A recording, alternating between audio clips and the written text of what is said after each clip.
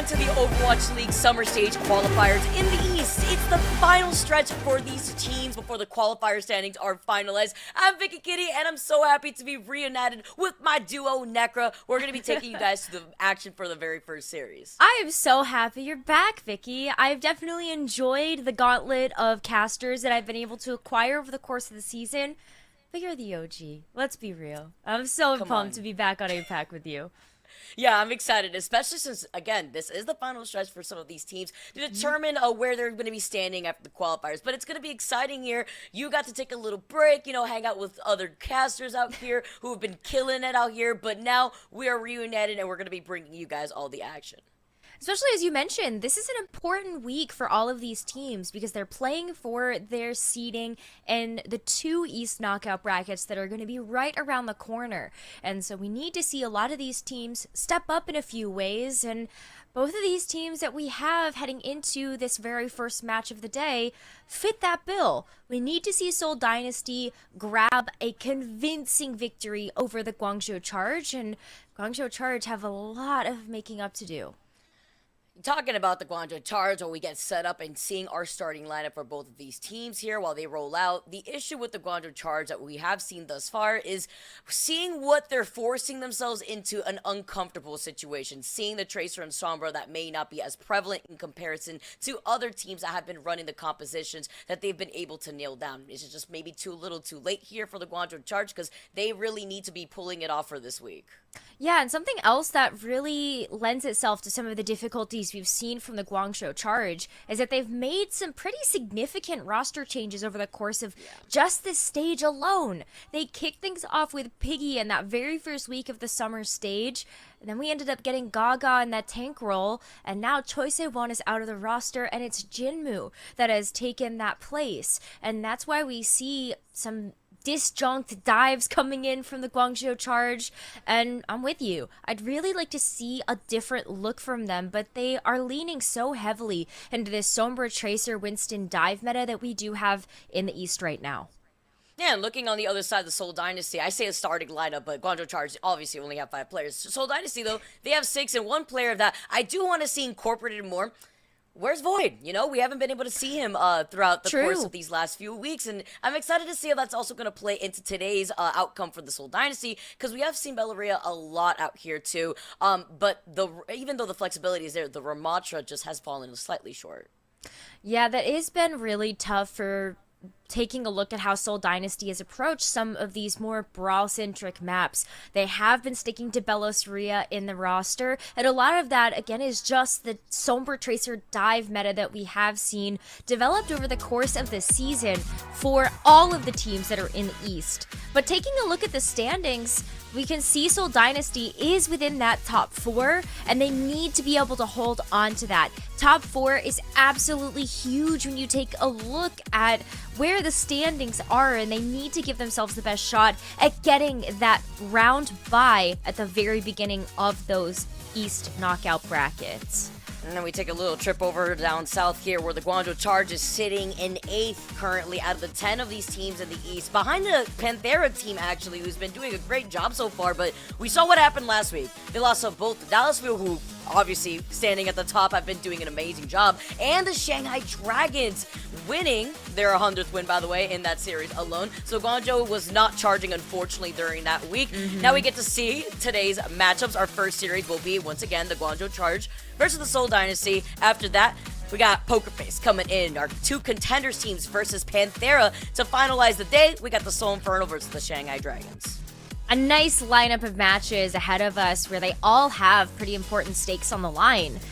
Both of these contenders teams, they're trying to also give themselves the best shot and also trying not to be towards the bottom of the rankings when it comes down to how all of these East placements have shaken out so far. And Seoul Inferno fighting to keep that spot as one of the top teams alive, especially after their loss to the Dallas Fuel last week. That was a super incredibly exciting matchup, and I can't believe how dominant it was for Dallas. Yeah. Yeah, 3-0. That's what I mean. Like, Dallas is just looking so different, a cut above the rest. Yeah. But we're not going to see them here in this series. We're going to be seeing the Guangzhou Charge with that lineup that we mentioned before. These are just the 5 players here on the team, so we're not going to be seeing any swaps throughout the course of the series. But it is nice to note the changes that you were mentioning, Necro. Yeah, again, it's like it's Gaga coming in as the Winston and then Jinmu coming in as the Sombra.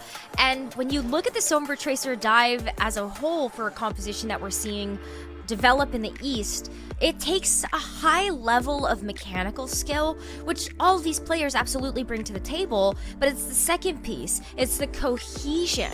It's the synergy that this team is missing overall from not having the same amount of reps as any of our other Sombra Tracer dive teams. Yeah, honestly, this is a great team that has their individual highlight moments. They even have great highlight team moments too, but together, cohesive with some of their ult usages, especially last week. You know, it just wasn't a moment for them for this team, and I do think it plays into what you were mentioning earlier, Necro. Maybe that cohesion just hasn't been able to be as consistent, seeing the different roster swaps that we've been exposed to from the Guangzhou Charge.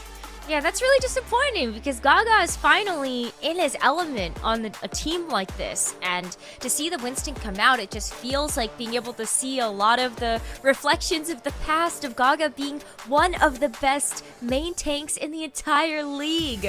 But on the flip side of things, it's so difficult to be able to contest with a team that has been together working on their synergy all season and all stage long. Yeah, looking at the Seoul Dynasty, a lot more consistent in that regard here. We got the starting lineup for our very first map. Easyhan, Prophet, Velosaria, Krillin, and Vindame coming into the mix. Love to also see, some changes here from the Seoul Dynasty. Well, they have shown some struggle versus 2 of those contenders teams throughout the summer stage qualifiers. They did lose to O2 Blast in a Game 5 situation 2 weeks ago, and it was a very close match versus Dreamers last week, where Dynasty had won 3-2, and then they were sick of it all. Then they decided to beat Poker Face to the ground 3-0 to wrap up their week. But they don't want any more of these close calls. It's these close calls that I'm mentioning before that I feel like this team should definitely nail down. But the different map pools haven't really favored them in changing up the composition to what they need to be flexible with. Exactly. Seoul Dynasty, you look at this team, you look at this roster and how they've been performing in the season as a whole. And these wins should be much more convincing, especially taking a look at how the Guangzhou Charge have been faring so far in the summer stage. Seoul Dynasty should have this in the bag, and they need to show us that convincing 3-0, maybe a 3-1, to keep themselves in contention as one of the best teams in this region. Also love the fact that we get to take a look at the crowd with the support. Dynasty win, of course. That's going to be in the WDG Esports Studio, live in Seoul. These players, though, they're not live on the stage here. They're in their element. No, not unfortunately here, but you know what? That way they could be a little comfortable playing into their strengths. We get to see the side-by-side comparison, actually, to Gaga and Velosaria. This is distinct. This is a huge shutout when it comes down to Velosaria's statistics as the Winston over the course of this summer qualifier stage.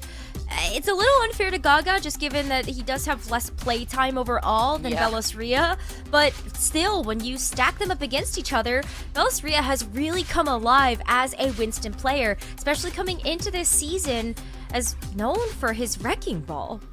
Yeah, I was going to say, the flexibility is there. That's why maybe we haven't seen so much of Void, but that Ram is the difference maker here. Velosaria, on the other hand, if it isn't the ball, it's the Winston. We saw the Ryan, too, at one point. He's been able to pop up on the Ryan here. And our first map is going to be Antarctic Peninsula.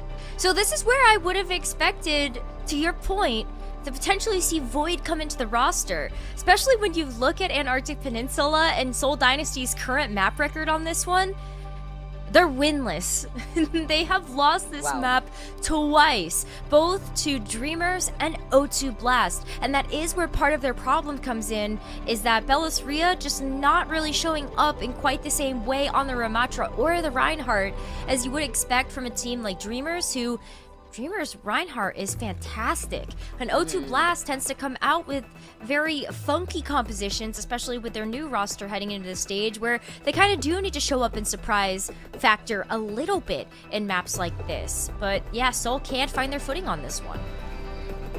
Honestly, shifting away from the tanks that we have on our screen, I also want to pinpoint the amount of impact Prophet has had on Seoul Dynasty. I mean, that's why he got a player of the match like twice. Last week, he's insane. He's really crazy. He's a very standout player here amongst the Rice when it comes to the Seoul Dynasty. And we're already gonna see the rollout here. Easyhan sticking to the Reaper too. This is definitely a different look from Seoul Dynasty than we've seen so far when it comes down to sub level.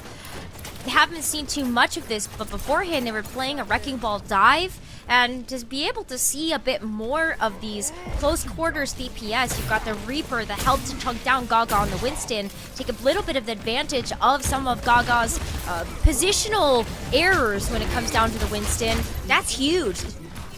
Ooh, even bigger here. Prophet with the follow-up with the focusing beam to nail down Gaga, and that's going to be the 1-2 Scooby-Doo that Prophet and Easyhan are going to be able to capitalize off of. Pressure down what they can here, as Veloz Ria is going to be able to get that other pickup to Jinmu, and Seoul Dynasty already have the number advantage and the point. This is why we see Veloz Ria play on Antarctic Peninsula more often than not. It's teams like the Guangzhou Charge that are playing a lot of dive, other opponents that are also playing a lot of this too, and Veloz Ria has also had a lot of time to be able to build up that confidence with the rest of the team in order to lead that charge. So it makes a lot of sense to see this aggressive Winston style once again from him. And also look at how protective he's able to play too around Prophet getting hacked. Oof, Jinmu wasted no time too. Seeing Easyhan being on the Reaper also means he can reposition and not only harass Gaga here on the other side, but harass Jimmy too in the back so he can't get set up here. But I was going to mention Jinmu wasted no time to make that swap over to the Sombra when they saw the rollout from Dynasty. What? I mean, talk about Jinmu's Sombra, but did you see the junk grab for a hot second there from Jimmy too? Hovering over that, potentially try to chunk down this Winston shield, but Tracer just plays much better in this. Prophet's got that. Get ready. Grilling coming in. Rally's been activated here too, but Seoul Dynasty with the amount of damage output and the duplicate from Prophet onto the Ana just in case. Cerny is getting away here, trying to wait to then re-engage onto the point with the rally. Seoul Dynasty are disengaging and then rotating onto the point in a nice fashion. Nice rally coming out there from Xerneas to be able to sustain the Guangzhou Charge through a lot of the coalescence damage as well as that Echo duplicate that fortunately just didn't hit its mark. But now that ultimate is off the board and you've got the Reaper Death Blossom for Easyhan being worked up here. Great start to the charge. Yeah, finding Prophet is going to be a big deal here. Charge also have that Nano Boost and the Primal, so a lot of stalling here that they can work with. Jimmy does fall down here first. Nearing 95% though. Oh, and Easyhan going down too without the Death Blossom is going to be big. Okay, well, Seoul Dynasty, they walk away with 99%, but with the ultimates coming online from the charge, watch Jinmu's EMP. This could help shut this down from the Seoul Dynasty's re-engage. EMP is going to be the win con, that charge. Also need to rely on here. Vindame coming in with the sound barrier. Easyhan still has that Death Blossom ready, and the EMP unleashes. Can they isolate Easyhan? He manages to get away. He pops the Death Blossom. Both of the supports are out from the charge. The backline harassed too much. Easyhan was blocking them, preventing them from going right back to the safety of Gaga's hands before he gets taken out next. And a dominating fashion for this first round, taking it 100-7. The whiff on the EMP. That's rough. We saw Jinmu get forced out, not able to hit the EMP when the rest of the charge were in position to capitalize on that. And it's small. I wouldn't even call it a mistake, but it's small little mistimings like that that have really been the struggle for Guangzhou Charge. Tough to watch, and Krillin too with the Moira just being able to hunt down some of these more mobile characters. Seoul Dynasty really showing up in a big way with a very different look. We saw what he did with the Coalescence too at that point. Oh, especially those narrow corridors, but seeing the swap up here, man, Gaga rolling out with the Zarya. Yeah, I mean, if you can't beat the Seoul Dynasty at their own game with a Winston dive, may as well try something a bit different. And the Zarya feels like such a strong choice when you look at something like the Reaper getting up in your face, the focusing beam from Prophet. Those bubbles can really help to save a team member as long as you're able to stay alive. Oh no, every single time Prophet rolling in with the focusing beam capitalizing once Gaga falls so low, too. He had used the bubble earlier on against Easyon, and now it's just a cleanup with Dynasty taking this first fight once again. It's gonna have to be a big reset for the Charge. Even consider moving off of a composition like this. And we're gonna see swaps coming through as Jinmu goes over to the Tracer, Xerneas over to the Brig, and it's gonna be back to that Sombra Tracer dive that we have seen before. But big difference here is that Jimmy rolled out on the Sombra to begin with, and that's gonna take that away from Jinmu. Maybe a bit of a swap up in these double, flanker DPS could help. It works into it. Krillin does get hacked here. Follow-up potential. Nice anti. That was huge. Allows for the follow-up, but can they capitalize? Krillin's positioning has not really been taken advantage of here. He's about to get nano boost. Australia is also falling incredibly low, but the reset comes in. Van Dame going down here. It's the opportunity to allow Charge to now do something about Profit, but finding Farway here. Profit is on another level. This is why we highlighted him before going into this match, because even from the very beginning, those early picks go such a distance here, and they haven't done anything about it. Can't touch him. Jimmy on the Sombra has still struggled to be able to get the hacks down onto the Echo, which means that Prophet's got free reign. Here's the hack, though. Clip his wings. You have to. You have to. You can't even get the follow-up, too. Look at this positioning, because they're playing Protect the President Prophet out here with the way that Bellis Ray is also positioned to help him out just in case. Jimmy coming in here. He has an EMP. He gets the hack up to Van Dame. Here comes the dive opportunity, and this is the start here for the Charge. An anti after the duplicate onto Farway, and the follow from Bellows Rhea to take care of that support. But Xerneas had the rally there, being the insurance policy that Charge needed. Gaga's about to get the Primal too, so they can elongate this fight. Prophet, sorry, no more pack for you, as Jinmu's going to be able to get the follow-up here. That's the threat from the skies taken care of. Can Easy Hand turn this around, though? He's got the Death Blossom. Can the follow-up be here, though? Because Prophet makes a swap now over back to the Tracer, and Bellows Rhea has been taken out, so Primal won't be used. Seeing some desperate swap, Dynasty not even trying to let the Charge have a chance, and this also may be another swap here from Easy Han. Yeah, the Reaper has struggled at least to get some value out of the Death Blossom, but you're not really looking for that as the Reaper. Like, the ultimate is super nice if you're able to catch someone like Xerneas, at least be able to maybe chunk down the shield of either the Brig or the Winston, but what Eichenwalde provides with the Death Blossom is really more a zoning tool. You don't need to get that DPS down, but it's still such a threat, especially looking at the giant hitbox that Gaga has.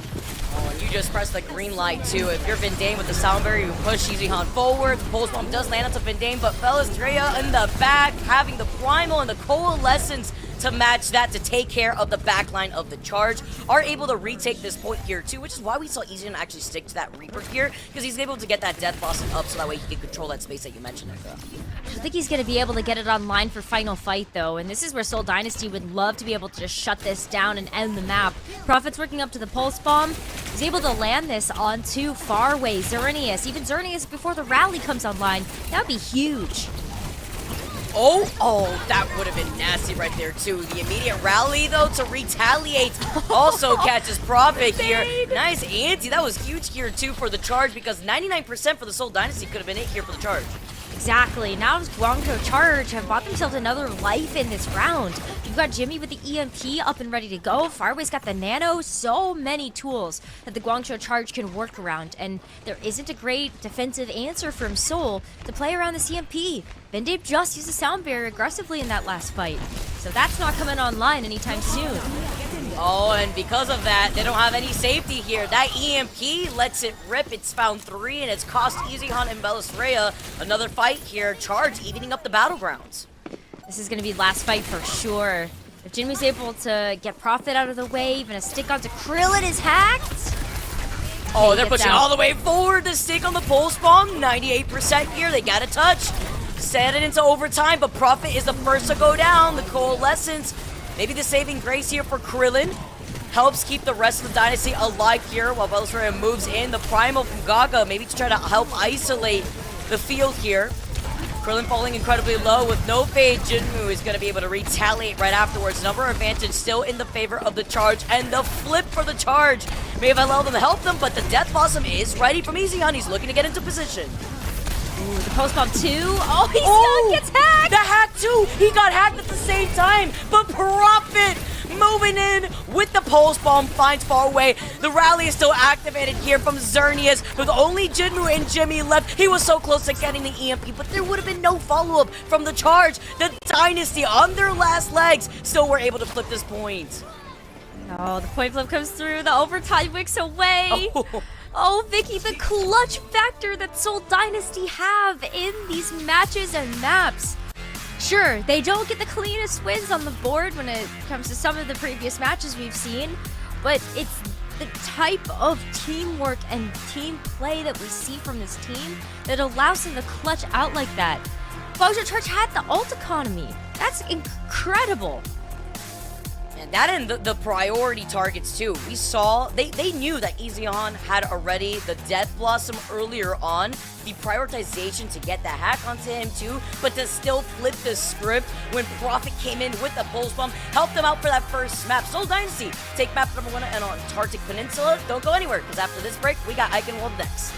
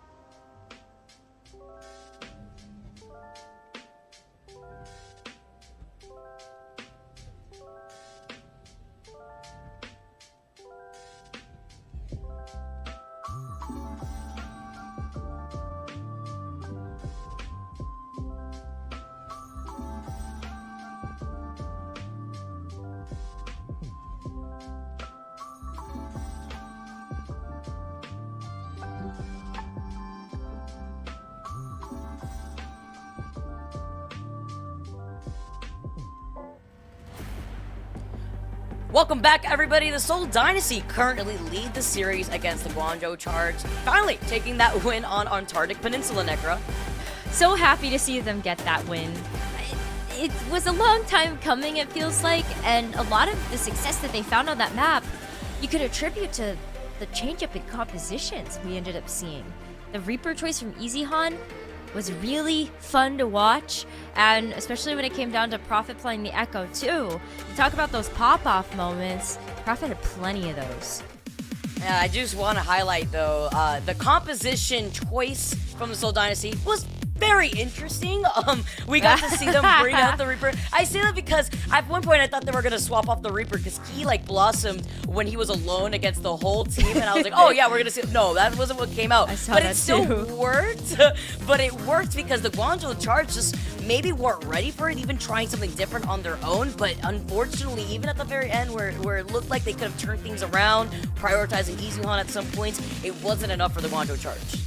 No, and I think that second point, they really struggled with that when they rolled out on the Farah Sombra, where Jimmy was playing the Sombra, not the Tracer. Because Jimmy is an excellent Tracer, and Jinmu came into this roster to be able to play the Sombra, to fill out the rest of that dive comp. So when you got Jimmy stuck on that, not his primary hero choice, and then, everything kind of gets messed up on that point.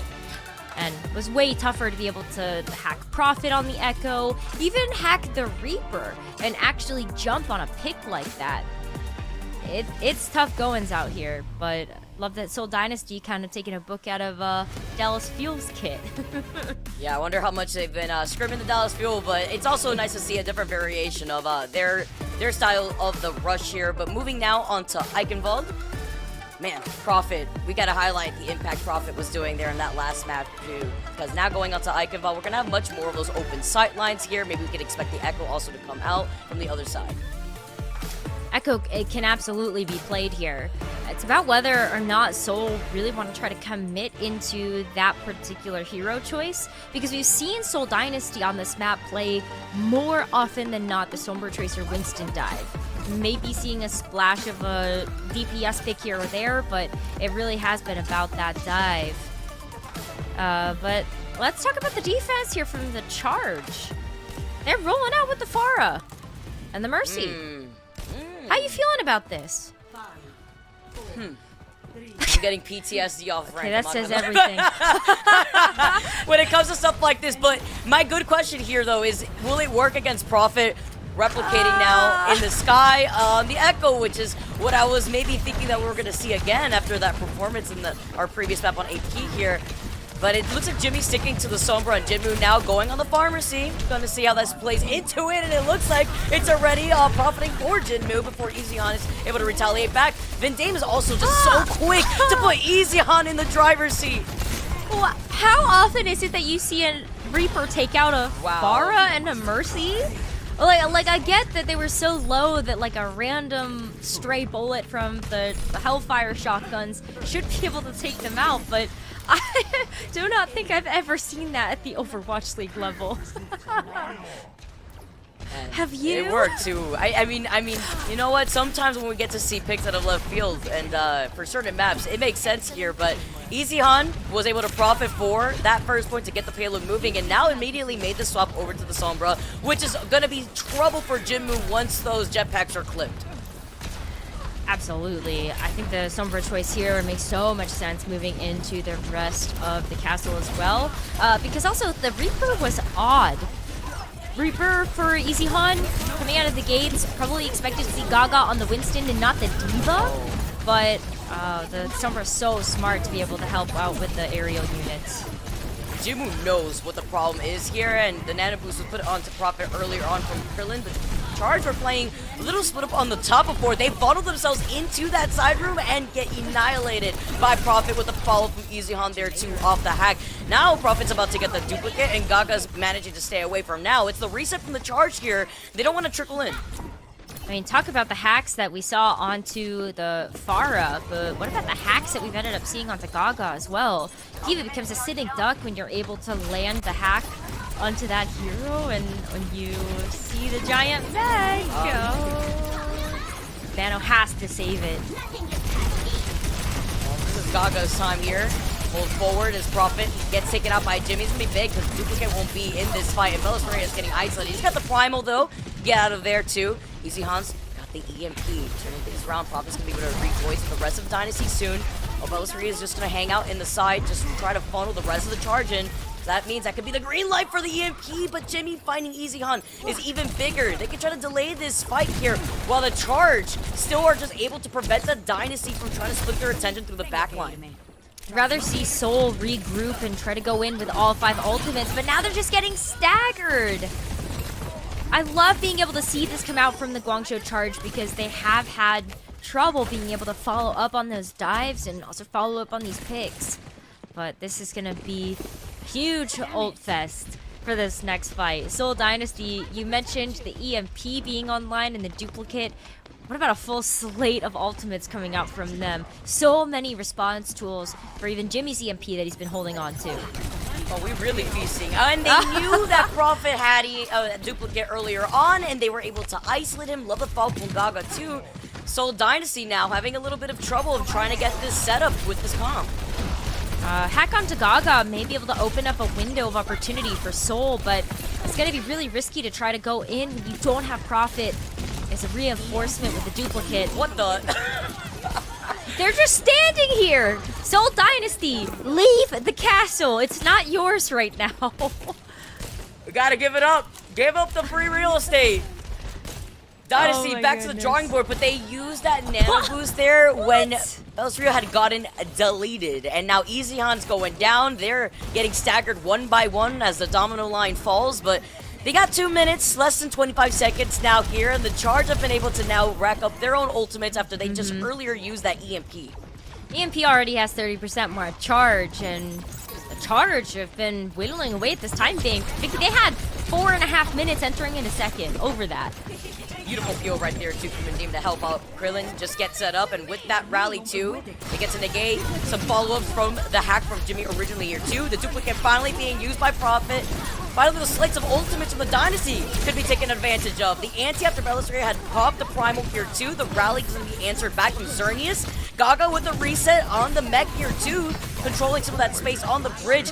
They isolate Jinmu, they get that one pick, but he'll be able to go right back to the charge just as quickly. And this is Easyon's time to shine. They find Jimmy, gets the EMP. It did land on Jimmy and Gaga here, and the rest of Dynasty are going to be able to capitalize finally.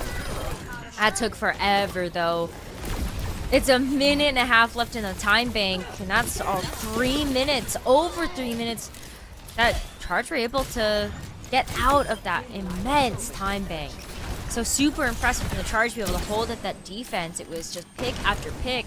Seoul Dynasty getting chunked away and staggered. But you wanted to see some RAM?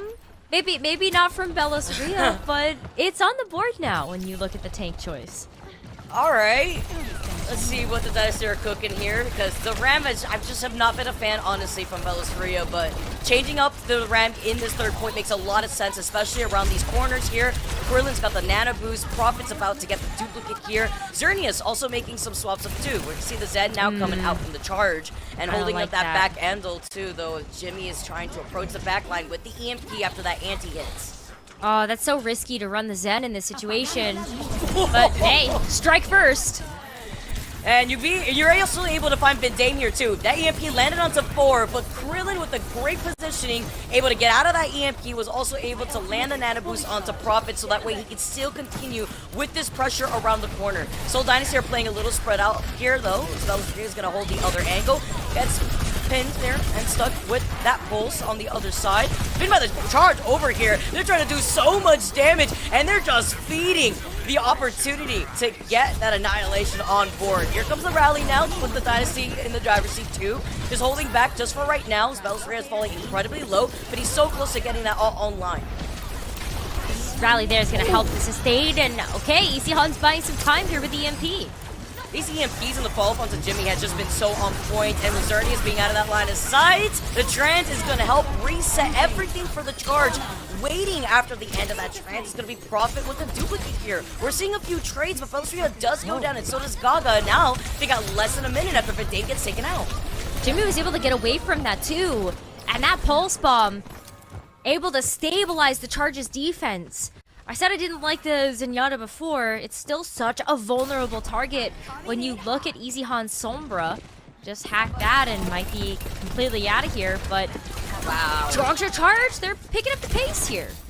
This is huge here too, and now Belser is making the swap over to the Zarya, maybe trying to break through that choke point here, because they got less than 30 seconds now on the board, and that win con for the EMP is going to be taking a little bit to charge up until this last fight.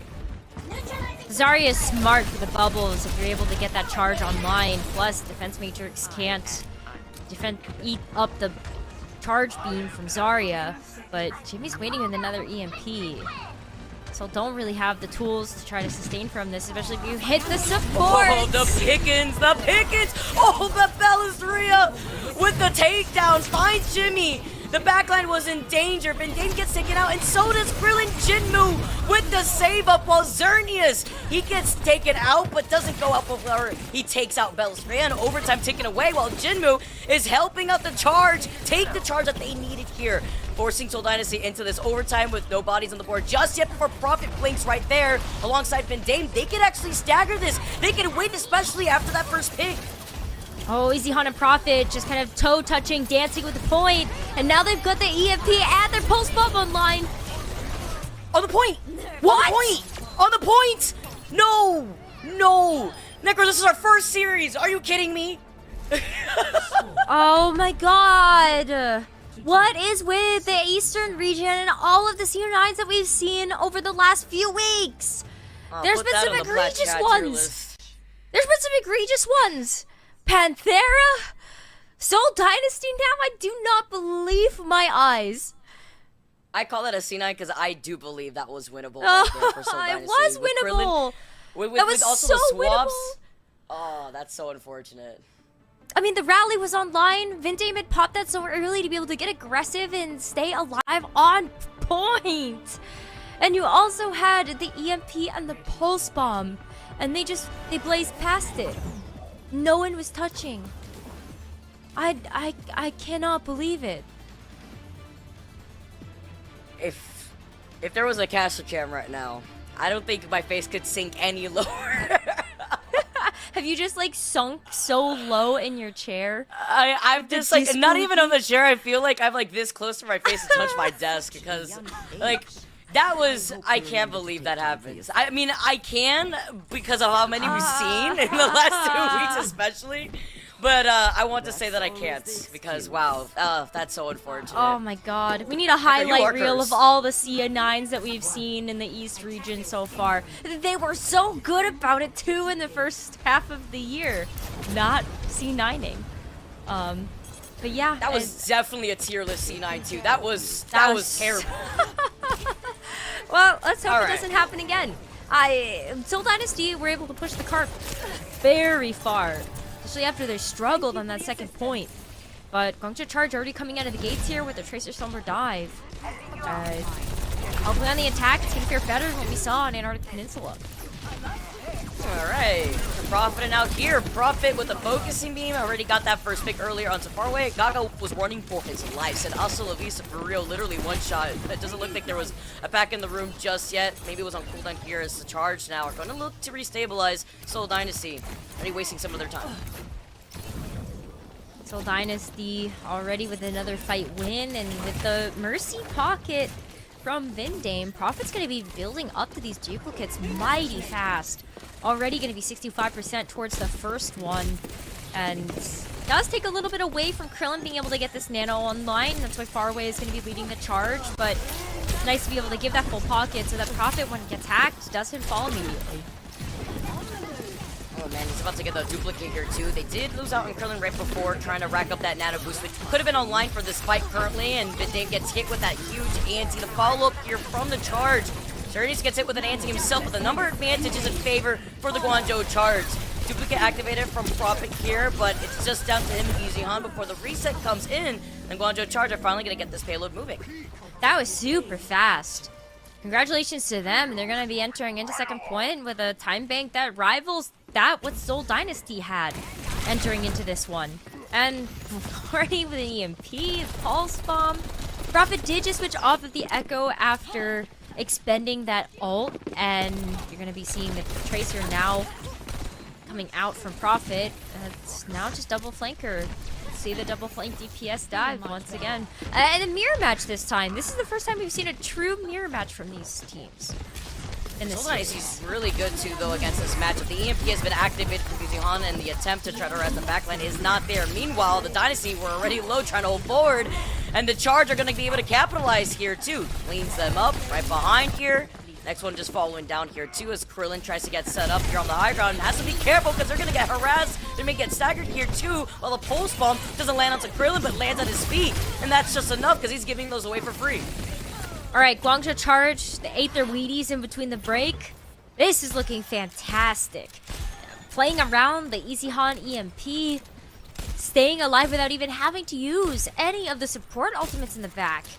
Charge, they're setting the pace, they're playing more aggressive. This is what we needed to see from them, especially with a Winston that is as proficient as Gaga. Seems like he's finally woken up, but they gotta get this payload over the line. 3.5 minutes to be able to work with as they approach the end of this second objective. Gaga has that primal just to reset. He's gonna be able to activate it. Finds Belisrea in the pit here. Krillin with a nano boost here too on Belisrea. Helps that survivability as Gaga is gonna run out of that primal very soon. And the rally now pops in from Xerneas. Is gonna match up with Ben Dave here on the other side. Is far away. Also he has that nano boost. Nice anti though onto far away, and the follow from Belisrea comes in clutch as Profit then capitalizes and finds the back line that is left from the Charge. This may be the stall now that the Seoul Dynasty are going to plant their feet on that payload. Goodbye as Gaga goes in for the reset maybe here, but Guangzhou Charge now are going to have to go back to the drawing board for this one. We got the EMP in their pocket once again. That's a really nice tool to engage in this next fight, especially because Seoul Dynasty do have the advantage being the defending team and their respawns being that much closer. Big stagger onto Jinmu though. That is going to eat time off the clock, but the Silver's back happy, please! Profit said not today. Let that happen! Not while I'm Overwatching. Absolutely not today. Oh not my god. Again. I would lose so many brain cells more than I already did at the end of that first round. He's looking so bad for that translocator. He was looking for it. And the health pack's being hacked down here too. Just allow the Charge to go in for another fight reset. Here comes the EMP. Now it's the back line has been Dame. It's caught in the line of sight of Jimmy. Now it's up to Krillin to try to run away from that side room if he can get away. He actually does. As Easy Han immediately tries to pressure back Jinmu and Gaga. And Seoul Dynasty looked at the EMP and were able to re-stabilize right afterwards. You saw just how much Jinmu and Jimmy wanted that pick onto Krillin. But kiting away actually took Jimmy and Jinmu out of the fight and left everybody super vulnerable to Easy Han's EMP. Jinmu also, after using that pulse bomb, I guess Guangzhou Charge feel like they're running out of time.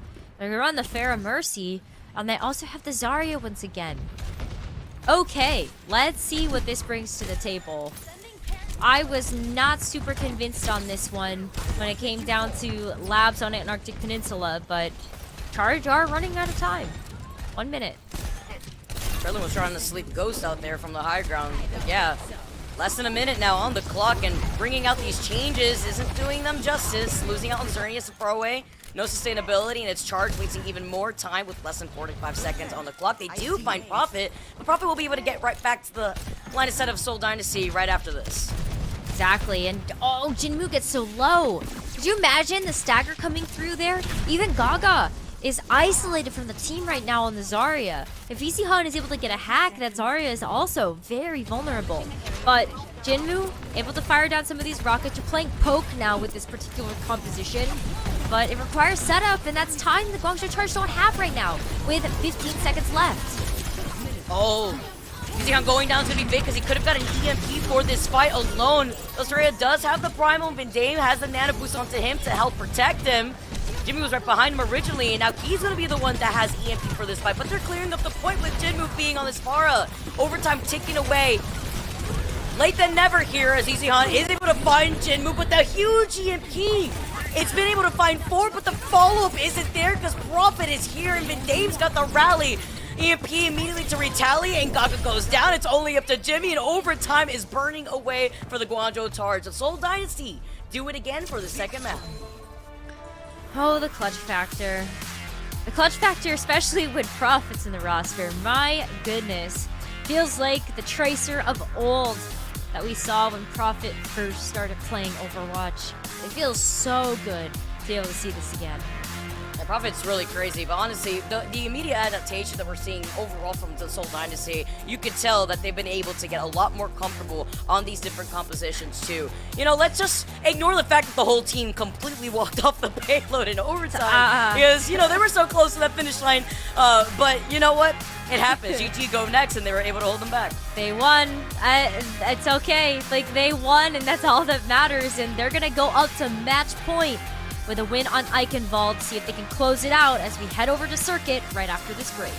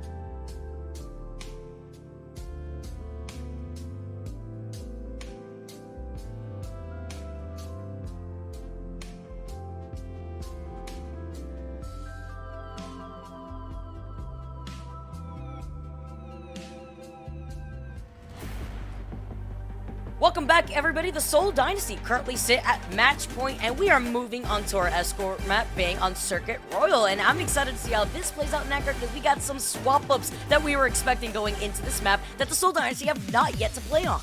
Yeah, I'm just going to go right to it. We're not going to see any swaps coming in from the Charge.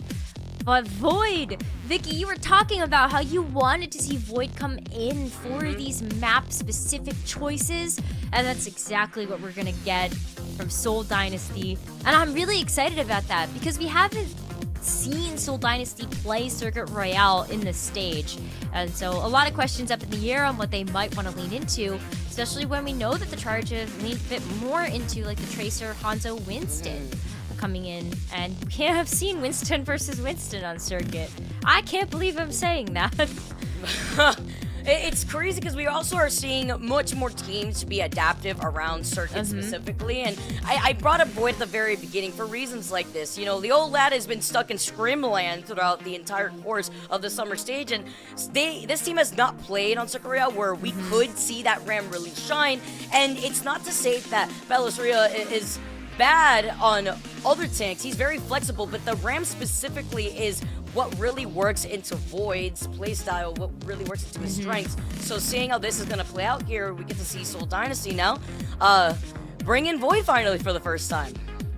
I'm really pumped. When we look at Circuit Royale as a map, it's classically been a Sigma map. We see teams like the Toronto Defiant with Kaluge be able to play this, and it's been kind of just the bread and butter of a map like this as it released in Overwatch 2 last year.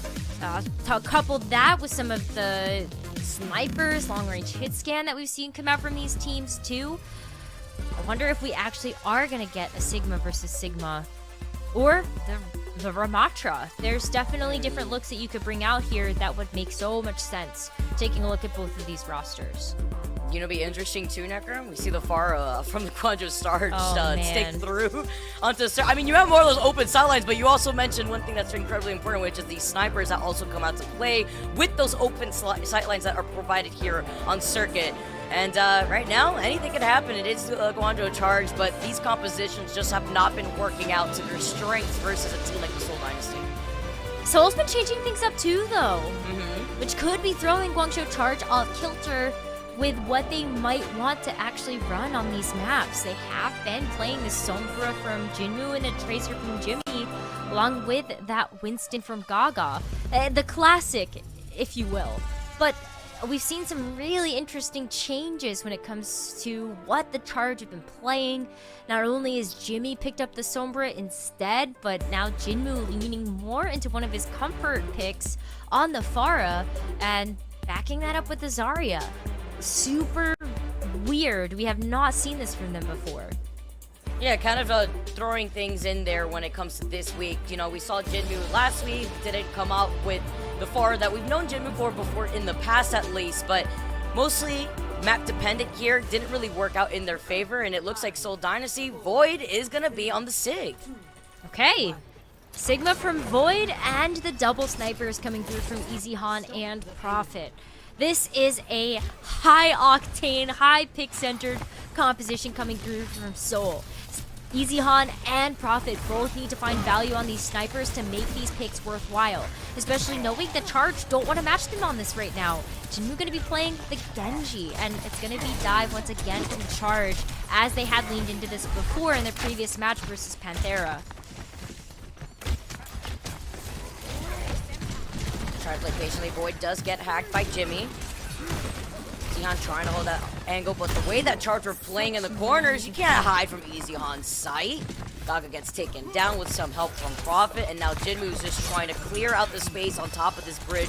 Jimmy on the other side here too. Forcing off Prophet just in the back though before he manages to come right back up and around and catches Jinwoo mid-air.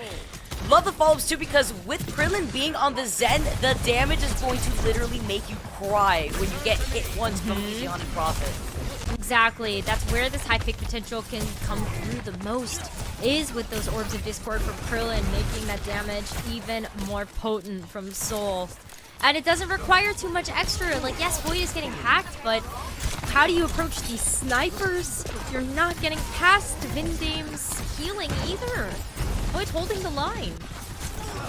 Welcome back, Void. We've missed you. We have. Jinmu gets taken out. And with the sick here too, nonetheless. And there's that follow-up Prophet. Back to back with Easyon. Gets the heady up to Xerneas too. Krillin's about to get the trans, and now Dynasty are working with a plethora of ultimates. So much to work with. I mean, the Transcendence is such a nice ultimate to have in response to something like the Genji Blade from Jinmu. The EMP from Jimmy. Fantastic ways to be able to keep up the rest of the Seoul Dynasty. But where you struggle is with Eichenwalde and Prophet playing a bit more spread out from the team, where Jinmu, nice travel path for those blade resets if he's able to get close to the blade. He can get away here too. Also thinking about that accretion, trying to shut down Jinmu and the follow-ups from Krillin in that Discord. And this is the part 2. Oh, finds the head onto Jinmu. This is where the defense can absolutely shine on Circuit. The high to low ground disparity, the open sight lines here too, and it's gonna have to be another reset from the charge. This has been slow going for the charge to make any progress on this map. They finally have ultimates to work with, but is it too little too late? You've got over a minute left in the bank. Still a long distance for this card to move, where Seoul Dynasty may even get a second contest in, even if the Charge are able to get past this close hold. Krillin's having so much. What? Oh, Prophet! He What? just put that Dragon Blade in the coffin! Oh my this goodness. is looking too difficult, Necro. This is a tough one here for the Charge. I mean, they have the EMP, but that Blade win con is off the table with that Nano Boost too. Yeah, that would have been a nice combination of ults to have. At the very least, you're able to land the EMP. Prophet goes down, but Eichenwalde picking up the slack. Eichenwalde Vicky, said, they're don't running out of forget about time." me. He got less than 30 seconds now here too. Farway has not had a fun time so far this match alone. Hasn't even been able to do much into getting into position to help out Xerneas here too. And now he got less than 15 seconds. What do you come back with? You at least have the Primal Rage sustain on top of that with the rally, but Prophet's gonna use this Dragon Strike to zone once again. Go now, they're trying to contest. Gaga gets Krillin. Okay, this is the start that they needed to just clear up this backspace here as overtime is forced out. Jinmu with the reflex takes care of Prophet and the Immortality Field, then gets the dash onto Eichenwalde. This is the wake up, the coffee that Jinmu needed right now, and the Charge get to see another day, but for how long before Seoul Dynasty are able to roll out with Prophet coming in on this erasure? Well, the card's moving very quickly, and quickly enough that Prophet cannot get back in time to recontest. So, pretty big compositional switch-ups happening on the Seoul Dynasty side, where you're gonna see Vindame go over to the Brig. Prophet coming out on the Tracer. Speaks to me that Seoul Dynasty are trying to set up for the long game of still relying on the Zenyatta Orb of Discord, while also letting Prophet get into a position with space that Void can create by just walking the Sigma Shield forward. Void's also has that ult right here too. Seoul Dynasty approaching from the high ground are going to be able to isolate Farway, also chasing down Xerneas. The Nano Boost won't be used in this fight. Even though they got to that point here, Necro, they only have a minute and less than 50 seconds on the clock too. And you mentioned the long game, and Prophet already able to try to get that follow-up with Void. Prophet getting a pulse bomb online super quickly too. That's a great tool to shut down the back line. Xerneas is very low. Oh, the EMP. Huge here. Was able to isolate Krillin too and gets the follow-up immediately right afterwards. That's the back line taken out by Jimmy himself. As Jinmu also has that blade he's going to be able to use for that next fight after they clear out the Dynasty again. And Charge have that combo again of the Dragon Blade and the Nano online. Krillin needs to work up to this Transcendence soon. Xehan's coming back on the Cassidy as well, making it potentially get a stick onto Jinmu. That could be enough to shut down the Blade as well without having to expend the Transcendence. Oh, the Flux has been used, but he gets hacked immediately right afterwards by Jimmy. Now the Nano Boost with the Blade. Krillin has the Trans immediately to retaliate to help stabilize the rest of Dynasty and completely negate that win-con play from the Charge. That's a huge combo once again off the board. Eichenwalde able to finish off Jinmu too. And now this is where things start to get really tricky for the Charge. Seoul Dynasty, the second point, very defensively favored. And Charge playing the dive need to invest a lot of time to either walk up this ramp or invest their mobility cooldowns to get close to a composition that can play so close together, especially when Vindame has the rally up. There's not a great target for this dive to try to focus down unless you go after Easyhan Krilla, and Vindame's right there. Oh, Jinmu gets stuck by the pulse bomb from Prophet. Every blade getting shut down, the Jinmu blade, and now he won't be here for this final fight. Charge waiting the last second to then re-engage, pushes into overtime as Gaga's got the primal ready. Rally activated now from Vindame after Void gets hit with the hack, but Prophet finding Jimmy, knowing that Void has been that target every time. Not getting stuck here too. See Shield Bash coming in from Vindame beforehand as Xerneas backs the rally right afterwards, but there's not enough numbers on this cart to do the charge justice. The Seoul Dynasty clear up this point into overtime. Great contest, great defense from Seoul. Could have got that done on first. Got a little overwhelmed with the ultimates from Charge, but shutting Charge down before they're able to grab that second checkpoint. It's not super far for Seoul Dynasty. I have to push that card, but I'd love to see what they're going to end up coming out with on the attack. Oh, we get to see it again. Ooh, the 2K! And then we do it again. Oh, right very corner. Oh, that was crazy. Like, And those then the aren't easy follow-up targets either. Oh my goodness. Like, those are not easy targets for the Widowmaker to hit. Like, a Winston jumping, the tracking has to be on point. And then Ana has one of the smallest hitboxes in the game, and you're still able to land a heady. Super Oh, impressive. this is the saving grace. That was disgusting. And then did it again onto the immortality field, and gets the reset with the blade afterwards. That was a shiny moment from the Genji. It was very nice to see that from Jinmu. This is not music to my ears. God Soul, what are you doing to this poor piano?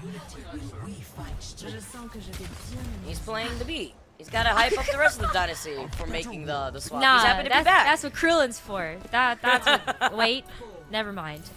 Yeah, never mind. Anyway, Charge on the defense. They're gonna lean into the Jinmu Pharah once again. And they also have the Xerneas Mercy to be able to boost that up. So poke composition coming through, and Seoul Dynasty will see this and go, okay. Yeah, I see your Pharah Mercy, but we race you Prophet Echo Mercy. Yeah, find him in the skies, honestly, but you can't fight in the skies if you get hacked by Jimmy, which is going to be the priority here for Jimmy against Prophet. We're taking it right back up here. Also, love to highlight Easyon's flexibility. I mean, let's not forget, he was originally a his camp player before, and he has just been popping off, even when he made that swap over in that last round here too. But it's clearing up this space that the Seoul Dynasty are doing with Void being on this Zarya. They're trying to match that with Vindame being on the Mercy to help the survivability for Prophet after he gets hacked. Zarya is nice when you have the reflexes to be able to lay down a bubble if Jinmu's getting in striking distance for another direct rocket. And Prophet just continuing to laser beam down the Charge. Look how far back they've had to move. Lost some reinforcements early on in that fight. They have to wait for them to get back. Gaga holding the front line as a diva does not feel good when Void is on this Zarya. Oh, he got deleted. Put it out of that mech. See Jinmu with the nano boost originally. He's got the barrage ready. Attack, so they currently see that he already has that ult too. Prophet with the focus beam to take him down. Vindame with the res up to Krillin though. Void's gonna be able to now push this next corner with the grab. Prophet taking him back to the skies here too.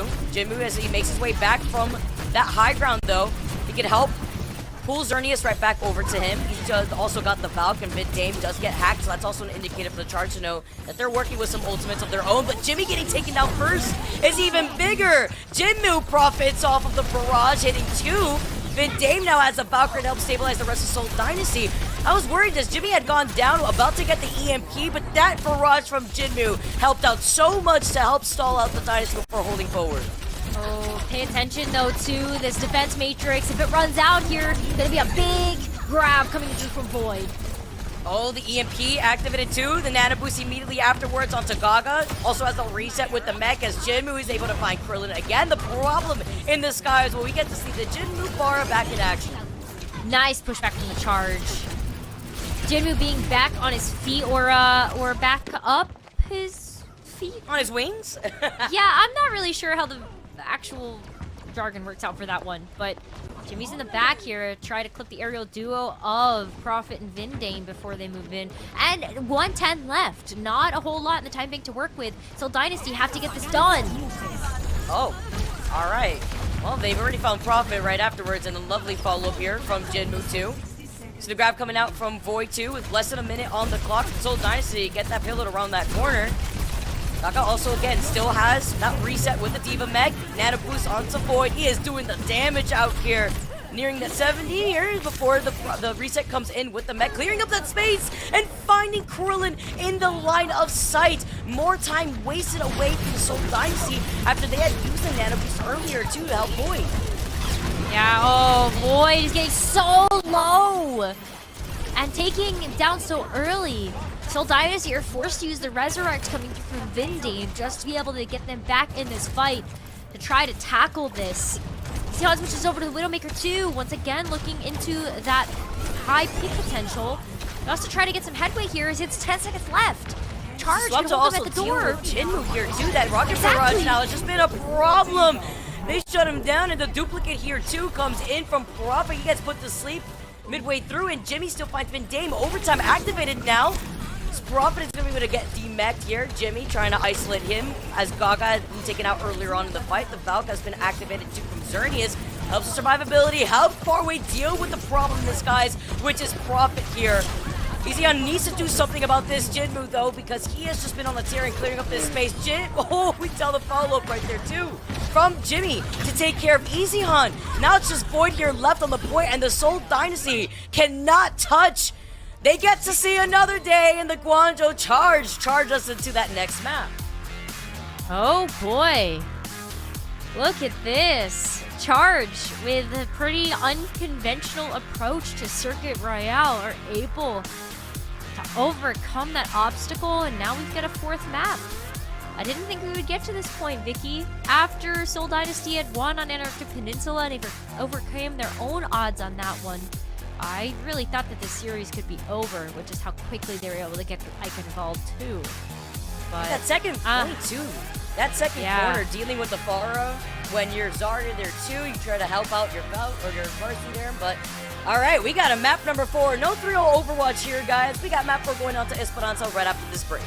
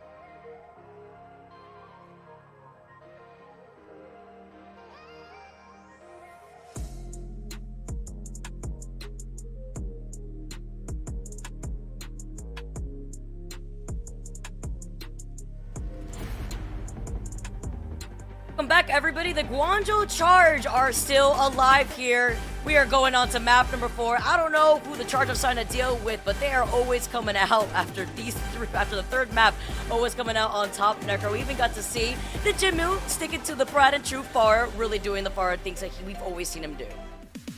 Pharah was super impressive in this matchup as well. Seoul were never able to get momentum heading into the rest of that first point and even trying to match with the Charge and lay down for them because of Jinwoo's Pharah. And I'm actually kind of shocked that Seoul didn't come out of the gates with the Widow Hanzo Sigma that they played on the defense. Like, yeah, okay, like Easyhan and Prophet were getting value on the double sniper, but that comp becomes even more powerful when you're able to play that on the attack and even just get one pick. That's all they would have needed. It was working. It was working there too, honestly. I was seeing the Zarya come out and let's say it how it is. That graph, where was it going? Where I mean, we saw it was trying to all the way hitting Gibraltar because it was trying to hit Jinmu, but that went far away, literally, as the Guangzhou Charge were just able to navigate around what Void was trying to do. Maybe a little dusty from sitting on the bench for a little bit here too, but unfortunately, it's gonna have to be a change up here with Belosria coming right back. Belosria makes a lot more sense when we're looking at Esperança as our next map in this series. And overall, the map pool quite heavily favors the Winston dive we've been seeing from Seoul Dynasty. But it's these different flavors of the DPS that we're seeing come out here from Easyhan and Prophet that are completely changing the game and making it hard for Guangzhou Charge to adapt to what is in front of them. But another classic Sombra Tracer dive. I wonder what we're gonna see on this map. I wonder what we'll have here. Esperança going into our next map. Guangzhou Charge, could this be the opportunity for the sweep, or is the Seoul Dynasty going to shape up now with the change-up that they have coming right back in after their success on those first 2 maps? Ended up seeing the first honest mirror match between Seoul and Guangzhou Charge when we looked at Eichenwalde. It didn't work out. Didn't work out for Charge. It was when they felt forced into a position to bring out that Fair Sombra Zarya once again, and not being able to get the job done with that. I hope we don't see that again. I don't think we will. The Esperança has too many open sight lines that you have to play around, and not a whole lot of building verticality to hide the Echo or the Pharah. I guess maybe like the middle bell tower? Oh, we are sticking to it. Okay. I mean, when I think it was Jin move that was like spinning in his chair after they had won, like their faces after taking that one dub, they were just so happy with it. Maybe that the spinning chair could give them the buff that they need out here to make this reverse sweep happen. Well, they've been working on and cooking on something. Like, something's been simmering in the background in Charge. They look the best as they have in the last few weeks. Leaning more into the comfort that they have with the Jinmu Pharah is super, super smart. Especially when Seoul were struggling on circuit to find an answer to that. But Seoul going with the El Clasico, you have to when you're so good at that composition in particular. Maybe that's the follow-up that they need. Quick hack onto Jinmu or Xerneas takes a huge piece of the puzzle out of the equation. Oh, Prophet? Jinmu. Already catching the stocks out here. Oh, gets the revenge. Those real. The quick little snipe, making a statement. Is able to prevent that res from coming through. No Jinmu allowed. Nicely placed bubble here for Freya before navigating right back into the hands of Krillin. Then Dame gets hit with a pretty big ante, and then the follow-ups are too much here. They are able to take that pick, and Gaga's going to be able to now dive right back in. There's also the ability to just get from high ground to low ground here that Gaga could work off of, with Jinmu splitting up all the attention into the skies with Xerneas right alongside him. I mean, the Divas look really good. The Diva is able to peel for Easyhan and Prophet. This is something that we see out of Liga as well. Dreamers, and it's really nice to be able to see Gaga pull this out to help the dives, help follow up on some of these direct rockets from Jinmu, even these hacks. It's much smoother movement from Gaga than trying to wait with the Winston bubble and not accomplish very much. What I do have here is Easyhan with that EMP. Jimmy's going to be able to match that very soon in this next fight. Gonna get into position though, he gets caught in the hack and the Nano Boost gets put onto Jinmu. Jimmy activates the EMP here first and it's able to find the backline, so Seoul Dynasty may want to hang on to that one for just some more time while Krillin is able to come right back in with the Nano Boost. Nice nano. Charge get to continue on their warpath march towards that first objective.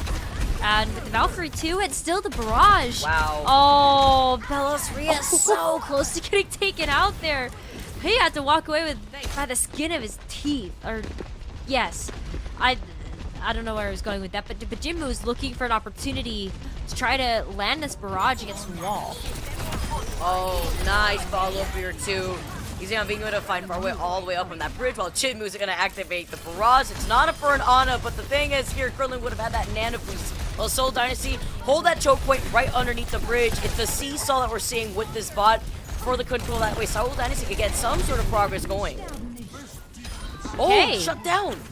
Wow. Yeah, I mean, it's going to be the Valkyrie off the board, the Rocket Barrage 2 not finding value. Raga has the self-destruct, which is a nice way to try to get a second life if that mech does disappear, but Seoul now too. Yeah, get in position. Try to use the EMP and the Pulse Bomb. So much to work with here, and Seoul can match his progress easily. Gets hacked. They know that the Nano Boost is ready here for the Dynasty, but they've been sitting on these ults for quite some time now. So Easyhan's just waiting for the opportunity to get this EMP. Perhaps gets the hack first onto Gaga. Tries to get the D-Mech going. Rally activated from Vindame. The way that the Guangzhou Charger playing very split apart. Gets the sleep here, and Prophet's able to find Farway up on the bridge. Mech comes out here too, gets the reset in, and the backline has been annihilated from the charge, but Jinmu is still doing Jinmu things while Prophet needs to isolate him. Belfreda comes in to make sure like the problem has been settled.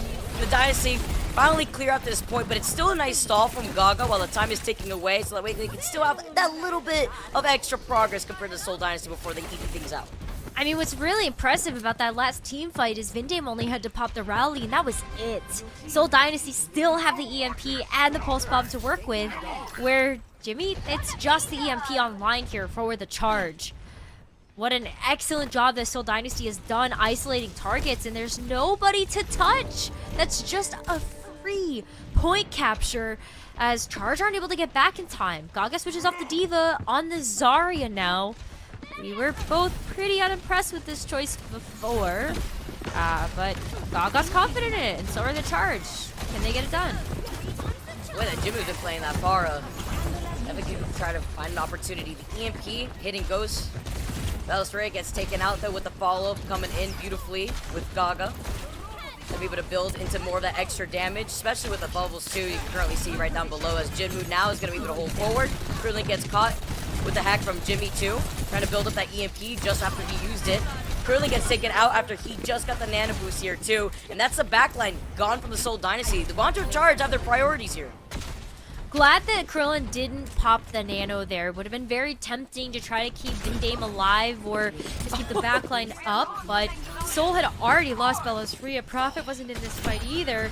Prophet's still not in this fight. Seoul, though, they have the option to use the EMP here just to try to stave off this card. Oh, they can't do it! Checkpoint! Oh no, and the barrage finishing off Belosria there too. That was a nice little skirmish to witness from the Obs. Jinmu just chasing Prophet, knowing that Prophet didn't have any health pack to restabilize after Jimmy had hacked all the packs all the way from the side. Alright, seeing some swap ups here too. It's gonna be the Echo now for Prophet as the Tracer Pulse Bomb just hasn't been able to land. Prophet has been so confident playing this hero, even though Jimmy has been on the Sombra for many of these matchups. But Jinmu is still wreaking havoc in the backline. Oh no, do something! Jinmu is on a terror! Prophet has a nano boost, but he can't get this focusing beam down on anybody while Jinmu is just terrorizing the skies. The rally now on top of this and the EMP to follow up. The Seoul Dynasty looking to reset while Belosria manages to get away. Prophet is able to find Xerneas. Oh, what a panic EMP from Jimmy. That could have been a fight saver for Charge, but no one else was in position to follow up on those hacks. key targets that fell to the backline of Seoul Dynasty, and now Seoul get a chance to walk this cart back over that objective. And with Prophet having a duplicate online with the Primal Rage, that's some tanky bulk that Dynasty have to work with to match this progress. And look at how far forward Prophet can play too, knowing that the duplicate is available. Just square up with Jinmu, do it. If he can try to, Jimmy's been doing a really good job at trying to isolate him with these hacks. Gets the duplicate immediately afterwards. Grav is ready up soon here for Prophet dealing this damage, and with Jinmu off the table, this is going to help enable Prophet get that damage up here. Pops in the grab. Everybody's going for the feast. You can try to bubble Xerneas all you want, and Gaga is literally running for his life. The hack, and then the focus beam right afterwards, and this is the team fight win that the Seoul Dynasty desperately needed here. Oh, Zarya giveth and taketh away. And the first successful Graviton Surge that we've seen this entire game, and it comes from Prophet of all people with the duplicate. Now Seoul, this is starting to become an insurmountable lead. The charge need to try to get back control of. Starting to run away from them, Vicky. Seoul Dynasty looking great form. Oh, here comes the grab now from Gaga. Okay. The opportunity with the barrage from afar. This is Jinmu Nation out here. He clears out the Seoul Dynasty. And this is what they needed. It's the seesaw and push. They have all that extra credit, Necra, and they're already looking to turn things around. Good start to that turnaround. That was so far away, too. But nice Graviton from Gaga. Gather everybody up. That was a nice 4K for Jinmu. Jimmy's got the EMP. They're not out of the woods just yet, but Charge have bought themselves yet another life in this match. But it's a minute left. If like Jinmu and Xerneas get caught in this EMP, it could be over. See, with the way that Xerneas is just taxing alongside Jinmu, and they still find him. You mentioned it, Necra, and it's happened right before our eyes. A duplicate, though, from Prophet. Well, the backline gets annihilated. So does Jinmu. And this is Prophet who's upset. Getting this duplicate off of Gaga is going to be the breadwinner here for the Seoul Dynasty in this next approach. Lead is starting to run away from the charge. There's still ultimates on the board for Seoul Dynasty to work with, and Gaga is going to switch back over to the Diva to try to close out this map. But 25 seconds left. It's going to go charge. They don't have any ults in the tank, and they're not going to be coming up to any of them at any time soon. See, meanwhile, Dave's got that rally, got the primal. Got less than 10 seconds now. Jinmu trying to reposition here too. Gotta try to contest into overtime if they can. Putting the pressure. Also putting the pressure onto Jinmu earlier on too. And nobody on the point. The pressure was too much. They backed away. Prophet coming in with a focusing beam was too scary to look at apparently. The Guangzhou charge, they may have taken map number 3. But the Seoul Dynasty already sitting at match point. Take the whole series 3-1. Seoul Dynasty needed to give us a convincing victory. I'm pretty convinced.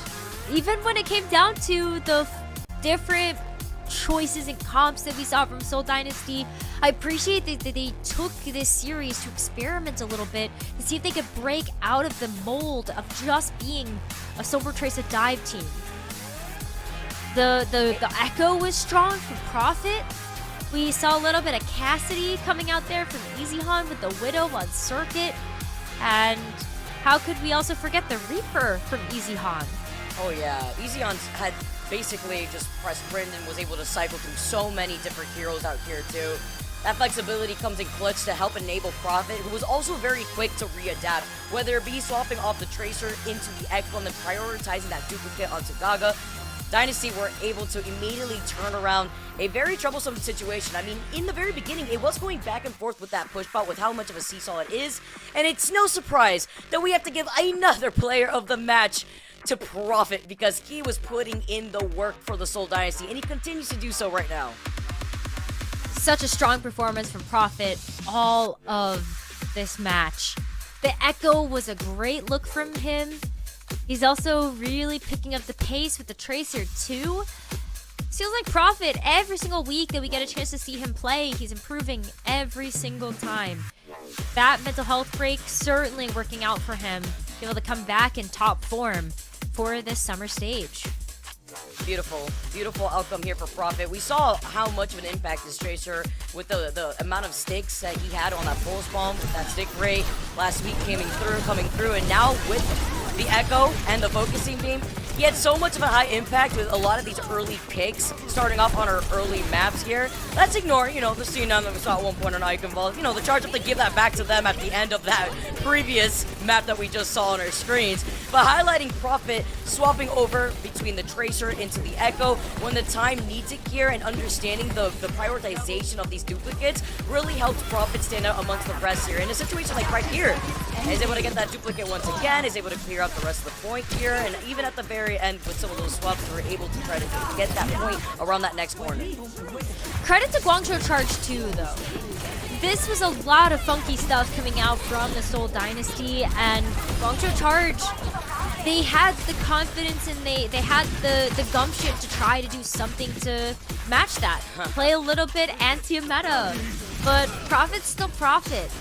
And when Prophet's in peak form, Wow. like Krillin didn't even need the transcendence there. That was an insta-pop of the Sonic arrow to try to take out the Genji.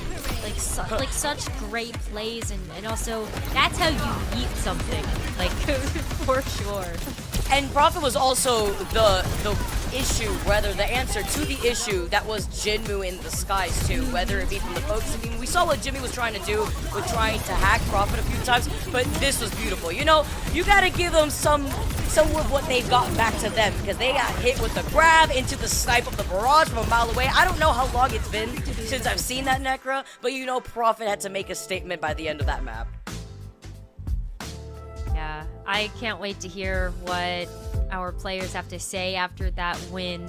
So let's go ahead and throw it over to Unknown for a fantastic translation 안녕하세요, with 프리피 Prophet. 선수. 안녕하세요. Hi, 네, Prophet. 승리 축하드립니다. 벌써 3연승인데 기분 어떠신가요? This is your third consecutive win. How do you feel? 이번 시즌 처음으로 연승하고 있어서 좋은 것 같아요. Well, I believe this is our first winning streak that went on this long, so I'm feeling good. 다섯 번째 POTM을 받고 계십니다. 이에 대한 소감도 궁금해요. Also, this is your fifth player of the match already. Any comments on that? 저번 주에는 어떻게 안 받을 만했는데 저번 주도 주시더라고요. Well, to be honest, 저번 to be 주에 100% honest, 그럼 last 누가 week 받았어야 I don't 된다고 think I 생각하셨나요? 100% deserved the player of the match, but this time I did. 줘야 됐던 것 같아요, 저번 주. 그렇게 겸손한 말씀까지 해주시고 계셨습니다. 본격적인 경기적인 내용 한번 질문 드리자면요. 오늘 유일하게 세트를 내줬던 맵이 서킷 로얄인데 서킷 로얄 때부터 상대 파르시로 약간 힘들어하는 모습을 보인 So 서울 let's talk 다이너스입니다. about Circuit Rail a little bit, because that's the only map you dropped. The Charge came up with the Pharmacy, and I think Charge kind of had a lot of good moments on that. Like, did you kind of prepare for the Pharmacy, or was it something unexpected? 하고 난 다음에 이제 에코로 픽을 가져오고 그렇게 행동을 하신 건가요? Well, I think we also had the Pharmacy in mind, but apparently we didn't prepare as well for that, against that. So after that, we discussed a little bit, and then we took out the Echo to counter that threat. 그러면 그건 약간 경기 프로게이머 버전이잖아요. 네.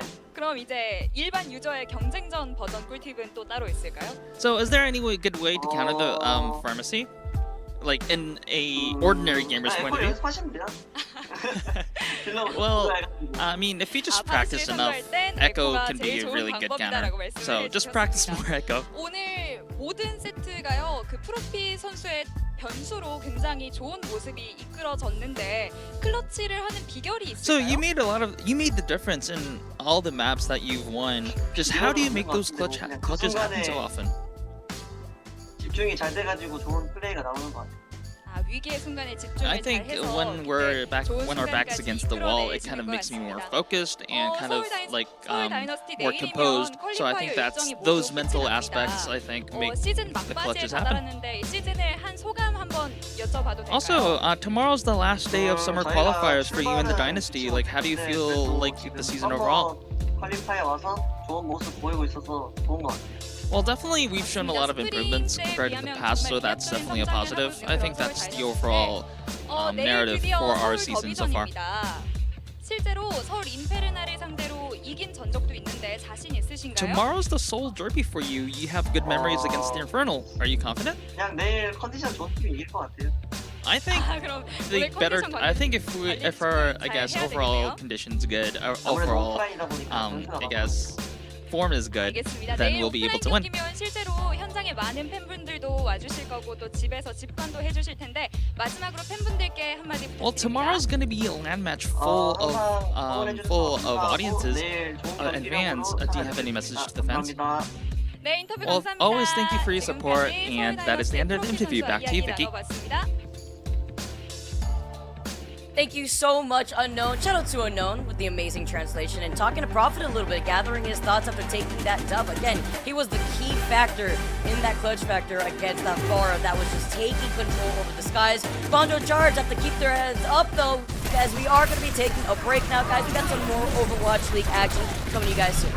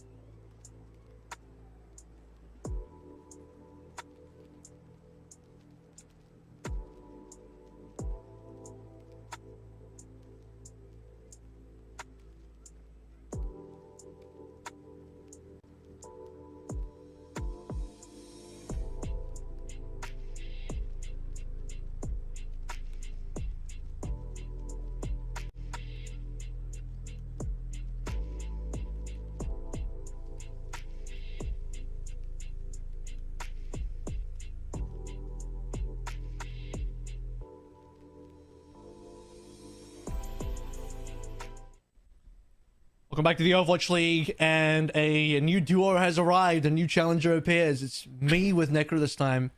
Myself with Rose. This never happened before. Our first time on the mic together. Here for Summer Stage Qualifiers East. We just finished watching Guangzhou Charge Seoul Dynasty, which you and Vicky took care of, and I was actually a pretty explosive ending. I was kind of on the edge of my seat there, and I was up secretly praying for the map 5 because I wanted desperately for that fire to work. I'm not gonna lie. Oh, me too. It felt like it came down so close on Esperança. It really could have gone either way. Looking at the ultimate economy, there were absolutely moments I feel like Guangzhou Charge could have brought it back, but alas, they did not. We now have our contender showdown on land happening as Poker Face make the stage. I'm used to this one. We saw plenty of the contenders teams in the WDG arena last year for the regular season contenders games, and Poker Face not shy to that arena at all. They do have a new member coming in today to sort of replace the gap left by Finale as they went over towards the Vegas Eternal. So Hidden will be on the roster. Muse in the middle there, by the way, is on 97 map wins. So if he wins the series today versus Panthera, he'll officially be on 100 map wins within the Overwatch League, which would be quite exciting. That would be super exciting, ending up joining the ranks of some of the greatest Overwatch players of all time. But their opponents, Panthera, do not want to make that easy. This is a roster that has made some really critical adjustments with Arpen coming in to be able to take up that main tank role, as well as even bringing in a Peach to help solidify that backline. Arpen's been really showing up. I haven't seen too much of Peach though, because there's been a lot of development playing the support, and now he seems like the one that's just kind of fit into that role. He's permanently starting on the support line now. A lot of XL talent on both sides, and as far as the, I think, contenders teams goes, especially with the fact that O2 Blast kind of had most of their players picked up across the board for different Overwatch League teams. You look at Pokerface and Panthera, they're the two teams in my mind. When you look at the contenders rosters, they just have the widest range of all these ex-Overwatch League players, especially ones that have actually been on the same team previously. But yeah, the matchup today, keyword trump card. It's all about the card games for Pokerface. Oh my goodness. I feel like Poker Face can find a way back into this season. Like, these teams are still playing for seeding in the East knockouts, and Poker Face, they've had a tough go of things so far in these first few weeks. They had to take some pretty hefty losses, I think, where they were expected, but Panthera, like, I just can't wait to see these XOwl talent like actually match up against each other. Do they get the Royal Flush today? Maybe Poker Face can do it. Maybe a 3-0 would be the surely the Poker. That would be Poker Face getting the Royal Flush for sure. 3-0, super clean sweep. Might be difficult though. Poker Face have had a rougher time in the season so far. Poker Face's record stands at 1-5. Panthera stands at 2-4. And you know, in terms of who the teams have been able to beat, Poker Face has beaten Dreamers, but unfortunately they've lost to everybody else.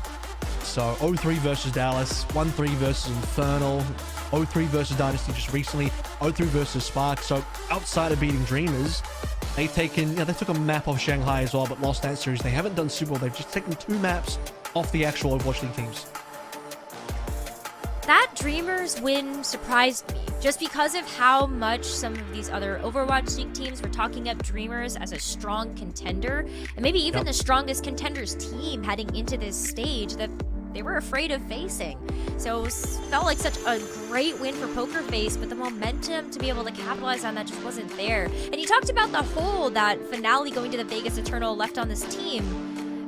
Hopefully Hidden can get something done to be able to bring it back.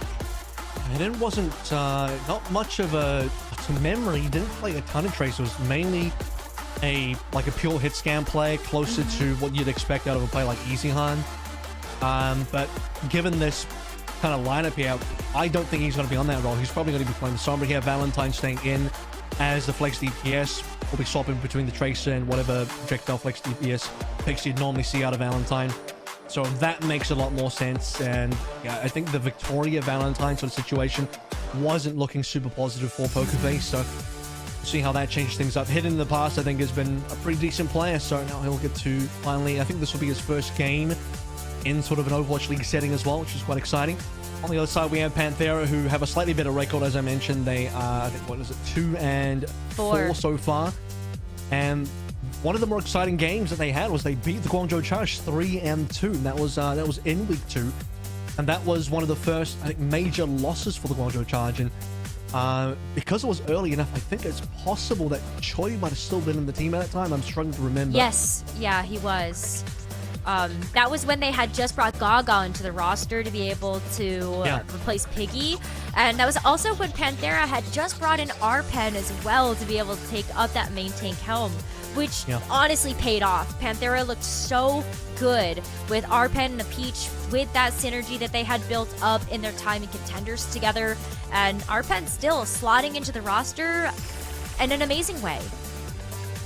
I mean, what a meta, because Arpen previously, when he played for T1, I, almost critically said that this guy's kind of like a Winston one trick, but in this particular meta, that's realistically all you do have to play outside of maybe a couple maps where you might have to consider swapping, but it is the right meta for a player like Arpen to come through. I believe they previously had Jasmine, which was a bit more of a struggle for this particular meta, because you do need a strong Winston player. Muse is going to bring that to the table. You need whoever's facing up against Muse to be able to do the same thing.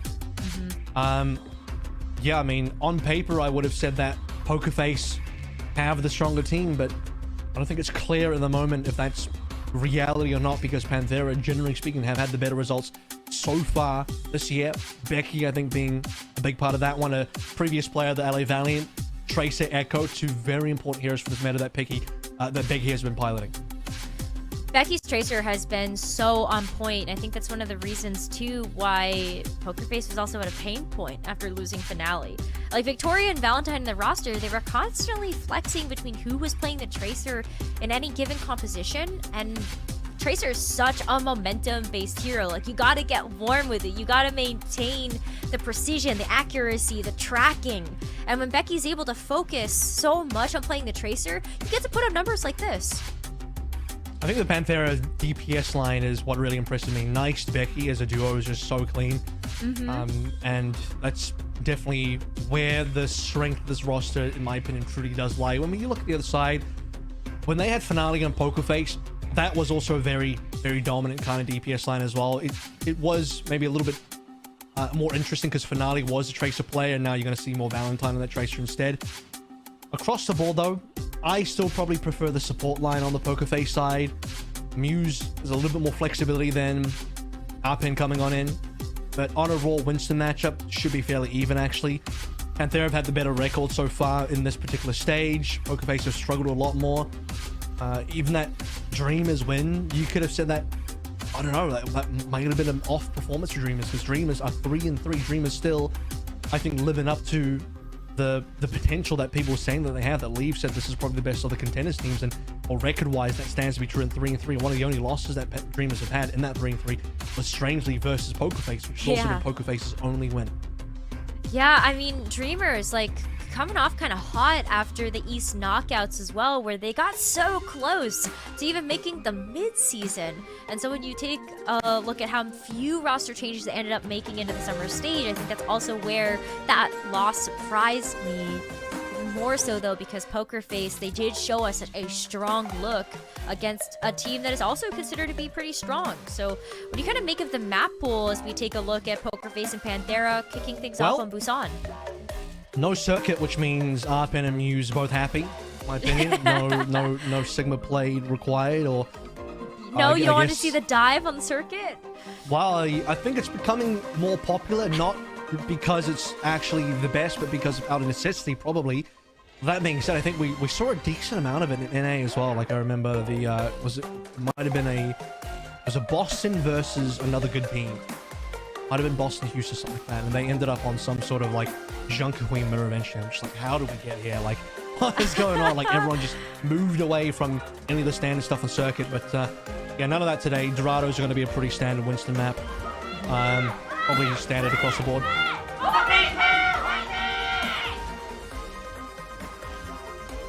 Oh, I love getting a chance to hear the crowd root for both. There we go. Our contenders teams. Yeah, I love it. You love to hear it, you love to see it, and you also love to see the dive. We're going to see the Echo from Becky and Valentine as the gates open up. Okay. Echo is interesting. So both teams have decided not to go through for the Sombra here. As the meta does develop, I think both Becky and Valentine like that, though. They really want to be playing a lot of this Echo as much as they can. Becky with the first blood of the Muse, huge play to take down early. We talked about the fact that I haven't seen a ton of hidden on Tracer in the past, but he'll have to play it when Valentine wants to go Echo. Yeah, I mean, the Tracer here, you need to be able to follow up with any of the focus beam targets, even just when you get a sticky. It really helps you all have the Winston and the Tracer to be able to follow up on that low health target. But as Panthera take control of this point first, wow, okay, like, I guess they're just going to keep it. Develop just gets a solo kill. Yep, there's the practice on the Ana coming on through. Develop at this stage, I think, is... I don't know if he's made a permanent swap over to the Ana to this flex support, but he's looking better and better, more clean every single time. A little bit of that DPS hit scan aim to service that kill into simple. And it's 2-0 in terms of frag so far. Pokerface continually losing a single member at the start of fights, and that kill also allows Develop to get this nano boost online. That is something that Pokerface have had trouble overcoming, is someone gets out of position or it gets taken advantage of, and all of a sudden, look at how far back they're getting pushed to with the Echo. They're so spread up. Gets the kill late. That's not bad. Who's low as well? No trade to come on through.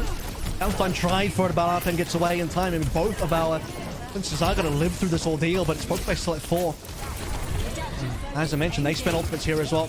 Popping onto Valentine for the Tracer. Becky's still holding. Double DPS ultimates online for Panthera. Harpen slightly close to the Primal Rage as well. Slay much closer in terms of the rally. And, well, now the rally's been taken up the table for Aiden. Support's down for Pokerface. That's going to be fight over Panthera, leading by a lot. Well, hang on, Valentine? Oh, big pop-off moment enough. there. Was having a little bit of trouble working up to the Pulse Bomb because he was shooting into Slay's shield, but that 2K is also not going to be enough to get Pokerface control of this point. And now we're entering into last fight territory where Panthera have the rally and the Primal online. It's a scary moment though. Valentine getting the double could have opened up the ability for Pokerface to maybe buy back into that fight and use still had Primal. 2 versus 3 though. Held on to it. Went for the last fight here. Valentine swapping over towards the Sombra. So they swap roles. Normally you see hidden on the Sombra, Valentine the Tracer, but they have to just play out what they can at the moment. Big sleep onto Muse. Big rally still available for Aiden to play through. Pokerface still have staying power here, but they need kills. They need some damage. Force out Harpen's Primal as well. That means step number 1 for Pokerface to start getting some work done. And swap onto Valentine's Sombra allows Becky to go down here. With Develop to follow. 5v3 should be a cleanup. Really nice solo pick onto Becky there for Valentine to start opening things up for the rest of Pokerface. The Panthera, despite the fact that they used both of their sustainability ults, get a chance to get some firepower back in the bank. With Nice actually working up to the Pulse Bomb and Develop having the Nano online too, you can only expect that to bolster up Becky on the Echo. Really fast EMP charge here as well. Valentine did a ton of damage, including getting that opening kill that allows Pokerface to start snowballing. An EMP required for this 0-99 comeback. Need a lot of winning fights in a row here for Pokerface where they can just roll that snowball, get more ultimates. So see where that gets placed. He's got it basically at this rate. Ooh, okay, well, it's gonna be the nano boost onto Aiden. Try to keep him alive as Valentine gets into a position to use his EMP. Doesn't need it right now as though Panthera is gonna back off the point. Gives his space over, but here's the signal. Up and instantly deleted. The nano's gone, so it's not going to really do too much for Panther at this stage. Nanos are going to be expended already into this play. Pokerface holding for the time being. They should be able to hold for a little bit longer. Becky hacked out and dead. No duplicate. Only 5% back cap coming on through, though. Panthera steal the cap away. That's actually going to be slightly problematic for Pokerface because they need to rush towards the 99. And I mean, I'd say that's like, what, 5 to 10% they miss out on briefly. That is a lot. That would have been last fight territory doing the math. And Pokerface don't have a whole lot in the bank, so at least now they get a little bit of time to be able to work up to some of those ultimates. But Panthera can already hit him where it hurts. If they're able to initiate this dive quickly, then Pokerface won't have a chance to actually get anything online to respond to that. And with Becky having the duplicate online, go aggressive. And both teams are going to have plenty of DPS ultimates, or just ultimates in general here. Oh, here they come. Pokerface need as well. We go Nano onto Aiden. Save the backline. Simple's going to die here, so Aiden needs to do a lot of carrying in terms of getting this rally out. But it is a 4v5 Arpen. Primal's just before death, and there's a chance for Pokerface. They need to get some frags before the Panthera supports get their ultimates as well. Becky even gets a duplicate Nano on board. Lasts about a second. Muse doesn't get the Primal. I think he got stunned there. He gets stunned by Slay's shield, and that's critical. That was the shield bash into the whip shot to take out Muse before the Primal could come online. Hidden tries his best to be able to get Poker Face back into this matchup as Aiden switches over to the Kiriko to swift step over to the point, but it's not enough. That's going to be a shutout here as Panthera take the first round of Busan. Wow. Well, they tried. Hidden did get the pulse bomb, but had it run straight back into him. I think the primal, the lack there of a primal onto Moose was definitely a clear issue. Unfortunately, just dies to the stun whip shot combo. And Slayer doesn't end there either. Gets stuck with the pulse bomb and just runs it straight back into Hidden. So, two really important kills. As we see a little bit earlier on, this was the sort of Valentine nearly clutch moment. And as I mentioned, it was a 2 versus 3, no supports. Muse probably thought about maybe popping the primal there, decides not to. Fair enough decision to make. It was a nice attempt at a comeback, but man, just kind of flubbed it on the final fight. Arpen was waiting in the wings though too. You saw him play so patiently for Muse to walk into his loving arms. As we're getting even a different look from these dive compositions, heading over to Sanctuary. We've got the Sombra Tracer right off the rip here for both of our teams, and now you get a chance to see Hidden on the Sombra and Valentine back on the Tracer. Now it's an instant frag already for Panthera. It's just like what we saw on Downtown. And it doesn't end there. Muse down. Also, was Muse actually first death on our previous round. And Pokerface would be happy to not lose any further members here, but looking like another early camp for Panthera. Even though Arpen does get bionated, he's able to get out of dodge quickly enough that Develop gets to farm up so much ultimate charge. It's being able to get that raw healing into each member of the team as Pokerface start to make their way back into the point. Teams, an early bionade on their Winstons, but as we talked about the cap, it hasn't been capped just yet. Panthera have finally managed to get it. Pokerface had 5 alive. They didn't quite stop the cap from coming in. But you'd argue that Panthera certainly had some space to play with in terms of more. Develop, first nano on board, slightly ahead of 8. Simple rather. Should be coming on through, although will they need it with the 1 frag? 5 versus 4 now. Another early pick is Becky for 2. Becky getting those 2 picks is going to allow Panthera to just hold on to all their ultimates, but look at this, Valentine actually going to be clapping back immediately. So Develop goes down with a nano boost, and Slave gets forced to pop the rally here for Panthera to take back control. Doesn't matter though, okay. Valentine's able to get these picks. Valentine had some clutch moments on Downtown, now that's coming through with the rest of the team being alive as well. Or respawning, so the cap is there now. Develop didn't end up using the nano, so they tried to hold on to it with the rally, which I think is commendable. Panthera clearly just did not expect that Valentine and the rest of Pokerface are going to be able to come back like that. They still have more ultimates on the Panthera side by a reasonable margin, especially given how far behind Muse is now compared to Arpen. The double EMPs, nice thinking about going for the solo, potentially on the simple. Okay, well, it's going to be Hidden that pulls the trigger first as Arpen goes down with the Primal active. A nice hack into the EMP as Hidden now just being able to let that rip allows Pokerface to maintain control as Valentine hunts down Becky, forcing him away and gets isolated as you see Muse try to go in for the follow-up. I don't know what Develop was though. He could have probably nanoed Arpen to save the life of the Winston player. Speaking of Winstons, that's what I'm talking about right now. It's nice goes for the solo EMP. The Muse instantly saved by the nano. Now Muse stays in the play. Pokerface is shredding. And it's Panthera that just can't get any more done. Arpen won't even use the primal here. Too many players on his team dead. And this is the difference I'm talking about. You want to solo EMP the Winstons, you have to consider the nano availability there to save the Winston player. Develop must have gotten isolated by Valentine or Hidden in that scenario so that the nano boost could not have come online. Otherwise, that should have been that quick reaction time as you mentioned. But at the very least, I guess Develop has the nano boost online now. Arpen is once again public enemy number 1 as Hidden does land the hack onto that Winston. Now he's a bit of a sitting duck as a Bionate comes through from Develop, tries to open up the fight. Doesn't hit anybody though for Panthera to jump on.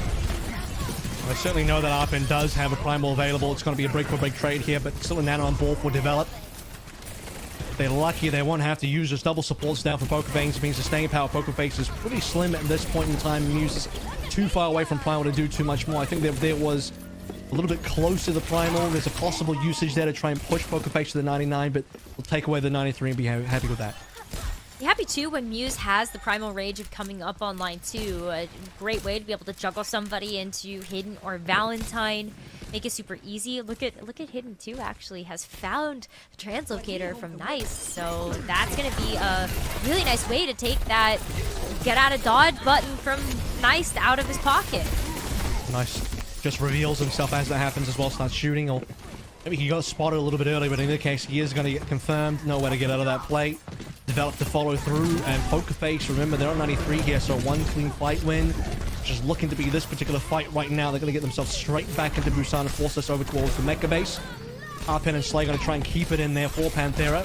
They might be able to successfully do so. Slay goes down, and now you have the question of Develops close enough to get some healing in there, because the point flip is active, and who's going to go for the touch here? Okay, well, Becky. Yeah, Becky's going to be able to hit the overtime, but Nice has to work up to this EMP quickly. It's online, but can there be any follow-up as Becky hits the pulse, not able to land the mark, and Abe's going to hit the rally. Oh, I don't think there's much. Panthera can't keep up. Oh boy.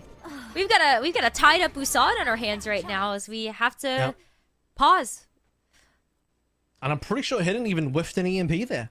But it didn't end up mattering. They had full point control. Nice drops, I think, a 3-man EMP. Panthera couldn't quite get enough frags. Poker Face had some decent frags as we headed into that recap at the 93. And just being at 93, final 7%, allows Panthera to get a bit of a touch in there, but not enough to, unfortunately, get any reasonable plays. And then we go on towards round 3. I think we were feeling this coming, though, because I was looking at Downtown. The 0-99 comeback was already looking fairly convincing from Poker Face. They just kind of whiffed on the final fight. If it wasn't for that, there's a real chance that Poker Face could have also have won that first round of Downtown as well and gotten that 0-99 comeback. And, well, given they played so well there to almost make that happen, it's not a surprise that we go to a round 3 here. Absolutely. I was gonna bring up that Hidden, while we don't have a huge sample size as this is their first Overwatch League match, has already impressed me. Whether it was the Tracer or the Sombra, it feels like Hidden has a really great read on how to be able to work with the rest of the team. Even just looking at the Translocator pick that they were able to get to break Nice get out of jail free card. That was a great setup and something that Poker Face were set up and prepared to be able to accomplish. Some good flexibility being shown here as well, I think, in terms of, you know, when you need to have Valentine go over towards the Echo, Hidden has to be able to step up on that Tracer. Super important. And Valentine's also played both roles for this team. I mean, when Finale was still on the roster, Finale was kind of primarily the Tracer play. It's really Finale's signature look, and mostly they had Valentine and Finale, and they didn't play that much Victoria even at that time, and Valentine was kind of filling in for the Sombra, even though he's a flex DPS player. So we had that. I mean, it was actually an interesting situation because Finale also played a few flex DPS picks himself, so maybe Valentine is just a super flexible player on the team that can go both roles. It still wasn't convincing for me. Like, even when it was Valentine and Victoria, two players that have previous history together, it just felt so lackluster watching them switch back and forth between who is playing the Tracer, never really seeming like either one of them was able to get into a groove. As we are going to try to load back into Mecha Base, another pause coming through. There was a tech issue that needed to be resolved for one of our players, but... Still hidden, I think. Yeah, it does look like they want to lean more into the Sombra Tracer, though, on both sides. Probably not a surprise, I think, when you look over... I mean, the only real other option for, like, a Mecha Base is, you know, playing a little bit of Ryan, bit of Ram, into the Brawl, get the Mei going. But if you're not going to do that, you're going to lean into Winston Tracer stuff, so definitely no Echo for this map. That's for sure. I would not want to see the Echo come out on this map. Like, because where do you hide? That skybox is so low, and the walls are not that high either. I don't think we've seen too much out of these teams on the Brawl. I think Muse has probably played a little bit more. But I think when your DPS are very good on the Tracer Sombra type of look, especially when it comes to APAC Tracers, that's going to be the look we're looking forward to. Hidden has some sort of sound issue as far as we are aware, so that's currently what is being solved. He also got DC'd, so they're just going to restart the client and also the PC, make sure everybody Could be a full PC restart, yeah. Feeling good, yeah. So Hidden was previously playing for this team called NT, and funnily enough, before that, he was also on Panthera, so he's been on Panthera before as well. He was an NT playing in the Owl Open to try and qualify into the knockouts coming up a little bit later on, that these teams that we're currently watching will also be in as well. And that was the #1 seed from Korea going into the Owl Open, and they played like a sort of gauntlet style situation, 2 brackets, actually kind of like what we had in the Spring Stage knockouts, and had all the teams across APAC and Australia and Korea and all of that, you know, the best teams from Thailand, Japan, whatever. And NT actually lost. NT is the team that had Maka, who the Florida Mayhem signed as a quote-unquote pre-order for next year. And that team ended up losing to the Australian team. So that's the team that Hidden came from. But NT was a pretty hyped up team. They were looking pretty good until they lost. And now everyone became a free agent of those guys. Maka got signed, obviously, to Florida. Hidden's here now. And Lego as well just got signed to O2 Blast. So a few members from that squad are now on different rosters across both NA and APAC. And Arpen was on NT and moved to Panthera. So maybe a little bit of a history there, maybe something that Hidden is able to pick up in terms of the tendencies that Arpen used to have playing on a team together.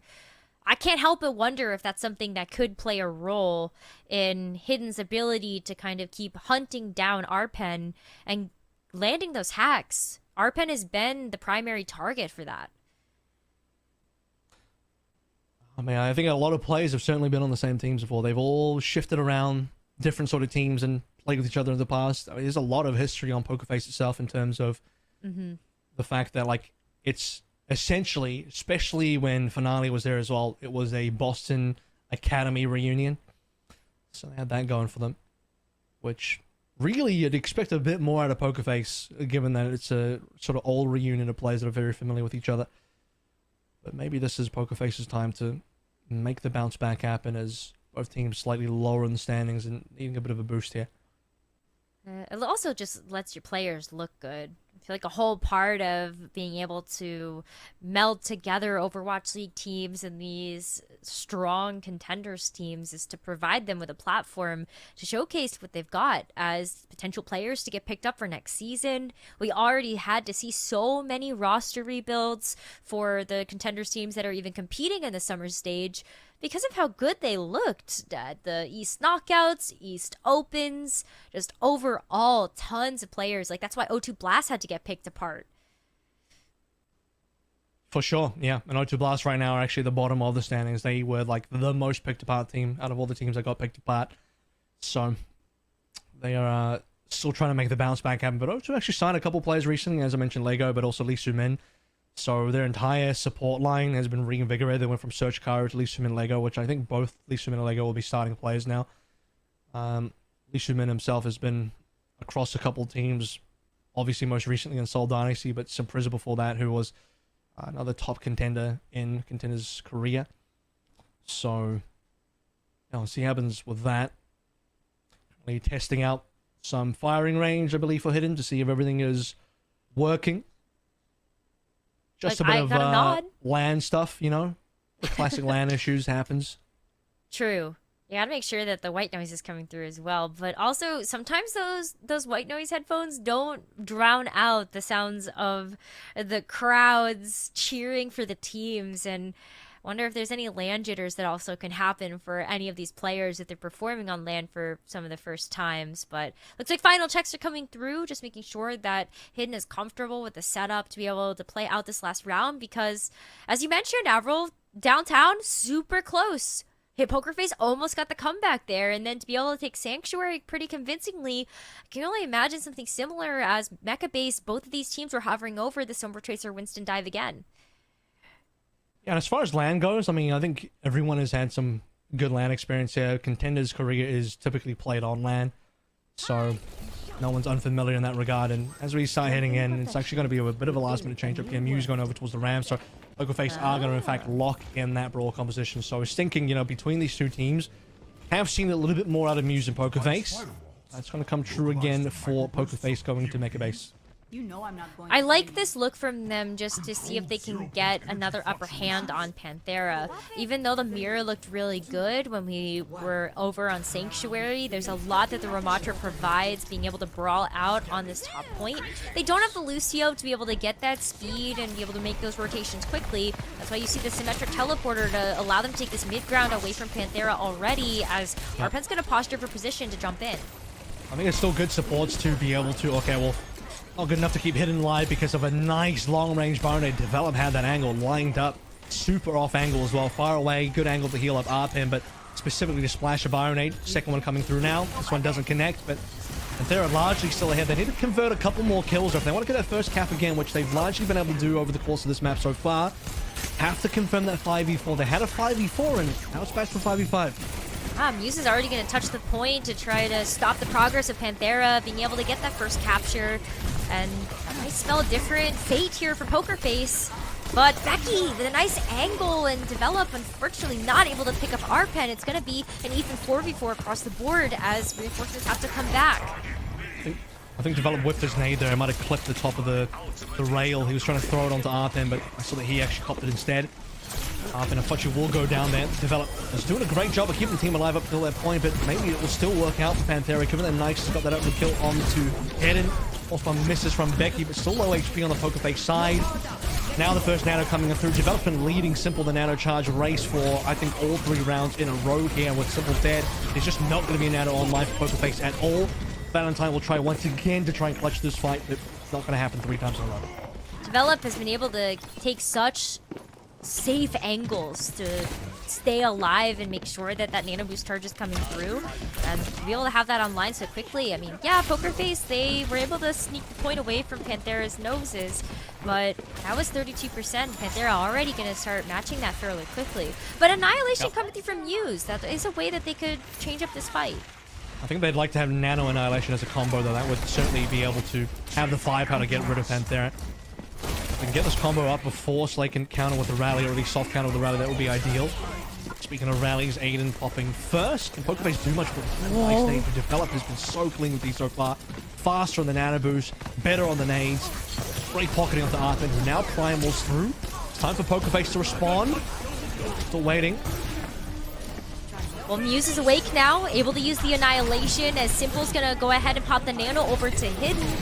Able to boost up some of those Storm Arrows, just any of that damage to help break this Winston bubble and open up Poker Face to be able to get this brawl right into its face. As Simple gonna take out the back line for Panthera, leaves them very vulnerable for this front line to contest the point, as Arpen is so low and has to get pushed back. I think Nike's dying there was part of the issue. No EMP coming through, caught by Aiden and just slapped down with the whip shots.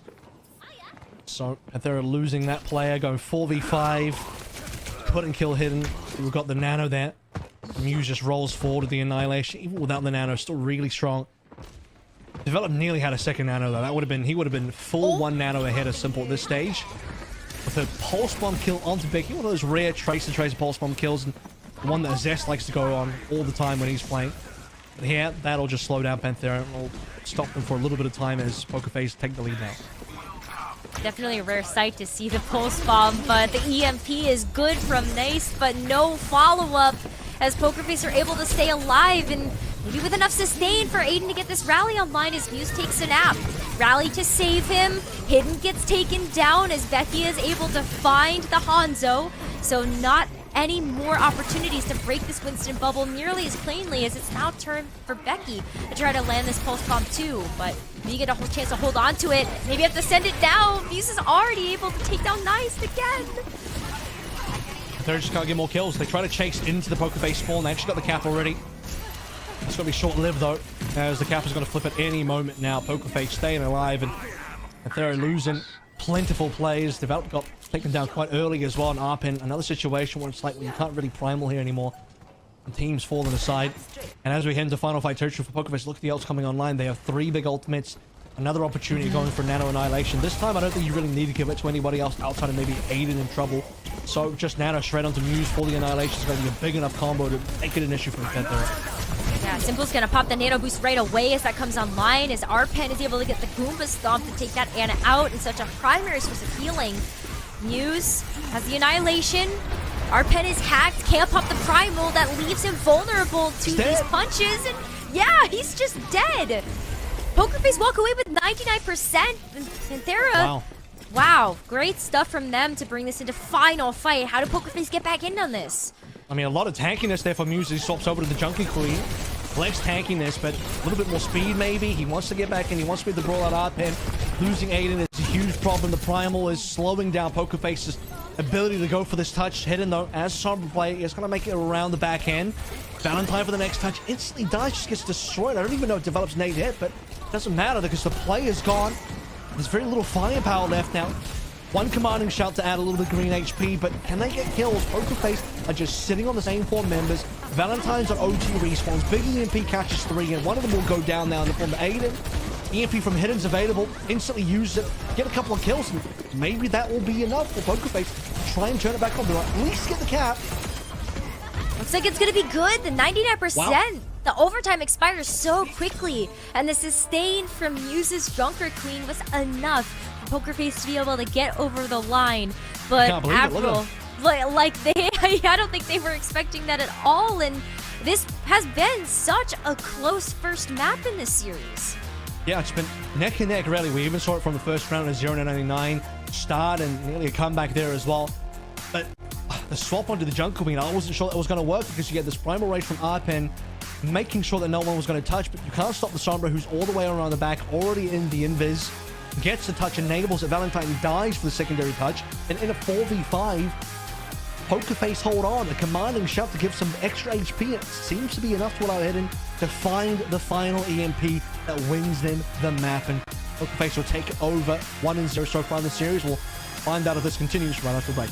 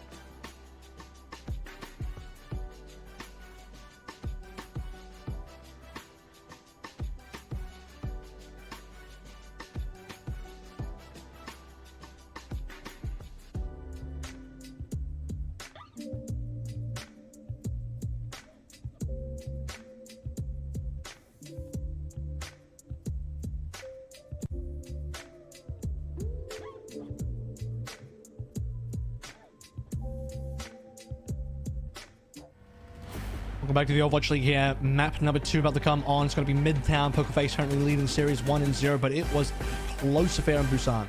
That was a nail biter for sure. I didn't think that we were going to end up seeing PokerFace walk away with that round win, but the Junker Queen was exactly what the doctor had called for. Just stem the bleeding and the pressure. Panthera was putting down so many excellent bio needs as well. However, you called out develops mechanical skill that may help to be able to bolster up that Ana effectiveness, but it was like nade after nade. You need like a geometry degree to be able to land some of that stuff. He had the protractor out. He had the angles worked out. He knew exactly how to throw them. And the long range worked out as well. I mean, he rolled out solo across the map, basically. Maybe a little surprising he wasn't under any pressure. You're in a Sombra Tracer meta, and I think one of those players can sort of run up on you at any time. But he was left to his own devices, long range, and did a lot there. So developers across, well, that's not just mecha based. So I think in all 3 rounds, developers really good on the Ana. So as player role swapping onto flex support from DPS, it's been pretty good so far, and everything the same for both teams. I don't believe we have any subs. Nope, it's going to be Hidden and Valentine picking up for the DPS duo on PokerFace once again, and that was a duo that incredibly impressed me on that very first map of Busan. You know, this is Hidden's debut as his first match in the Overwatch League, and the Hanzo, the Sombra, the Tracer.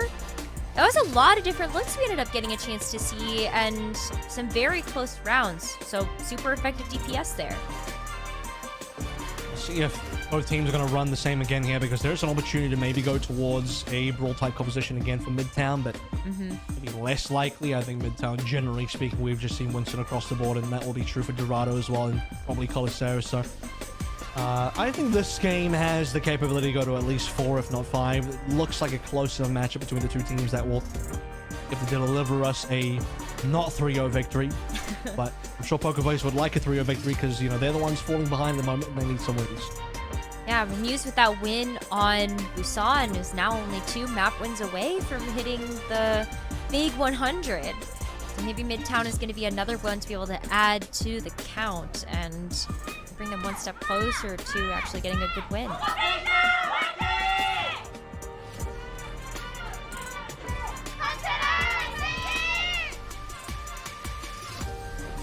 And instantly into pause. It'll be Muse this time. Oh no. I hate that was how it lined up too, with the cheers coming through from the crowd, and then all of a sudden the pause comes through.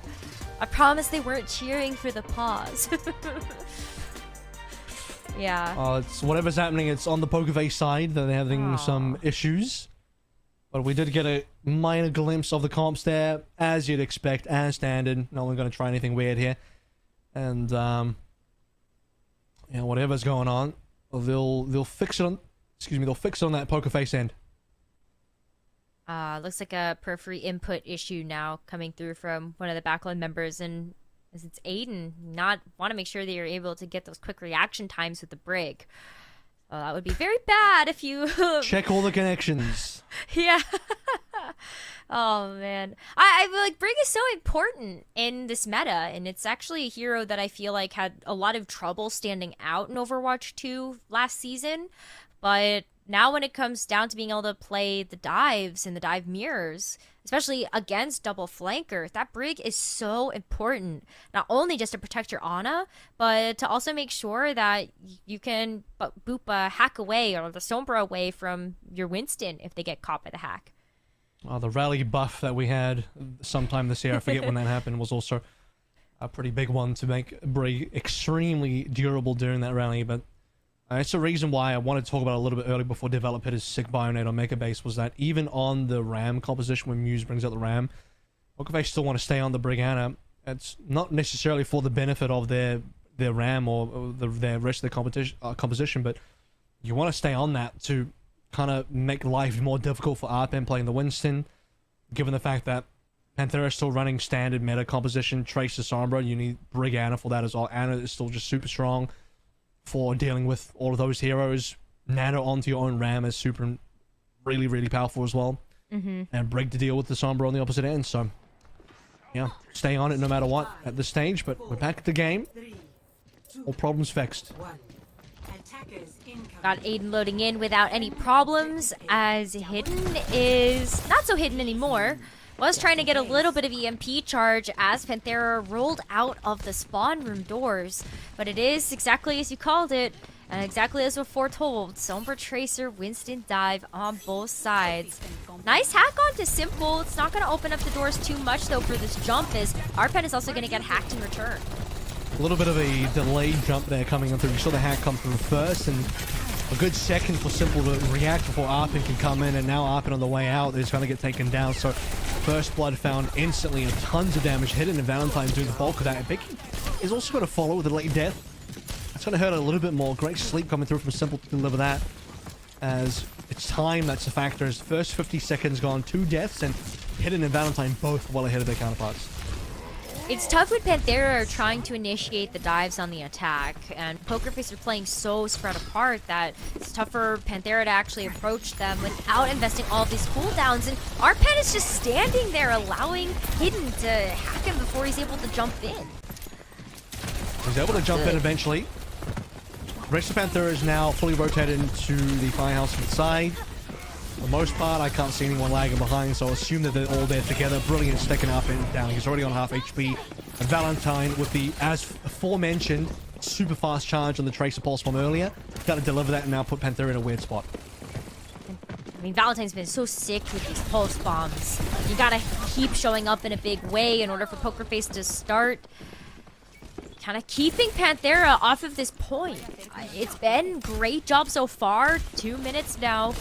Whittled away from the clock, but Hidden can just keep up the pressure with the EMP landing onto Arpen, and Panthera have to scatter here even after Becky had invested the pulse bomb. It's 3 fights, 3 deaths, unfortunately. Same target every time, but they'll get him every time. It's pretty easy. Pulse bomb to take down Arpen previously, and Hidden, who also had very advanced charge in the EMP. Given he's also playing defensive Sombra, I think that's a bit of an advantage, but solo EMP on Arpen, I don't think Develop might have had the nano in time there. Probably would have been more risky for Hidden to play if Develop did have the nano available. Oh, Muse is asleep. Muse is able to get out, does have the Primal Rage available, so if he gets slumped again, he's able to get up, but wow. Arpen has just been caught out of position so often that the nano can't be laid down in order to keep him up. I don't think the rafters is that out of position. It's a normal spot to be in, but Develop needs to just kind of peek the angle and go for it. Yeah, no angle.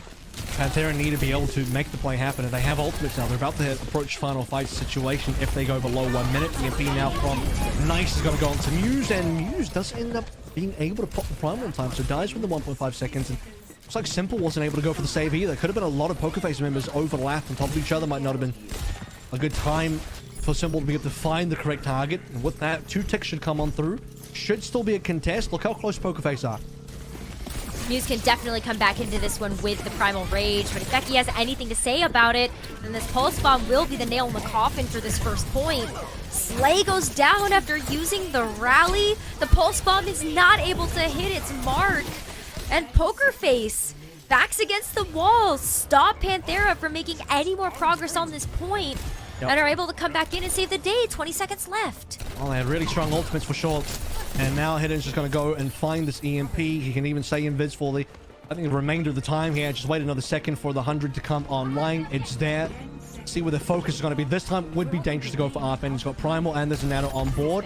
Hidden would do a far better job going for the backline if he can find it. It's going to go to the front anyway. They want Arpen. He's already primal. He pre-primal that one. Staying desperately trying to stay alive, rather. Finally receives the Nano, and that should be able to outlast. Muse can also roll up with the primal. So this is going to go the distance here. Both teams still plenty of HP to play through. Valentine now with the only ultimate on board. And this is really dying for time. No kills. Low HP on the Panthera side, and finally gets Panthera. They'll end up falling. Even though that Pulse Bomb did miss its mark, it was enough to be able to zone Slay away from the point, pushing him into such an awkward position, and Pokerface get the full hold. Panthera only able to secure 88% of capture progress on that first point after some incredible first picks every single fight. The only reason they got the 88.3 as well is because they did have a fight where they first picked Muse. I believe that might have, that came through from the nice EMP when we saw that there wasn't a follow-up nano coming through from Simple to go for the save at that point. Muse even had the primal, but he dies in the time of the EMP that was locking out his abilities.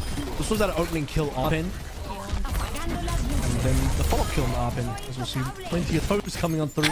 And this hack as well, no. and this is where I was surprised, you know, where Develop was. I think he just wasn't in LOS, but to finish on my point from earlier, the only reason they got the 88.2% was because of Muse dying, and would you believe that one Muse death is the only death on Pokerface on the whole defense? I can believe it. Aiden and Simple have been so on point with these heals that Muse was able to keep the sustain up, and even in the final moments to be able to bully Panthera off of the point. You saw just how much space Muse was able to buy for the team, being able to pop the Primal, getting into a position to be able to receive the Nano from Simple, and then just keep up the defense. So great rotations coming through from Pokerface, and they're looking good. They're looking strong, and with the attack, they don't have too much to have to capture in order to bring us to a match point. You know, I never talk about the pigeons, but it's the first time I've seen the pizza box on their face. And speaking of on the face, it'll be nice getting his face a little bit kicked in there by Valentine. That's a super fast kill. It's going to be a bit of a shame on the deep. And by the way, Panthera already under pressure. They have to full hold this one. They have to get a full air hold. They're already down a member. Byron coming through from Simple, but his Muse is getting traded here, so Pokerface likely having to back out. Valentine is still going to keep up the pressure a little bit with the pulse pistols, but is able to back away in time before Arpen pops the bubble down and stops any healing coming through to be able to keep Valentine up. But Pokerface, only a matter of time before they start getting these ultimates online. And as Nace went down so early, Hidden to start walking away with a bit of a lead with the EMP charge. Might be able to get it online before Nice does. It's a really important kill into Muse. I think if that doesn't happen, if they're looking at 45, it's going to get awkward. Pokerface had already begun touching point, not that they got a tick out of it, but started to put the pressure on. Speaking of which, Muse back on over towards the point, pulling some Panthera members over. It's going to be Becky with first ultimate. Looking over towards Muse, hacked out. I mean, this will be the moment they'll get him again, even without the pulse bomb. Might be able to say the pulse will send it out over to the support of Simple. No connection there, but they might still be able to get the supports anyway. Bubble placement is good, and Arpen's going to lock them out. I would have liked to see Becky save that pulse bomb for a more critical engage coming through from Pokerface. After music gone down, you already were trying to funnel the supports into a tiny room and isolating them from being able to get saved by the rest of the team. Now it's going to be the shoe on the other foot. Valentine is the pulse bomb and is looking into a position to try to land that onto Nice or Becky.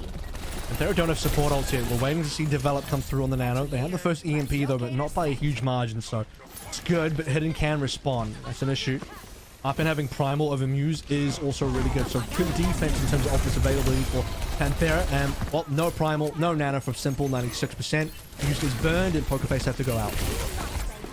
Pokerface are getting pushed back, and a little bit of a dose of their own medicine that they dished out to Panthera. Constant first picks onto Muse has put Panthera in the driver's seat, but after expending that EMP, they need to be able to make sure that Slay is staying away from Hidden, who is trying to get back into a position to end the round here. A minute 30 left. Ooh, Hidden backs out, so he has to translocate away, reset up again.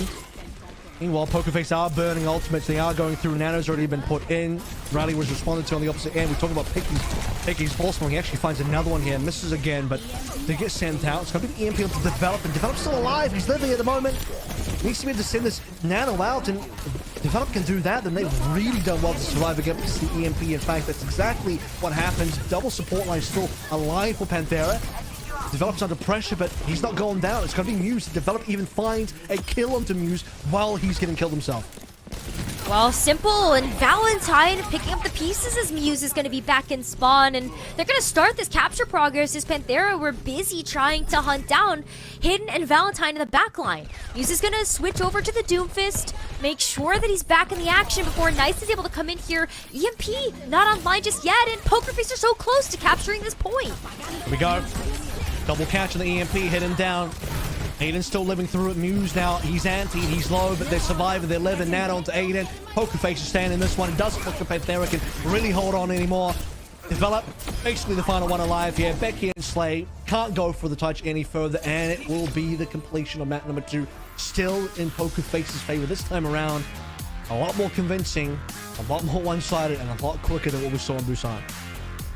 I was still impressed with Panthera's defense. Being able to survive the onslaught of ultimates coming through from Poker Face was incredibly impressive. I feel like that would have been an easy way to fold over any other team, and just constant picks onto Muse was able to keep that defense alive for Panthera. Nice work. Panthera, they put up a good fight there. I mean, it was a bit of a moment where Panthera really staying in it, develop again on the backline, just not dying.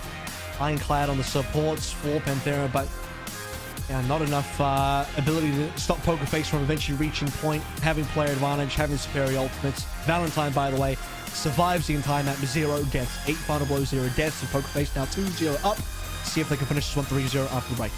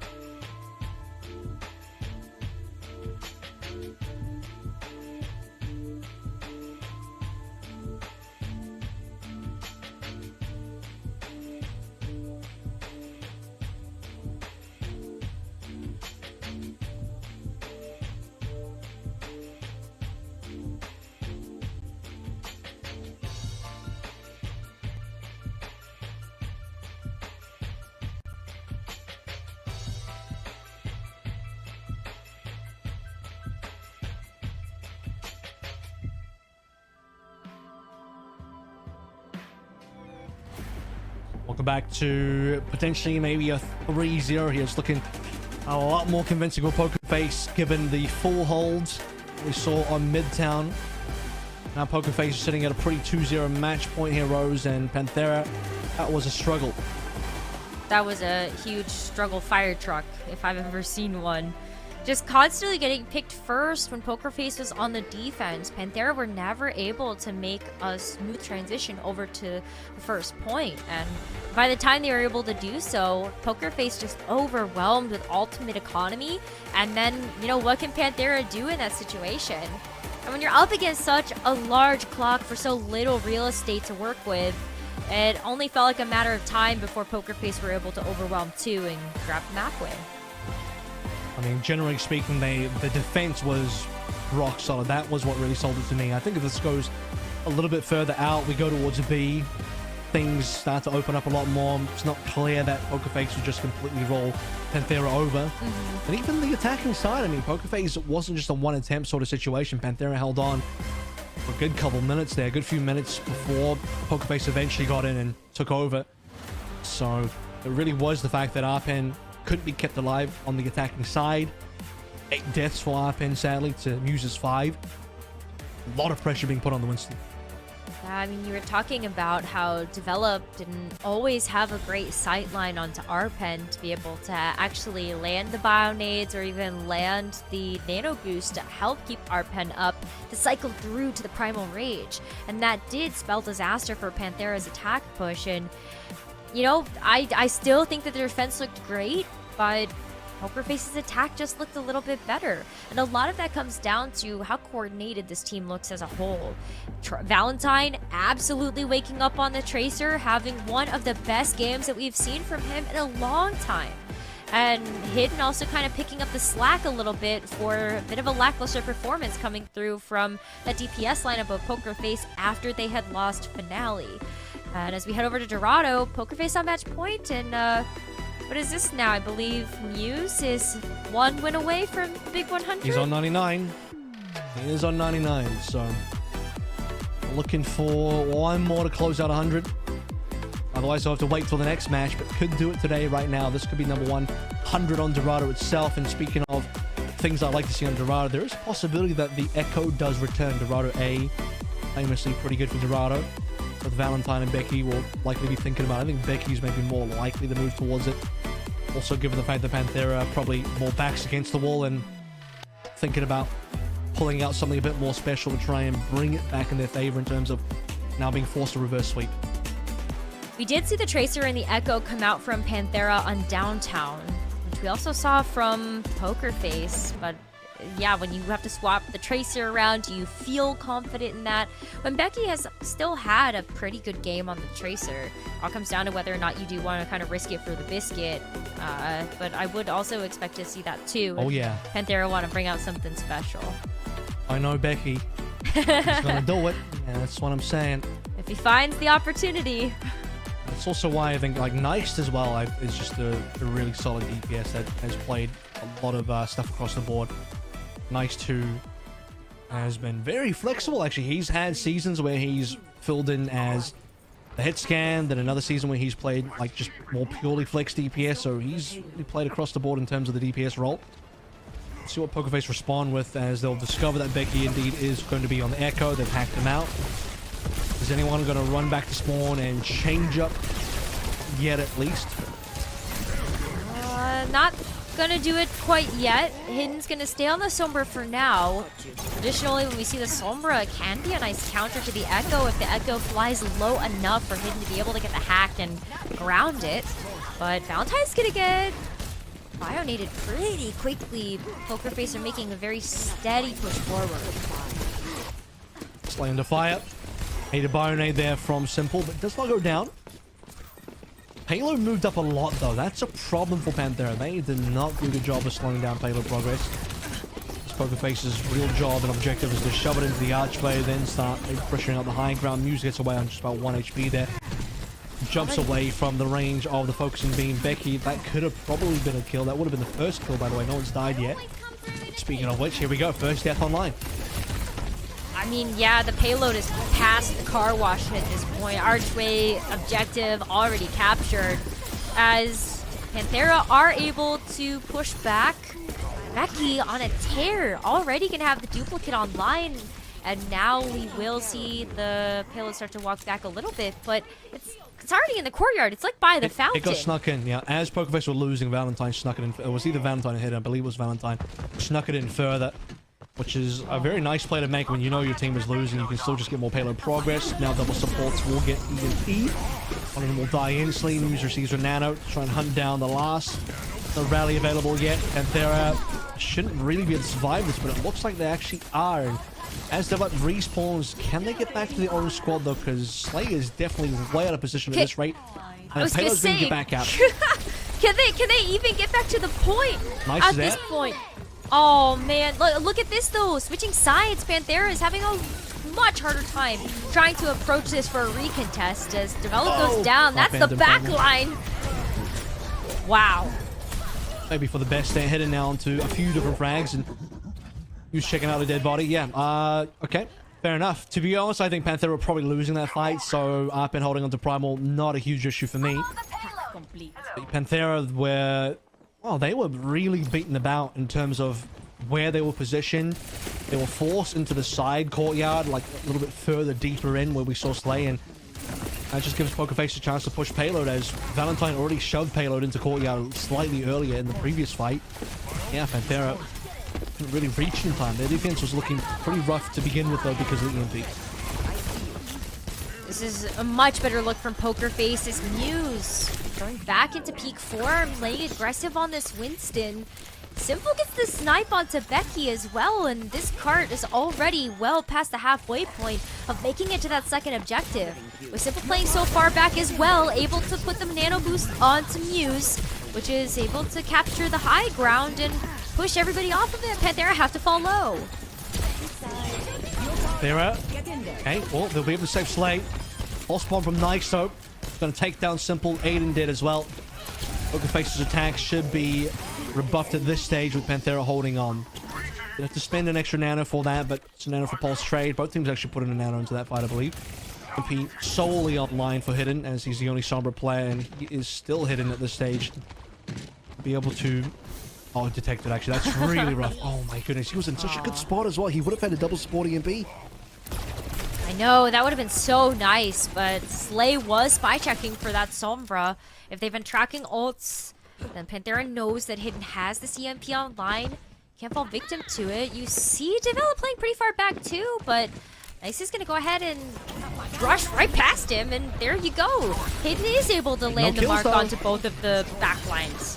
Don't be surviving. It's 3 members caught by the EMP. None of them will go down. Now the EMP's gone, and Pokerface yet to really arrive for the play up into the back line.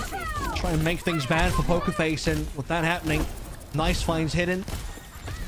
Pokerface get nothing out of that play. It's a tragedy. Oh, that's so rough. Especially when Panthera are going to have this respawn advantage being on the defense.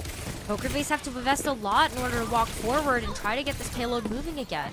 That might require a bit more of an aggressive rally. Muse could jump in there too with the Primal Rage available, and Simple could work up to a nano, but they're stuck in the school right now. Now trying to move their way back over to the church. Panthera definitely have, I think, better defensive ultimates in this room. But they have 4 ultimates apiece. Bubble! Also onto, I think that might have been onto Muse there, but there's still plenty of HP. Primal was popped. Primal's being burned through. Pokerface is gonna have to be okay with the Primal being used just to save Muse's life, as the nano will be the real entry tool. 2 nanos online for Panthera as Becky copies over. But if the development might not have to be used just yet, as Panthera not at all under pressure. In fact, it's Muse that probably dies here. It's a double Baronet. Both Develop and Becky throwing a Baronet, and Muse, Aiden, and Simple all caught in there. Arpin just drops on top of the back line, and now Pokerface is down to 1 last fight. And they're hoping that no late deaths, but as I say that, man, like, Muse, late death, that's gonna cost some time. going to cost him a lot of time as he just has to respawn, and Poker Face have to get back into a nice position to actually get back to the cart. It has walked so much closer towards that second checkpoint, but there's a long way to go for Poker Face to be able to overcome the obstacle of Panthera's defense. Arpen with the Primal as well can go ahead and jump on Poker Face before they end up approaching that point again. And this is looking bad. This is looking mighty bad for Poker Face to be able to get this over the line, except it's on point. Nice gets caught as well, so it's 4v5 now.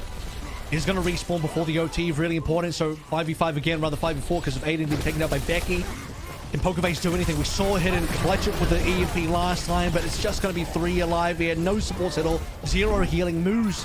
Just can't do too much there. I mean, doesn't have any healing whatsoever. Double EMP on a Slay and RPM. It's not likely to be doing anything at this stage, and just like we saw out of an earlier Hidden EMP, I mean, he'll catch the members, but there's just not going to be the damage. And this time there's not going to be damage or healing for Poker Face. A sour ending to the B push, otherwise it was looking like a reasonable attack. A was solid, B much less so. And if Poker Face had been able to make it into the third point, it was looking really good from there too, to carry on with the momentum, capitalizing off of a second point capture. But hats off to Panthera. They have been able to identify Muse as the primary initiator for the team, constantly putting focus on him, and what a nice illustration of why Echoes are going for the duplicate onto the Anas. You get so much value from the utility of Ana's kit, and even just a bio nade can be a fight ender, and there it was. It's just much harder to find nanos, or rather to find the extra duplicated ultimates these days with the nerf to the ult charge on that, so better to go for heroes that provide a lot of neutral ability. Now, what's funny about this is if this was done on the actual map during regulation time, it would probably be cheating. But you know what? The map hasn't started. You can do it in spawn, so we'll accept it. I was gonna say, Florida Mayhem have something to say to you about that one. There's symmetric teleporters throughout Maywall. Yes, it would. And Florida Mayhem found that out the hard way last season. But it is now map time. No more funny business from the Winstons, as it is going to be the Sombra Tracer once again from Poker Face, and more of the Echo from Becky. Very strong component of that defense for Panthera. Yeah, for sure. I think, you know, Echo, as much as say Echo's got an A, there's still a lot that Echo can do on the B point as well. I think at the back of B, the open area of B towards the cap, it starts to get a little bit rough. And speaking of rough, it's a double bayonet catch. Simple.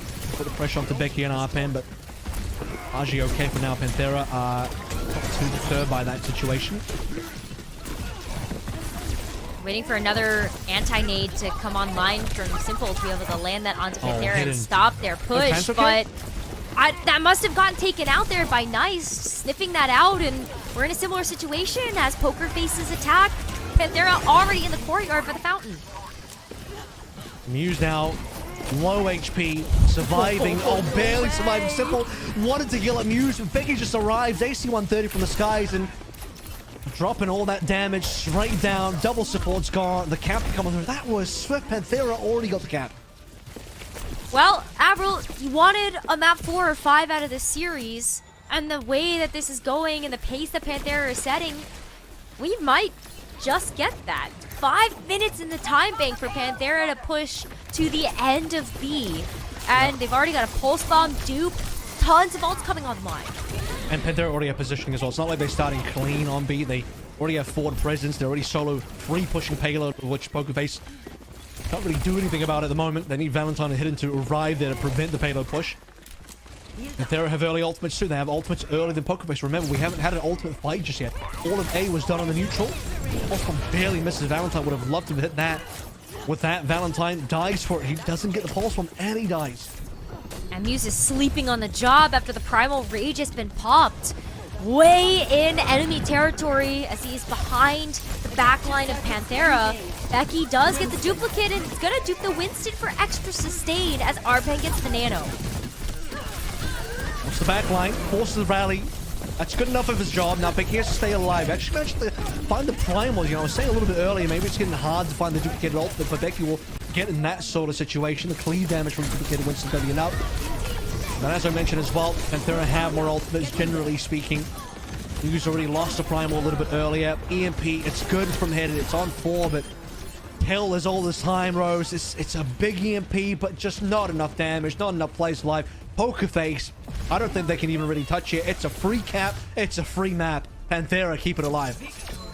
Panthera end up adding another escort map win to their pretty abysmal bank. They were 1-5 entering into this map of Dorado, and deliver yet another blow to Poker Face. Still unable to get a win on an escort map this stage. 0-7 now. That's bad. That's bad. They're like Shanghai, who haven't been able to take a control until I think last week. Yeah. But now it's Poker Face, never won an escort so far, and they've only played one stage. Just be there one stage. They can, well, they'll go to knockouts, so everyone gets to go to knockouts at least. But at the moment, if we want to see Muse take as the 100th map win, that's going to have to wait a little bit longer because Panthera are slowing that journey down. We'll see by how much, though, because map 4 still up and coming. I believe it's going to be Colosseo. We'll see how that goes after this break.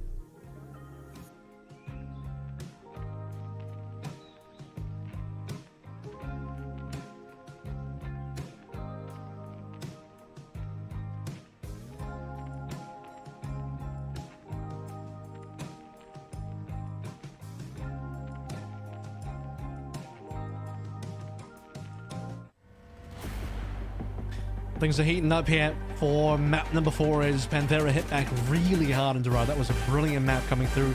Becky on the Echo especially was a big factor for that map one.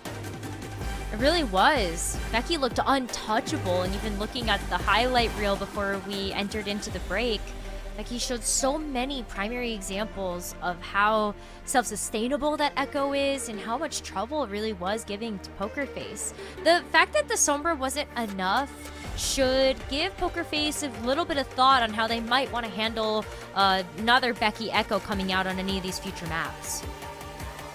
Probably not expecting it for Colosseo. We had a little bit of a discussion off camera about the possibility of a Hanzo again. I think Colosseo is a potential for the Hanzo to come on through. But also, you'd have to sacrifice the Sombra, and Sombra's also really good on this map, so that's looking like more of the same, I think, for Colosseo, in my opinion. If we make it to Ilios, that's when we get back over towards the Echo again, and if we do make it to Ilios, I'm starting to favor Panthera at that rate, because it's a very good map for Becky to come through and carry once more. And momentum going the way of Panthera as well. It would have to be Poker Face kind of dropping the ball for Colosseo, though. Largely, if we look at Midtown, that was a super one-sided map, more one-sided than even Dorado, but Dorado was such a good win for Panthera. Yeah, it was, and that was even when they weren't running that Tracer Echo. But even calling back to earlier on in the series when we watched downtown of Busan, we saw the Tracer Echo come out from Hidden in Valentine, and at that point too, Panthera were able to walk away with 0 to 100. What a huge comeback when Becky also came out of the gates with the Echo too. So Echo's definitely a powerhouse in Becky's wheelhouse, and something that Poker Face are going to have to be cognizant of. But I agree with you, it should be more of the Sombra Tracer from both of these teams. Nice, he's thinking about Hanzo. He's thinking about it. Yeah. Hey, why not? The sight lines are good for Hanzo. He has fully thought, and he's thought, let's do it. So, they're going to be the team that will do the most off-meta stuff today. We'll try and be the team to win off that as well. Like I said, reverse sweep on board now as a potential. And I would actually favor Panthera for Ilios as well, so it's looking good for Panthera if they can actually take away Colosseo. Neutral play here, very strong for Panthera. I actually like the Hanzo specifically for this area of the map. This is where Hanzo is actually strong, especially given the early damage on the hit. What a good amount of accuracy coming through from Develop. Oh, the nade kind of misses its mark there onto Nice. You saw the bubble go down from Muse to also block off a ton of that healing that Develop would have been able to put down, but it doesn't matter. Panthera in the neutral are starting to win out, despite the fact that Nice gets hacked. They're all ready to get some progress on this push bot, and Nice in a nice position once again to work with the straightaway. A lot of work done by Develop there as well, keeping his players up early. Shots on the Nice to keep him alive, shots on the Hidden to push him away as a Sombra. And then beyond that, landing constant bio-nades. Another one to Muse here. Poker Face will lose the early 20 meters. Small lead there for Panthera, and small lead in terms of ultimates as well. Maybe a little bit of a bigger lead for Becky over Valentine. Also unlikely to end up onto Muse at this stage, as he's the one that's furthest forward. Waiting to see Develop pull through the Nano Boost as well. He's ahead. Nano Boost could absolutely come through, especially when Arpen is also very close to the Primal. Slay to the rally. A ton of sustain for Panthera to work with heading into this next engagement. And with Hidden down as well, go ahead and throw the Nano out onto Nice. Develop goes down, but it might be okay if Panthera can overwhelm with DPS. Develop is down. Rally now to come through with Slay. 50% ahead of Aiden, by the way. Aiden's been having a bit of a rough one. I believe he actually died. Yeah, he's already died in this map so far, and Slay hasn't. Panthera should be winning this one, even if Arpen taking some damage. He's high on the HP, or high rather on the ult charge for the Primal. Have to use the Primal, but we'll be able to successfully confirm the fight on that Primal. Should be too much more effort now for Panthera to get through. Couldn't confirm the kill onto Aiden with the Primal. Simple, able to keep him up and alive as Panthera do start to make progress once again.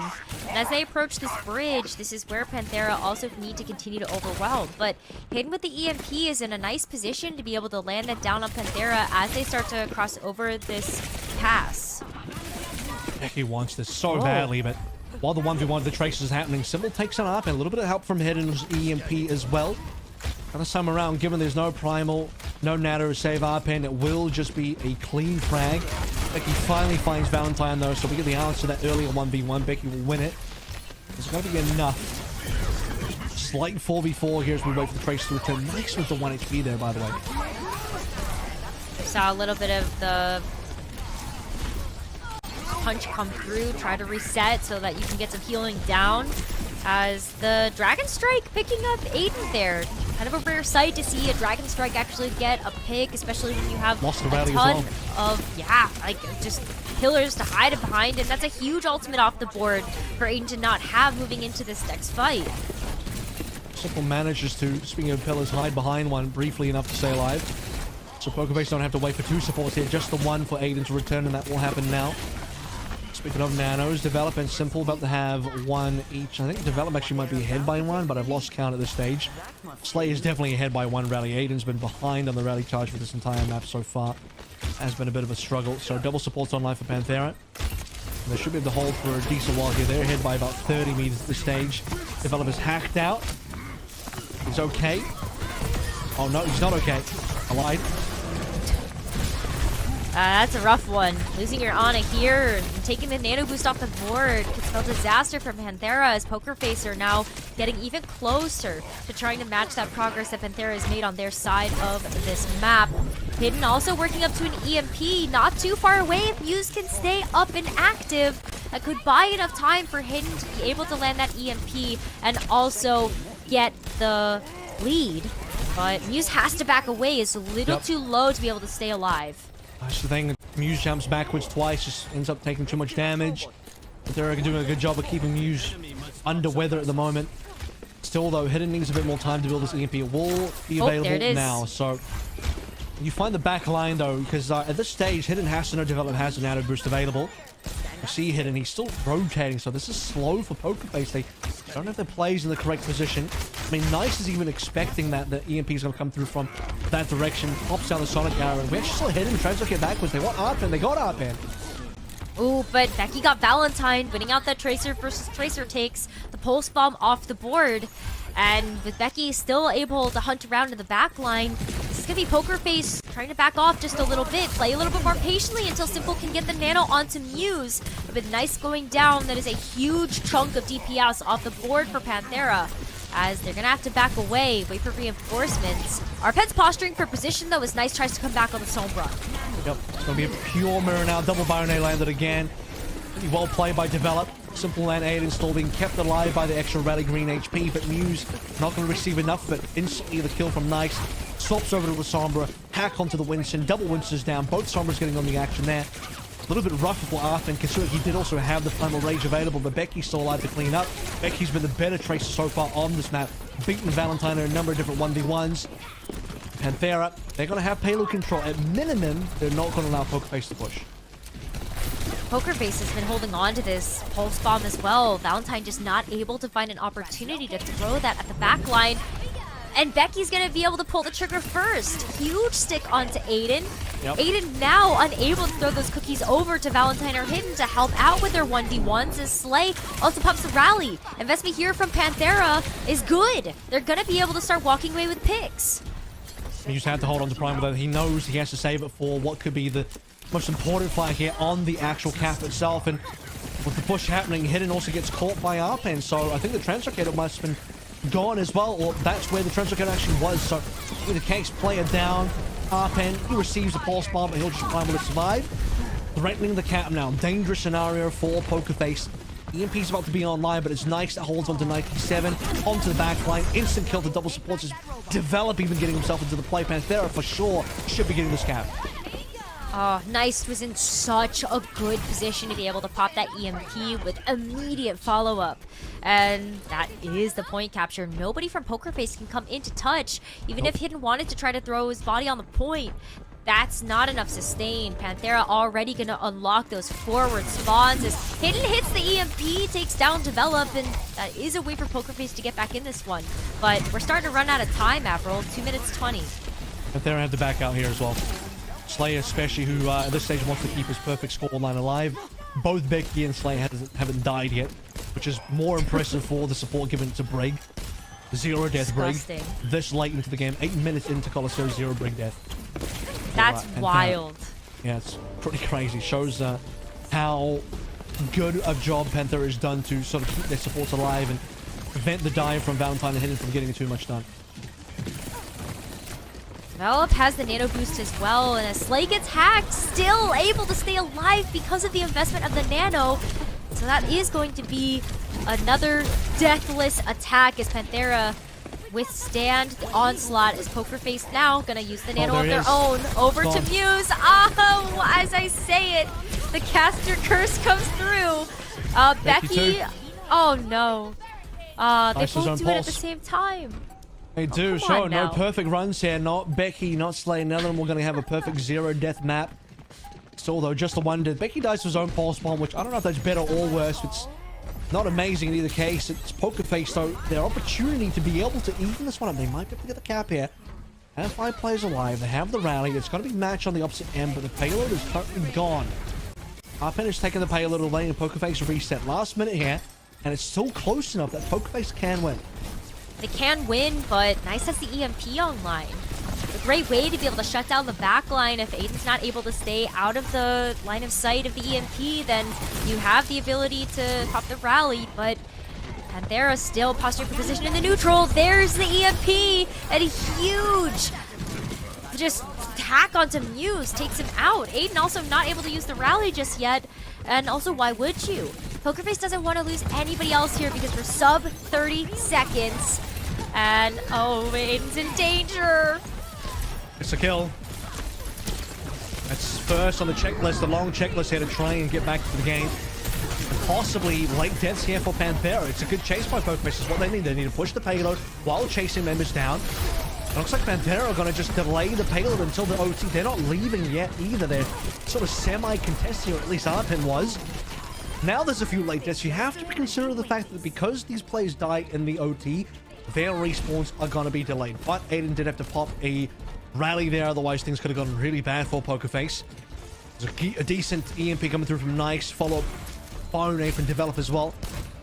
It's Pokerface's turn. They're the ones that hold on to these important ultimates, specifically the EMP. It is still actually possible for Pokerface to win this one, but it has to be hidden connecting fake, and he's got it up and down.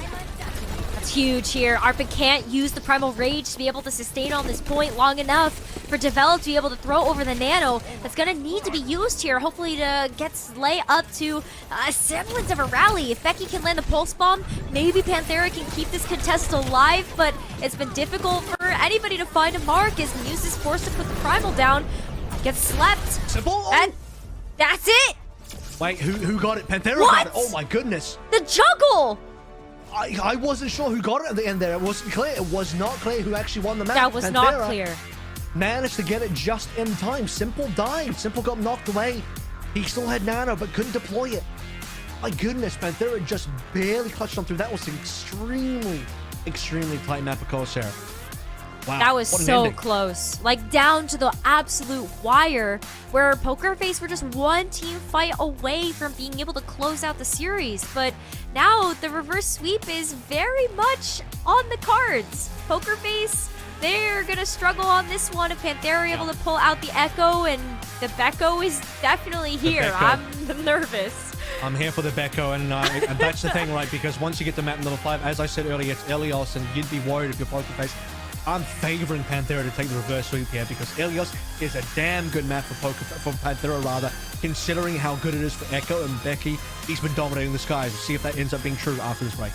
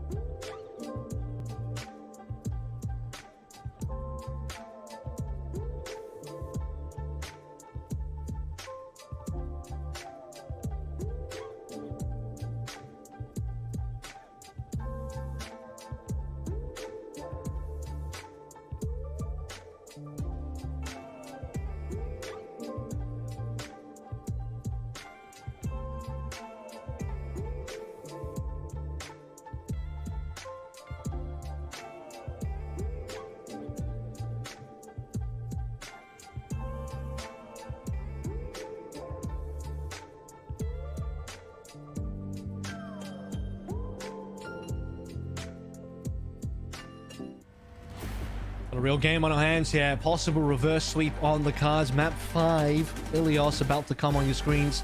Pokerface and Panthera, where Pokerface had a very clean lead 2-0 to start things out with a extremely convincing Midtown. Super one-sided Midtown. But you get to map 3 onwards. Something about Escort that Pokerface just can't deal with.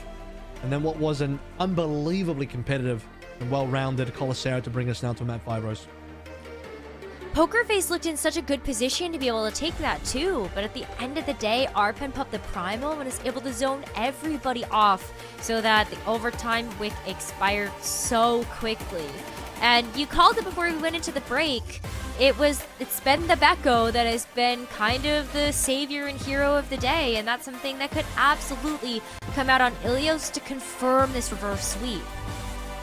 I think it's likely. I think every single time it's been a reasonable good matchup, a good map for the Echo to come on through. Becky's locked it in, no hesitation. And every time he's locked it in, I think it's been a good look. Even on Busan, it was a good look as well. And I believe they actually won that round. In fact, yeah, that was the round they had a 99-0 start. And Pokerface nearly had a 0-99 comeback, but still ended up being a loss. It was the other rounds of Busan that ended up being a letdown for Panthera squad. So you got to be careful now. You got to be worried. Valentine has unfortunately not been as sharp on either the Echo or the Tracer, but we saw Becky on Colosseo just run down Valentine on that Tracer in those 1v1s, winning basically all of them. Becky ends 8-2 in terms of final blows to deaths on Colosseo. Valentine 5-5. That is such a stark contrast and speaks volumes to how Panthera has really woken up in this match, taking advantage of the times that Muse has been a little too far forward, isolating him, getting the nade, the sleep, the bubble down from Arpen to block off healing. There's been every cooldown under the sun invested into Muse going down, and it's paid off so many times over, whether it was on Midtown or Colosseo. Yeah, there was a couple of gaps, I think, on Colosseo. It was also, by the way, a almost 50% better ult charge rate for Becky. 106 average versus 131 average for Valentine. But Slay also had a way better rally ult charge times. A 139 average to 214 average on Aiden. Aiden was struggling on that map. Partially, I would have said, because of the dives coming through from Panthera. But, yeah, no surprise here. Becky locking it in. You got to at this point, and now the onus is on Pokerface to figure out a way that they want to approach this. The Hidden Sombra has been a way for Pokerface to try to keep that Echo in check from Becky, but also to no avail. It has not been the perfect stomping ground as Becky's able to play around the pillars. And how did Pokerface even approach this? Super tough. Well is going to be one of those maps where it's not going to be as easy to get the hacks. Plenty of geometry for Becky to play around with. Especially this little windmill thing here. This tower in the middle is going to be rough, and already he's dropping down. And I think he's trying to assassinate a player there. Didn't quite get the kill. The only hack onto Arpen as we just trade blows. It's Pokerface first on point. They're nearly at the cap, actually. Not going to come through just yet, and I think no team actually going to be able to grab that. Pokerface gets a little bit closer, but as they step off the point, and Panthera do too, they want to try to confirm these kills before going back and grabbing that first capture. It's going to be a trade. Muse going down, though, does weaken the front line of Pokerface to try to initiate these dives onto the enemy team, despite the fact that Develop got hacked. Develop still able to clap back. What?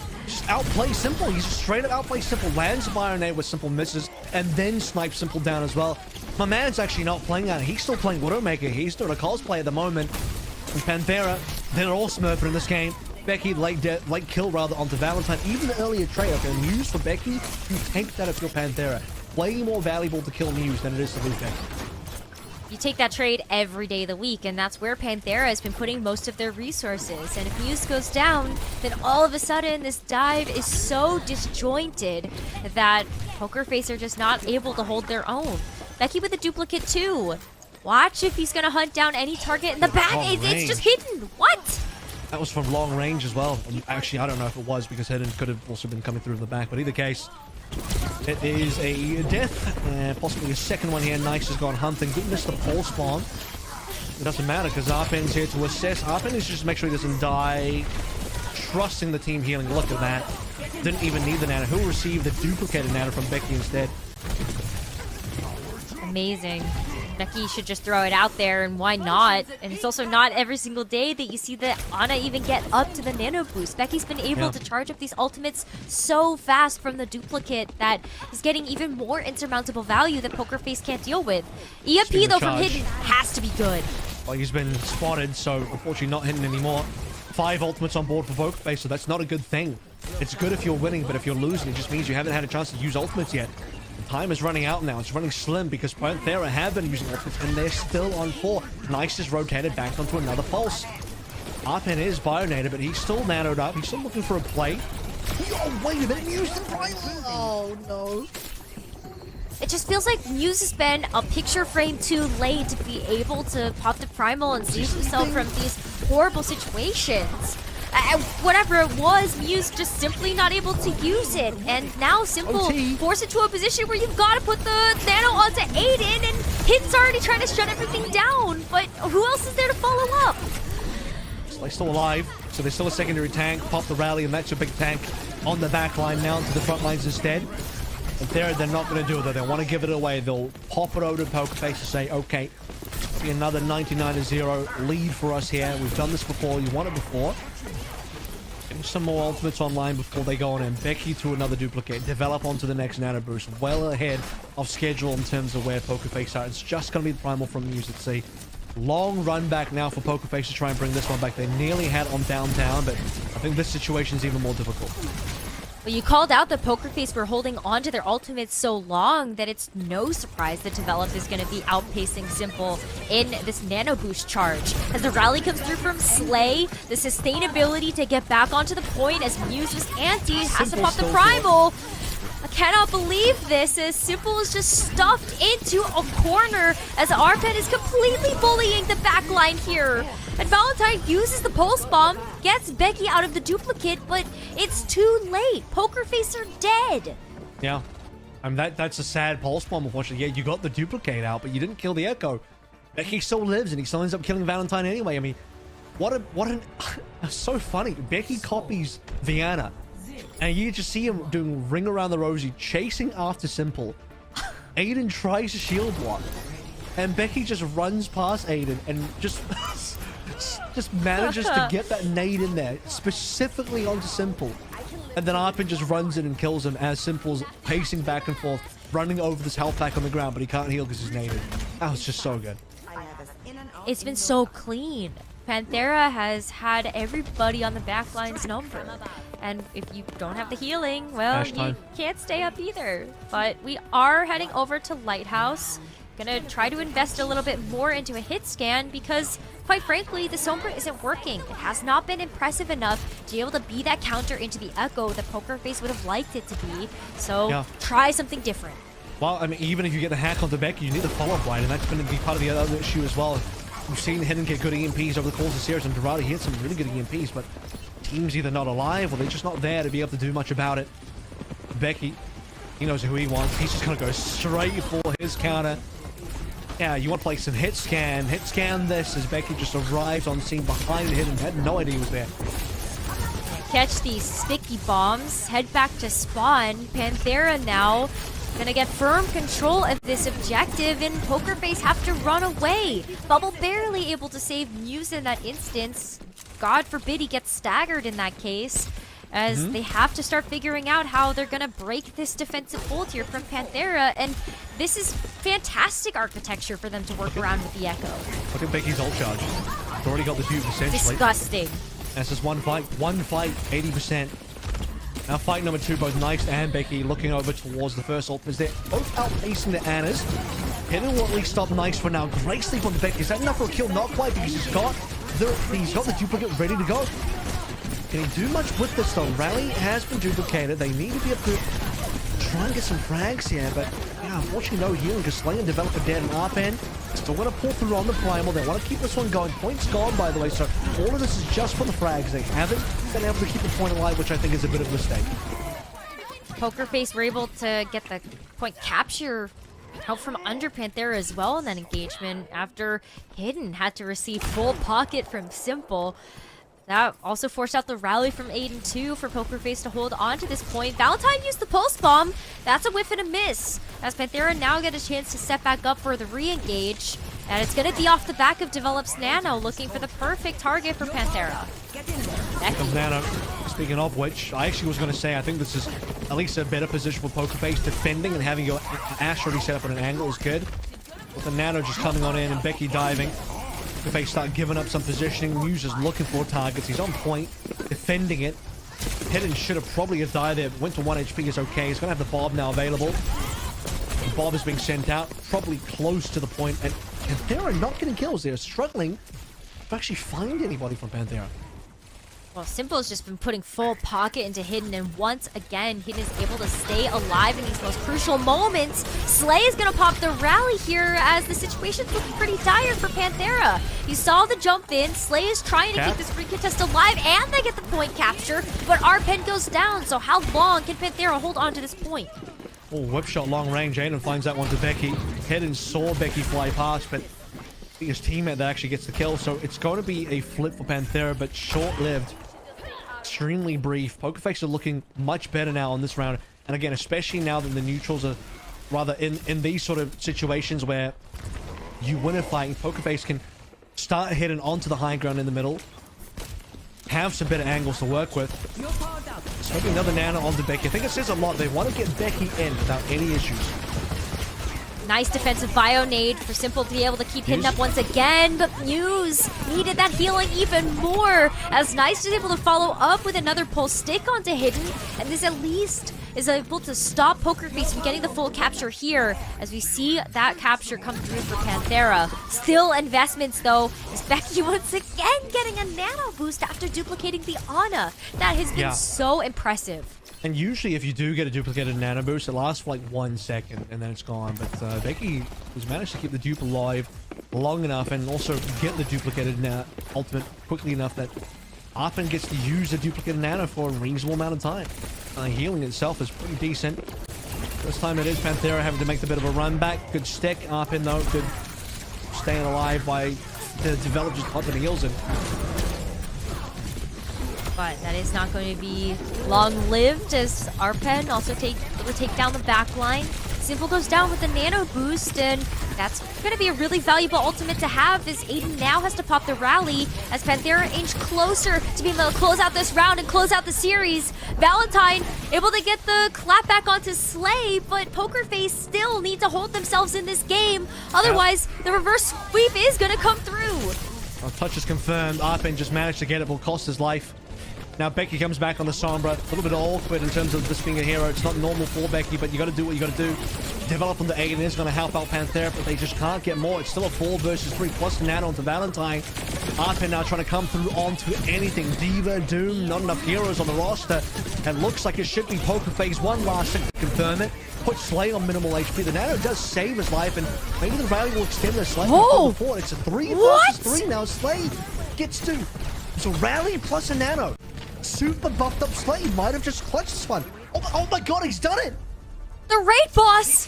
That's it!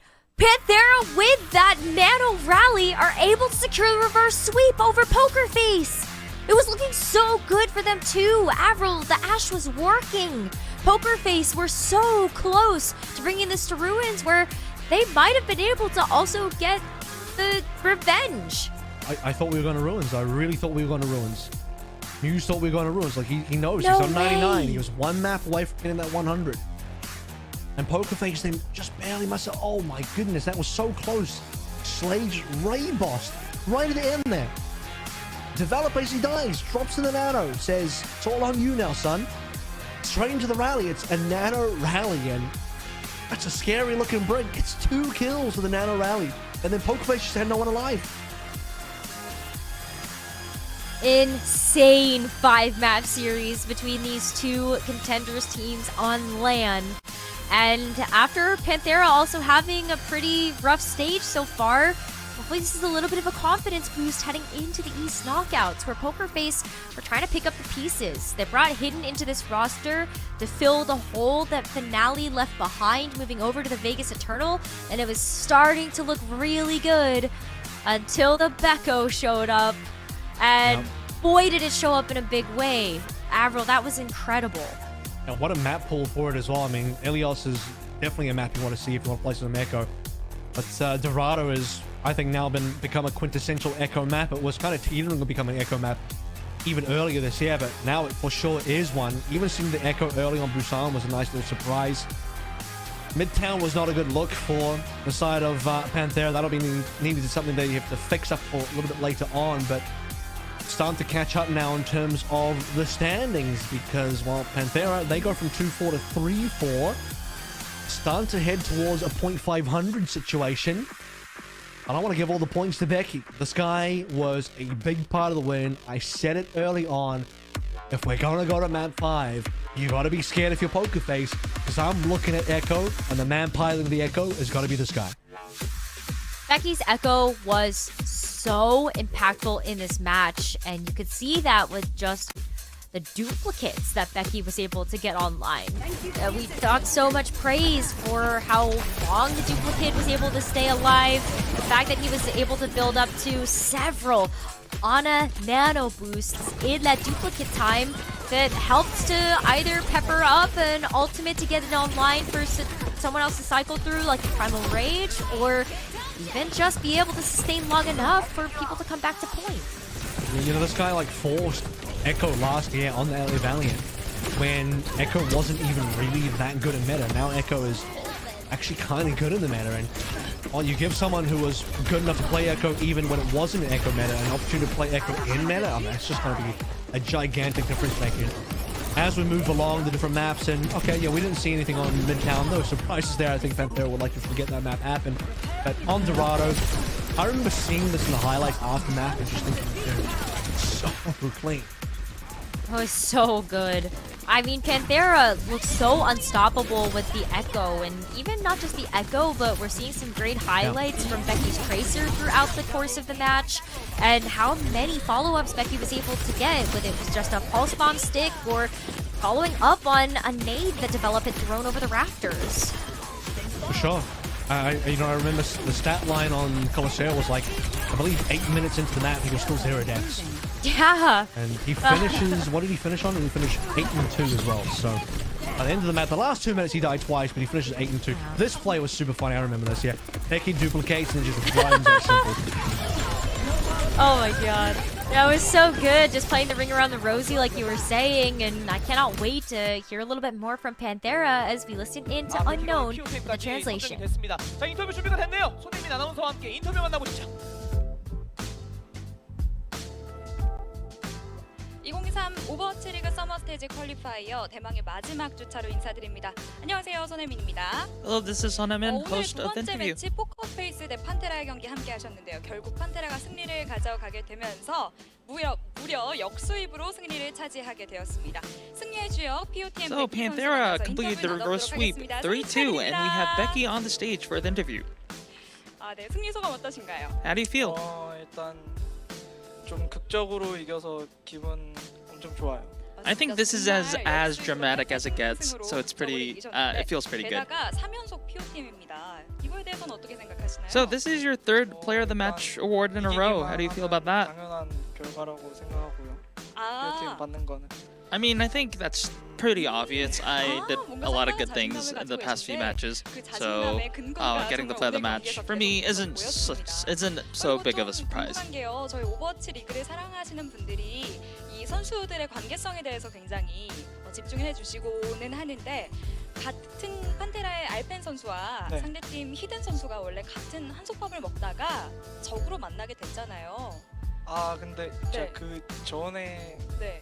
알펜이랑 히든님 있을 때 판테라 때는 제가 없어가지고 같이 해본 적은 없어요. So 뭔가 살짝 I wanted to ask you about 틀어져 Arpen 있는 and Hidden 그런 when 말이 you were all 말씀을 together on 해주셨는데 Panthera, 그렇다면 but 그럼 혹시 알펜 선수가 well, I 뭐 wasn't 히든 with. 선수가 That was a 상대편에 different time 있으면 꼭 version 이겨야 of 된다, Panthera, so I 이런 wasn't 말은 playing with them. 안 하던가요? 좀 그것 때문에라도 이기고 싶어 했던 것 같아요. 아, 약간의 But 그런 말이 있었다라고 then to 말씀하셨습니다. kind of turn the 오늘 question 마지막 on 맵이 to about the team 일리오스였는데 vibe itself, like 마지막 were there 판테가 any 정말 some 치열했습니다. personal 그때 feelings 상황이 because 좀 기억나시나요? a lot of your teammates were going 그때 against former 일단 teammates? 제가 좀 I think it kind of gave a little bit 허무하게 of extra 죽고 motivation. Yes. 약간 진 것 같다는 생각이 들긴 했는데 제가 솜브라를 바꿔오고 뭐 하다 네. 딱 So how do you 힐러만 how can you 거의 explain the 남겨서 last few 졌다고 moments of the match? 생각했거든요. 그랬는데 이제 킬로가 올라오는 거 보니까 막 어떻게 I thought, 해서 to be honest, I thought we were gonna lose and go to ruins, but 약간 관찰자의 and I brought the 입장이셨네요. Sombra to 그때 touch, 맞죠? and then 이제 I got eliminated, and then I was like, 관전하고 okay, maybe it's 좀 over. 신기했어요. But then I 어떻게 saw the 얘기했는지 kill 모르겠어요. feeds 어떻게 and the 얘기했냐면 log, and I 힐러가 was 정말 like, 잘 버텨서 oh, okay. 그죠? 그때 그 순간만큼은 힐러 캐리가 아니었나라는 생각이 드는데 그 밖에는 정말 딜러들도 그렇고 탱커들도 그렇고 정말 좋은 모습 많이 보여주셨어요. 네. 그리고 저번에 경기였을 거예요. 백희 선수가 정말 아쉽게 패배를 하고 난 다음에 카메라에 So 너무 you had 아쉬워하는 some 모습이 match losses that was 잠깐 pretty 포착이 되어 close. 있었어요. It must have been pretty tough. What helped you overcome those kind of difficult times?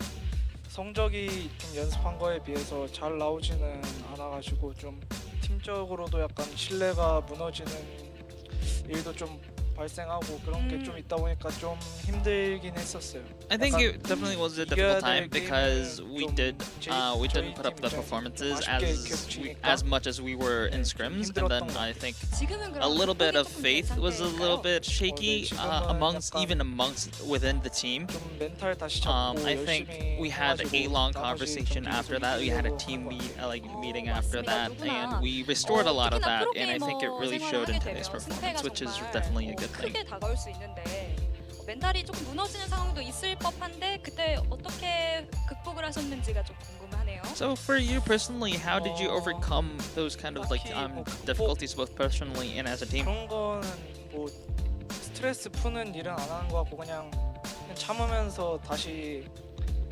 열심히 해야겠다 이런 생각만 하는 것 같아요. I didn't really do anything in particular. I think I just kind of swallowed it up and just worked hard because hard work always pays 그런 off. 거랑 그냥 뭐 있는 거면 좀 잠 많이 자기? Maybe if I just kind of cross out all the gaming stuff, maybe I slept a little more than usual. So that's kind of a little bit of alleviating the stress. 약간 뭔가 폐관 수련하는 그런 느낌이었나 봐요. 그런 느낌식으로 So it was a little bit of, I guess, extra effort there. 퀄리파이어 일정이 거의 I guess 막바지가 you can say that. 되었습니다. 내일 이제 댈러스 퓨얼과의 내일이 아니죠. 일요일이군요. 일요일에 댈러스 퓨얼과의 경기를 마지막으로 퀄리파이어 일정이 끝나는데 혹시 노가웃에서 좀 다시 So you 만나보고 싶은 conclude 팀이 your 있을까요? summer upstage qualifiers with the match against the Dallas Fuel next. Do you have any teams that you want to go against in the knockouts? 약간 그렇게 해주신다라고 말씀을 하셨습니다. 그럼 방금 말씀드린 댈러스 퓨얼과의 경기는 어떠실 것 같으세요? So I mean, I guess any team, but we just want to win in a 3-0 fashion. 둘다 반반 할 만한 싸움. And how do you think you'll go against the Dallas Fuel? 이런 뭔가 우리 백희 선수랑 얘기를 계속 I definitely think we can go at least 50-50 with the Dallas Fuel, so it'll be an interesting match. 그런가요? 네. 인터뷰를 좀 재밌게 못하는 편이어가지고. 아니요 지금 팬분들. I apologize because I don't think I'm a good 그러면 interviewee. 마지막으로 이제 현장 오프라인 경기이기 때문에 많은 분들도 현장에 와주셨고 이제 집에서 시청해주시는 분들도 있을 텐데 마지막으로 A lot of fans are here at 한마디 LAN. Do you 해주시죠. have any messages to the fans? 항상 열심히 응원해 주셔서 너무 감사하고 방송도 많이 키겠습니다. 감사합니다. Thank you for all your support, and I'll definitely stream a little bit more. 지금까지 백희 선수와 And that is the end of the 인터뷰 interview. 나눠봤습니다. Back to you. 진심으로 승리 축하드립니다. Awesome. Well, good to hear from Becky there. A well-deserved play of the match. I would have also said, by the way, just before, we head on out, I want to give a quick shout out to Develop, who I think played an insane series as well. Yes. Yes, absolutely. I don't think we could have seen Becky have nearly as much impact on the Echo if it weren't for Develop's setup with the Ana, the Bionades, the sleeps, everything in between, the pockets coming through. Develop played such a huge role in that match. And unfortunately, Poker Face now have to look at another match ahead of them. Panthera 2, Dallas Fuel coming up next for them as we have another Overwatch League match at the other side of this break.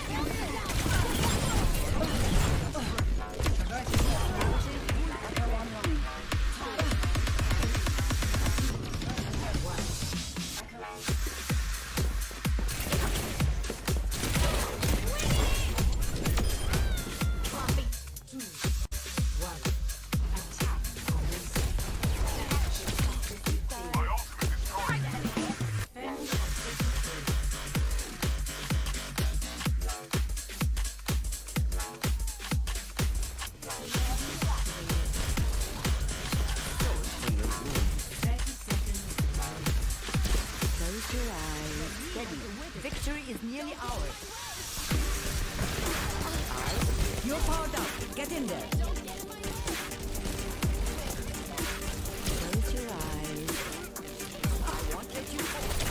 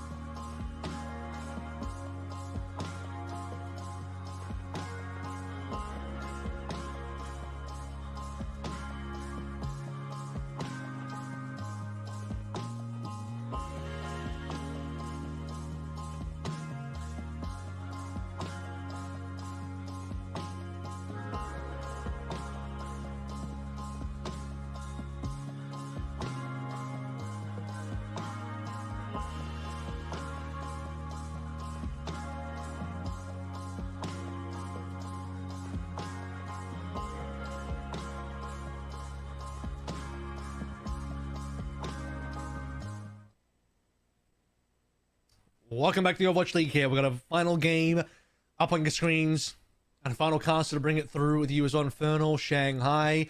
We've had a 3-1, a 3-2 reverse sweep, even leg day, and well, what have we got on board here? The only scoreline we don't have is a 3-0, but kind of hoping it won't be. I've just rolled in for the last match, get a 3-0, collect a quick paycheck. You know me, I'm always on that grind, cash money, baby.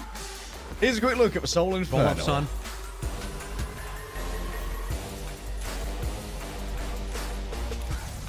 Again, it's fairly reasonable. Mag on the map. Big plays. There he goes.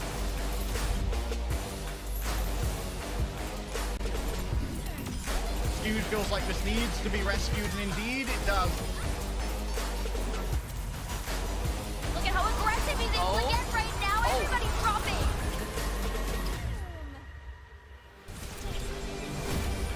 And it is just a field day for Zest. Oh my god. MN3 has other plans, though. MN3 has other plans, though.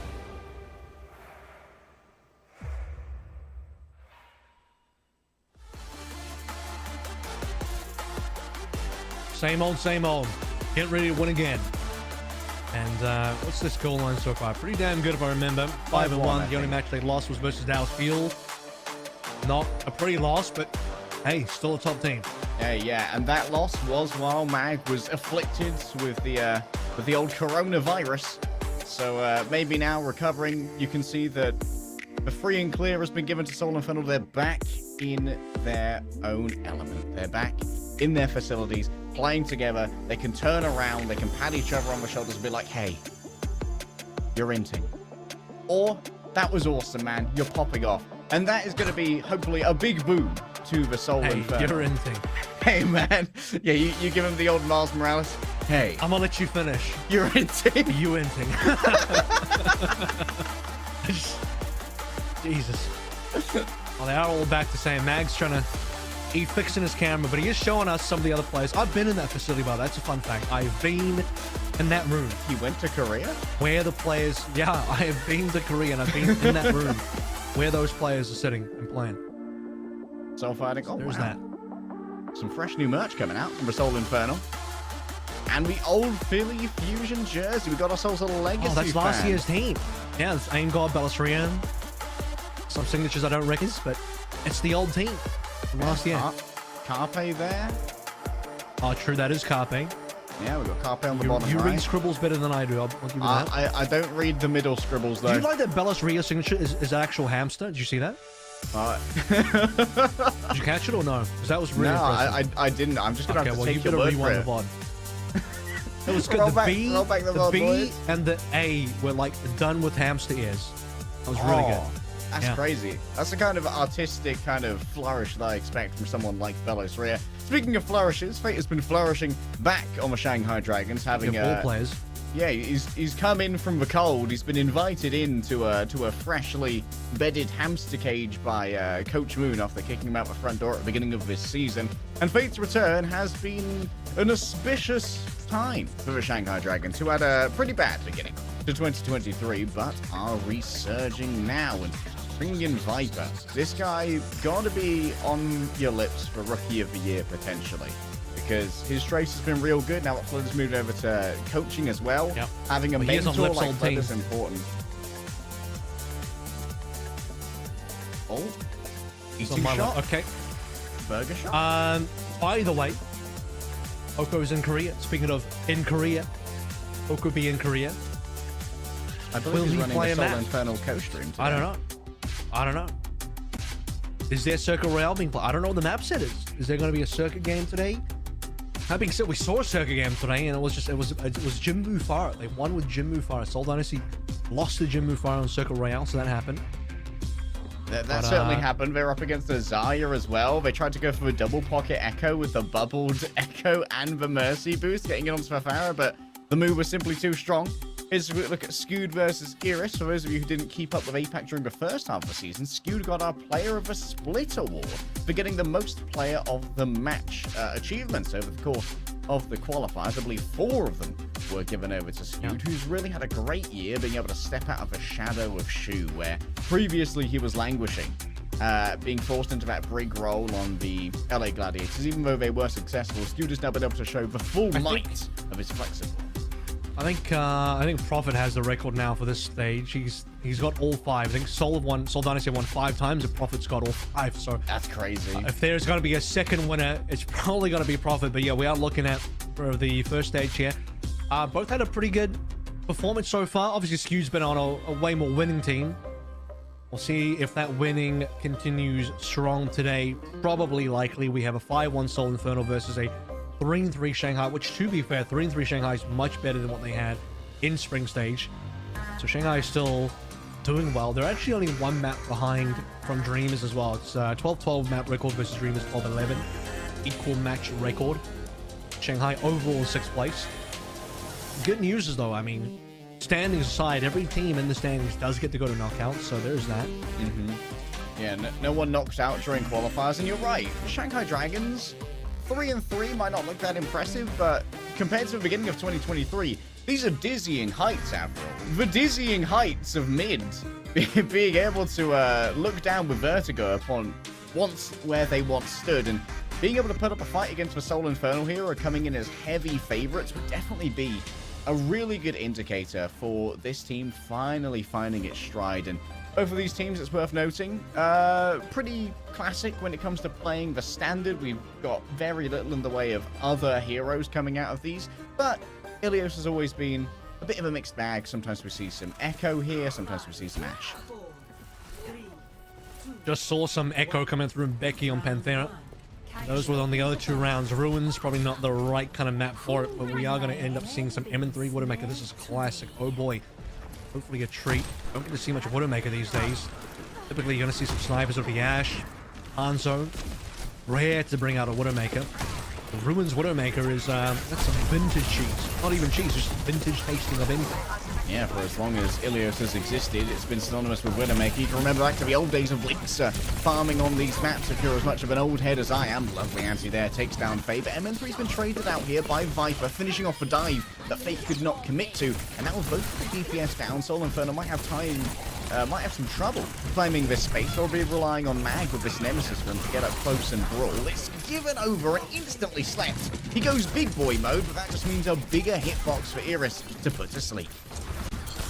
Still holding the point alive currently. It's the rest of Inferno that are kind of falling away, falling back, and as that Dragon start capping through, it seems like Inferno aren't going to be able to hold on too much longer. Waiting to see if Fix can find the rally, and if that ends up happening, there is a way for Inferno to get themselves back in. Mag needs a bit of healing. Super low HP, good fire nade by Eris. Still struggling to get these ults though. The cap's there. Continual pressure coming out from his Ana. Fixer pops the rally. Remember, MN3 now having to get in close towards all of these teammates. It's a well-placed pulse bomb, and it gets rid of Fate. Finally, Zest finds the secret source, removes the Winston, and MN3, a little bit of a lore check here. MN3 actually used to be a Widow one-trick, essentially a Widow specialist for Element Mystic, scouted out by Rush. So, you know, the talent is definitely there. I was there. You were there. I casted MN3 down that time. He's saying also used to be on Element Mystic, I think. I don't know if they were on the same time. M3 wasn't one-tricking Widowmaker back then, though. I don't think it was... We never had, like, real one-trick Widowmaker metas, so... Definitely play some other stuff. He played a decent amount of Tracer back then as well, so you don't get to see much M3 Tracer these days, but it is in the back pocket. So are these ultimates as well. Mag Annihilation ready to go. Hacked out, though. He's chilling, he's fine, he's living. Didn't want to use it into the Winston shield. Remember, that does block the tendrils from latching onto people and can end the ult prematurely. And just a quick reset here for the Shanghai Dragons as they're trying to scout out MN3, of course, waiting until the infrasight is done. Well, Hisu especially is frozen in his tracks, can't do anything while the infrasight is up, so he needs to be waiting, and infrasight down. Now should be EMP time. Backline spotted. Mag on low HP. That actually is pretty tasty. It is very tasty for Hisu indeed. Mag was already loaded. Skewed can't save him. Mag goes down. I don't know where Skewed was. Don't know if the LOS was there. Nana would have been nice, and now it's too late to do much of anything. Soul Inferno being routed. Dragon's already got the cap, and no further ultimates needing to be expended, I don't think. Taking off a morsel, and Buffet, Zest throws out yet another pulse bomb. Today, Zest isn't going for the ego pulse bombs as much. Viper can, for a moment, not live in fear, as they're usually being sent fatewards. And now Shanghai Dragons can set up their defensive perimeter. Oh, there's one player who's really good at pulse bombs, certainly Viper. So, Might not be the type of player you want to go pulse to pulse with. I think Viper could also hit a decent number of those. Now the fixer this time around. Just saw a Ray-Boss Brig kind of winning map on Ilios for right there in the last match. See if this can do much with that. Just staying alive, I think, as Gangnam Jin pops the rally. Super Ryan, Robert, we're still waiting for the annihilation. Finally comes through from Mag. Remember that can't lock into the Brig when the big shield is down. Fate in a corner, can't get away. MN3 just hits the headshot and eviscerates the Winston. What counter, says MN3. I don't see any God up here. The Widowmaker is not doing enough, I think, for MN3. Dash a little bit more generalized value, especially when countering dives and whatnot. Game was stalled out, though. Pretty close so far, 75-63, and it's on board outside of Zest getting the pulse bomb just now. Hisu trying to race forward for an EMP. No Sombra on the opposite ends means that Hisu has mostly free reign across the map. Doesn't have to worry about having his translocator being hunted by too much. Doesn't have to worry about dealing with another Sombra. Mag, though, speaking of Sombra, is getting hacked out. He's low. Yeah, Mag is eating so much damage. The pressure consistently onto Soul Infernal to try and drag over Skewed and Fix's attention. MN3, though, takes out Viper. And it's once again the damage players of Soul Inferno who simply find their opening while Mag is tanking away. Zest chews through the Shanghai Dragons, and Hisu's EMP comes up with nothing. Gangnam Jin's alone on the point, having a little cry. He'll get his blankie, his milk, go down for a nap, and that should be it for Ilios Ruins. 12-5. Final blows to deaths there. Zest went 5-1 himself, just personally, so really doing quite a lot of work on our first opening round of Ruins. I don't know what to expect out of the sort of Widowmaker Ram start there. I mean, Ram does get played on Ruins. We're starting to get into the sort of situation now where Ram is not really being as hard supported as you'd expect on a Brawl matchup because, well, you don't have the whole Lucio Dap situation going on anymore. Keeping the Ana and the Brig in play, no matter what tank you play, seems to be the answer that teams are putting onto the table. But as we move over towards, what is this, Well? Zest is going to lock in the Echo. Is Viper going to do it? Probably not. No. Unlikely to do so. Zest, this is one of his preferred heroes. Zest, for a while, was more of a classic projectile player. I remember him having a fantastic Genji. Obviously has been mostly known as a tracer player more recently, and now looking for some finishes with the focusing beam. Got to be relying on the comms for that one. Still really good flex DPS, and you're expected to be good at both tracer and projectiles. That's the standard hero pulled there.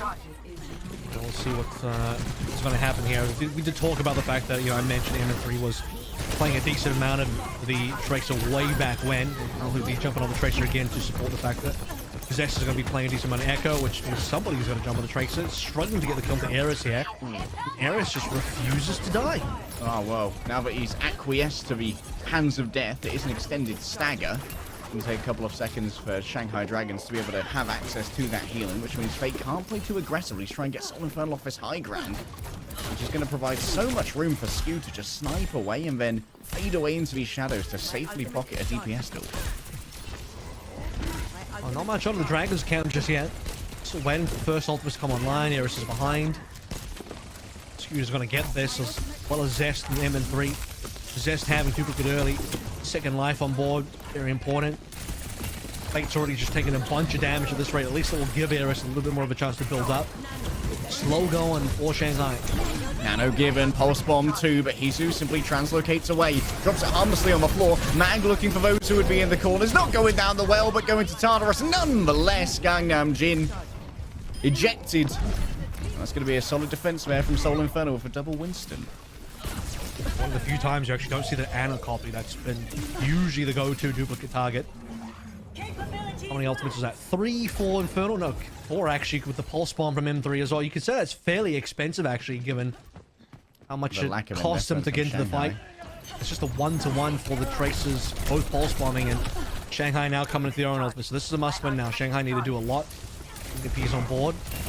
Probably have to spend a couple here just to get this fight across, but if Shanghai can sort of win this fight with minimal expenditure, then they're back in the game. EMP given over, Skewed the primary target, but the rally's going to be given over that green health. MN3 has gone down courtesy of Gangnam Jin. No rally was required. That's such a beautiful shield from Fate. Blocked off all the healing from Mag and caused him to slip through the cracks, even though Skewed desperately wished to give over the healing. Now Zest trying to avoid the Tesla coil, but simply cannot get through the meat that Fate provides. Fate went low there, but wisely holds on to the primal race, trusting that his team's going to keep him alive against the Echo. So here it is, Shanghai Dragons. Wasn't looking good to start with, but one EMP seems to be enough for them to be able to win that fight, even though Skewed miraculously survives the EMP. Green HP, as you mentioned, from Fixer to keep him up. That's what Dragons need. Like, you want to see a comeback even from 0 to 85. It's got to be something good from Dragons, but they're losing members here. Isu down first. Fate's already prime late. Good track from MN3 not to invest the pulse bomb there, knowing that Fate is going to be able to primal his way out of that one. Viper's lost though. And now Shanghai Dragons still waiting for the return. The green HP, it's no use against the beam. Zest returning to the Winston, double monkey, double trouble, and both of them can get through that shield. It's double cleave onto the Swedish lass, and she simply cannot take what the apes are giving. It's a well-placed pulse bomb, but it's easily avoided by Zest. No stick, no dice, no luck. And Soul Infernal now have overtime. Shanghai Dragons need to scramble to touch the point. Is anyone going to be able to get there? It's going to have to be a little... Oh, just about gets it. But was hit with the anti. Now it's going to be down to Hisu to make it work. On the other side, Mag, given everything that he needs to succeed, this backline never stood a chance against the Soul Infernal dive. Sun Engineer is down. Not much more to play through here. Dragons will lose everybody. Hisu sadly will finish the game barely on an EMP, but have to be an EMP and spawn, maybe not even that. Soul Infernal looking good, 2-0 coming through on an opening map. And you know what else? Fixer didn't even die, not even once. Not even once. Unbelievable survivability coming through from Fixer. And Soul Infernal, they're here to play not only on the standard composition here, but showing a little bit of something different. A little bit of Ramatra from Mag, well known as a Reinhardt player as well. We've seen Zest flex what he can do as MN3 has got his 100th map win. Nice little milestone for MN3. Remember, he hasn't had too long to actually build those up. It's only been a season or two. Yeah. Yep, second season for MN3 so far. And he wasn't even a permanent starter last year. Yeah. So he was trading playtime with Cup. That actually means that Fixer and Zest probably also have 100 by now as rookies from last year, that is. What? MN3 joins the cause. He joins the rest of the players on the Soul Infernal for that title as Soul Infernal will even take away map number 1 without any real issues. We're going to take a quick break and when we come back, map 2.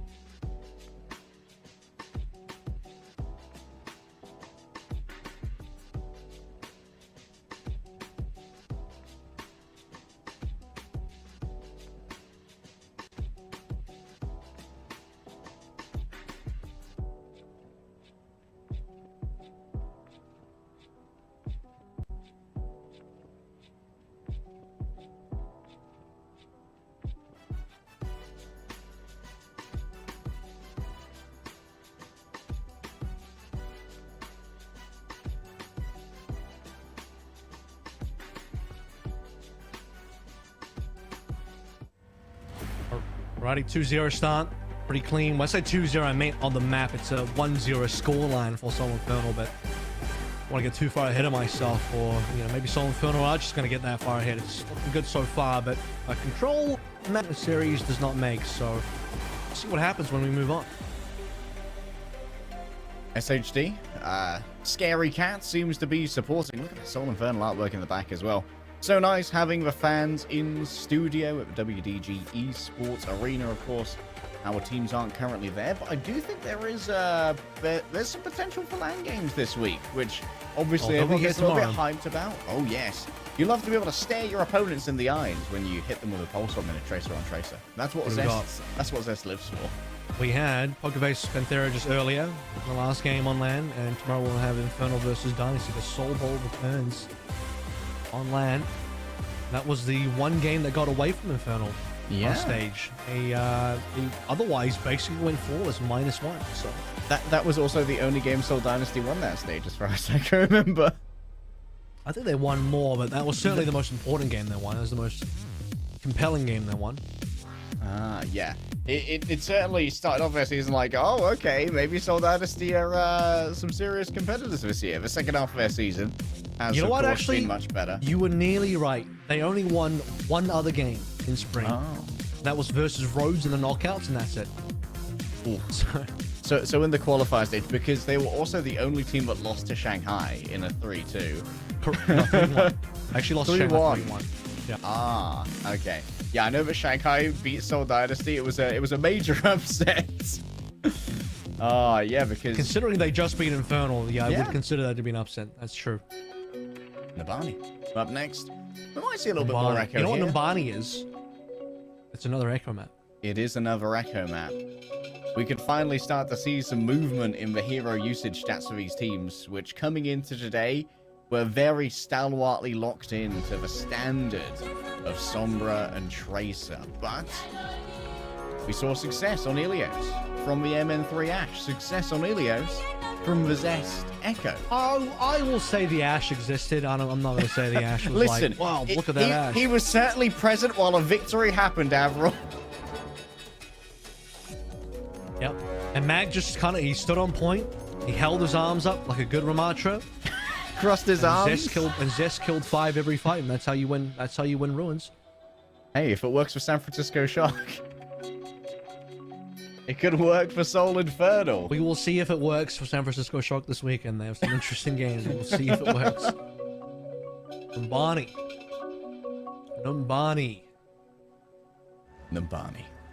There you go. You say it 3 times, the map is summoned, and we're in. We did it. Is that a glass donut? No Echo on the defense. That's actually fine. I think it's, you will have some Ash on the defense. I think after A, Ash gets a little bit awkward after A point.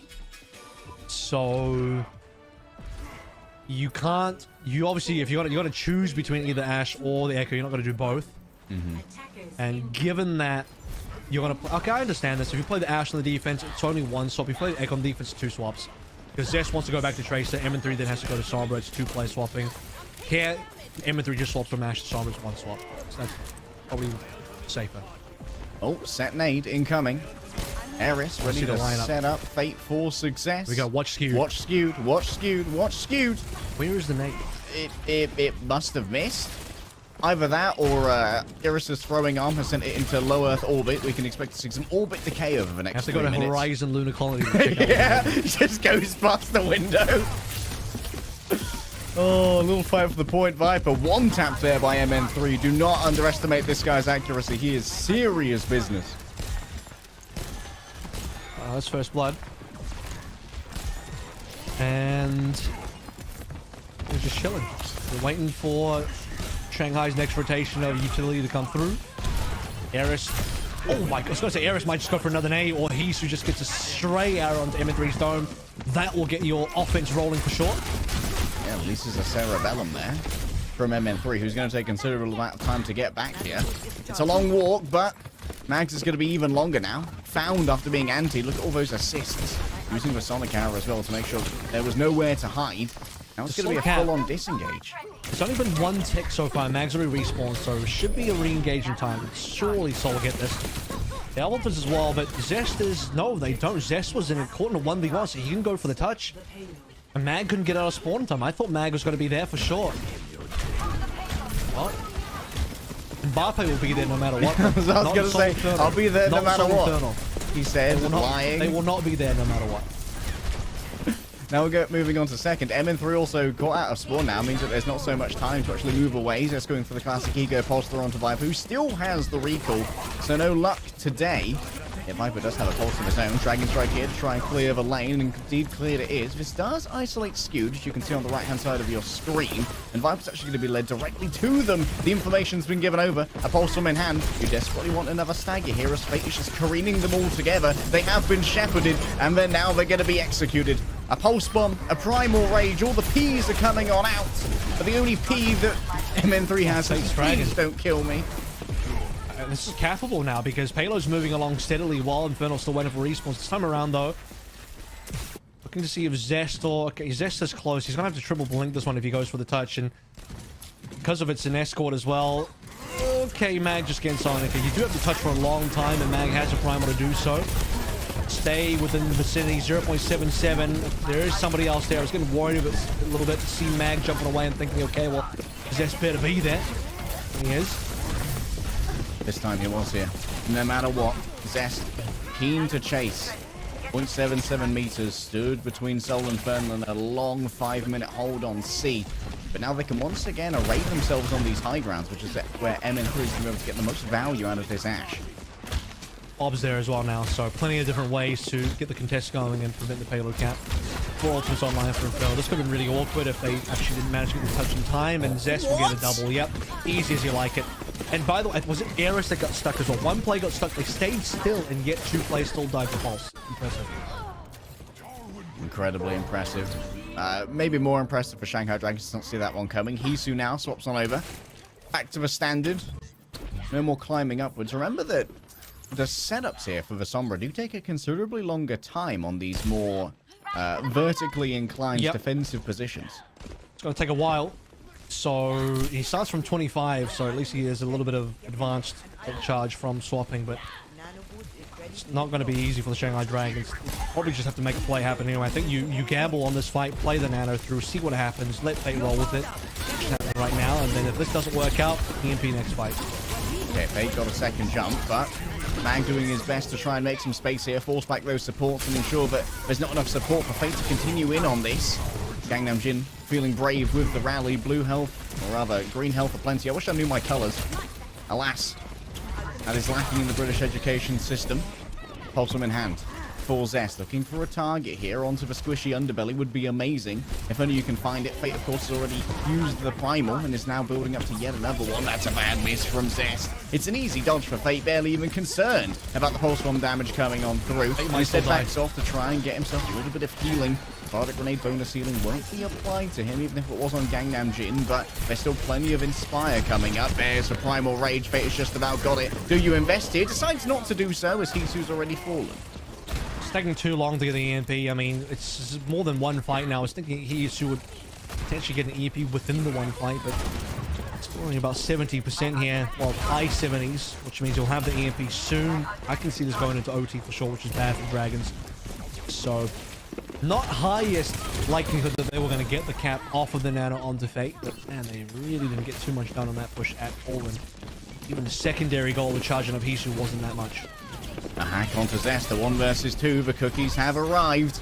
And boy, fresh out the oven, they are nice. MN3 sends down the Bob, knowing that it's unlikely to survive this. Gets slapped midway through the charge, but that actually might be okay. It's going to zone away quite a few of Shanghai Dragon's squishy members. And Viper still just going to be creeping around for now in concert with Fate. Yet to be seen, and now are they going to launch the dive? A touch upon the point coming through from Viper just to try and keep everyone else locked down here. Oh my god, he's lost. Oh, he got it. He did get the EMP. Catches 2, but he dies for it. I was thinking he lost the EMP there, but I did see the UI. Zest and Mag call. Zest still alive. Receives the nano. There's no Mag, so Zest is going to do it. Yep, even with the rally flowing through, a nano pulse bomb is going to do way too much damage. And once again, Zest is taken over the map. 10 seconds left to play through. No supports online for Dragons. There'll probably be a touch in time. Hisu's even going towards the Widowmaker. He's looking for a long-range headshot, but it's between Viper and Fate to enable the payload further. Looking for someone to get silly. There's a touch coming through from Viper. That keeps this round going for now. A well-placed whip shot actually means that Fate has to move into the danger zone, and Fix is more than happy to beat him to death for such audacity to touch the cart. That's my parking space, mate. Viper's next up. It's another stun, another whip shot, and MN3 finding the finish. Hisu can't find any headshots. And Shanghai Dragons, despite a momentous time bank moving into B, are stymied at the final hurdle. Well, actually, I think they probably could have capped B, but a very clutch final contest from the Soul Infernal will make sure that they don't. It was a truly a good attempt from the Shanghai Dragons. If you roll back the clock several minutes at this rate and watch Fate primaling into the Soul Infernal spawn on C, things were looking great for Shanghai in that moment. And this was the Nano Pulse onto the Rally Brig. To be fair, Gangnam Jin was running on half HP, but I think even on full HP there, Gangnam Jin would not have lived against that. Yeah, sometimes you just gotta make sure. I would have liked to have seen the double pulse bomb kill. I want to know what happened there. Yeah, like, must have been Hisu falling into Iris somehow. Maybe a leap misreading the indicator of damage as to where the pulse bomb was. A little exclamation mark can be somewhat difficult to read in the heat of battle. You only get a second to try and react to that. And Shanghai Dragons, yeah, just gonna stick with the standard here. Don't want to risk Hisu being incredibly diveable on something like a Hanzo or an Ashe. I don't believe the MN3 is going to do this. I'm not going to believe it until we get to gates open. You refuse to buy in. It's just not an MN3 hero. It really isn't. Well, let's see if it is indeed real. I don't... Oh, hello. Just a little edge forward. Okay. Ain't no way. There ain't no way. There is some way. There do be at least one way. MN3 adds another hero to the repertoire. Well, we're yet to see if it's going to be effective. Anyone can pick Echo. He's now crossed the line into Flex DPS. Oh, the MN3 arc. Incredibly confusing, but still. My son is off rolling. Look what they did to my boy. They made him play Echo, but Zest is playing Overwatch. It's a 4K. Does he wish for an ace? Could be even more than that. No, MN3 is going to steal that one away. No one undermines my Flex DPS debut. Well, that was even faster than Shanghai's A and A. Shanghai's A was pretty good already. I'm surprised that Zest just cleans up their Viper. You're in trouble, mate. Maybe Zest is in trouble as well. They're both having to recall at that stage, but 530 plus. It's actually more than 530 when they actually capped to get most of the way, well, to the end of B. No ultimates just yet either. I mean, this is all pre-ultimates being available. First ultimate will be skewed on a Nano. Well ahead of Eris. That's such a big advantage. Nade hits nil. And Fate forced to disengage here. Might have to give up some space as Isu's gone as well. The 50-50 crossfire has been diluted as Zest is now going to be able to get a pretty clean ability to harass. In comes the Nano. It's actually on to MN3. The Flex DPS arc is ended pretty prematurely there by Hisu, even with 50% damage reduction. That wing hitbox is easy to farm for a well-placed Sombra. He just needed 6% more. He would have had the duplicate and that would have saved his life, but sadly going to be available in time, and that's actually going to buy the time available for Hisu to find an EMP. So Dragons climbing up. Also have the Primal on the rally here as well. Dragons defend well. 1 kill, and they stop the momentum from the Soul Infernal. Both teams looking at 4 ultimates. Pulse bomb out. MN3 copies. Zest with more frags, as you'd expect. Gangnam Jin in trouble. Gangnam Jin has to think about rallying. He's safe. Good distance. Oh, recall. Oh no, he dies. Viper. Never mind. In trouble now. Goes for the Mega. Interesting here, in fact, that Soul Infernal seem to like the double Winston as a strategy, whether it's Zest or MN3 playing the Echo. They like the cleave. So good against the Brigitte, she can't shield any of that. Fate Primal's just to disengage. We'll be able to come back here with the Nano, though. That's going to give him some hardiness, but do you want to give it over to Gangnam Jin instead? No. They're going all in onto the Winston, skewed under huge amounts of pressure. Hisu able to help on out. Remember, stuns are going to come through as well, so Fate has to be very cautious about remaining inside the clutches of this Brigitte. And Soul Infernal may have lost a touch of momentum here, but they've got plenty of time to play with. Gangnam still has a rally though, so Shanghai Dragons are sitting pretty for now. They understand that they had double support ultimates coming on in, didn't get a chance to use it a little bit earlier. Payload is essentially at the end now as MN3 swaps over towards the Sombra. We knew the swap was eventually going to come through. Did want to play through at least one life to duplicate first. Now the long run up towards finding an EMP for M3, so starts behind Isu, but the Nano from Skew is at least available, which means Nano Mag and another play should be happening. Zest simply slowly erodes this space away, inch by inch, forcing consecutively worse positions from Shanghai Dragons until we can find some sort of purchase. In this case, it comes from an anti-nade onto Mag. Mag's flanking. There's for Primal as well. Couldn't actually find Iris, but it's Zest who gets it done! He's simply an animal! A beast on the sticks or whatever he's using to play. Maybe it's a Wii steering wheel. Who knows? But Zest knows that whoever gets before him is going to be absolutely mulched by these pulse pistols. Mag front and center, scaring away any who would come and taste the pain that is being given by Soul Infernal. Mag's barely got a sliver of health left to make that zero. EMP is instantly eviscerated. Hisu doesn't even know what hit him, and it's simply a firework from MN3 as Soul Infernal run away with Numbani. Didn't even need the M3 EMP at the end of the day. Zest has got it done. Plenty of frags, and the rest of the team is going to fly in and complete the cap, and there's just not enough on board for the Shanghai Dragons. Looking at poor Hisu's POV.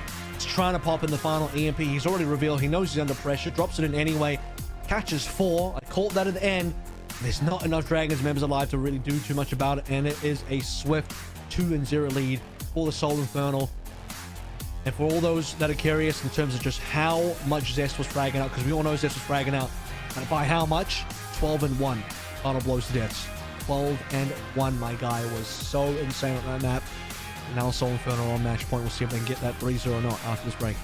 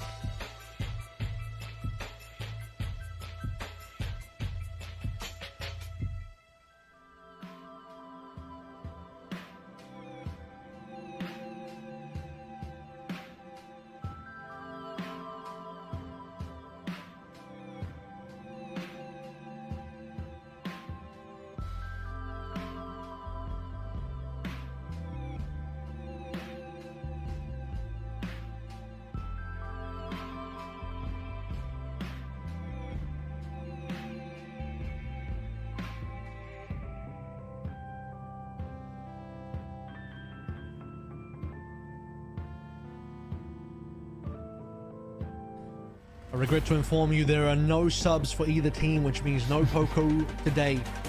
Assuming it's a 3-0, that is. Because, you know, with Shanghai, maybe. They got a little bit feisty on map number 3 here. We'd like to see close series if we can. But as I mentioned to you earlier, we've had all scorelines so far. 3-1 to start out with. Guangzhou versus Seoul Dynasty.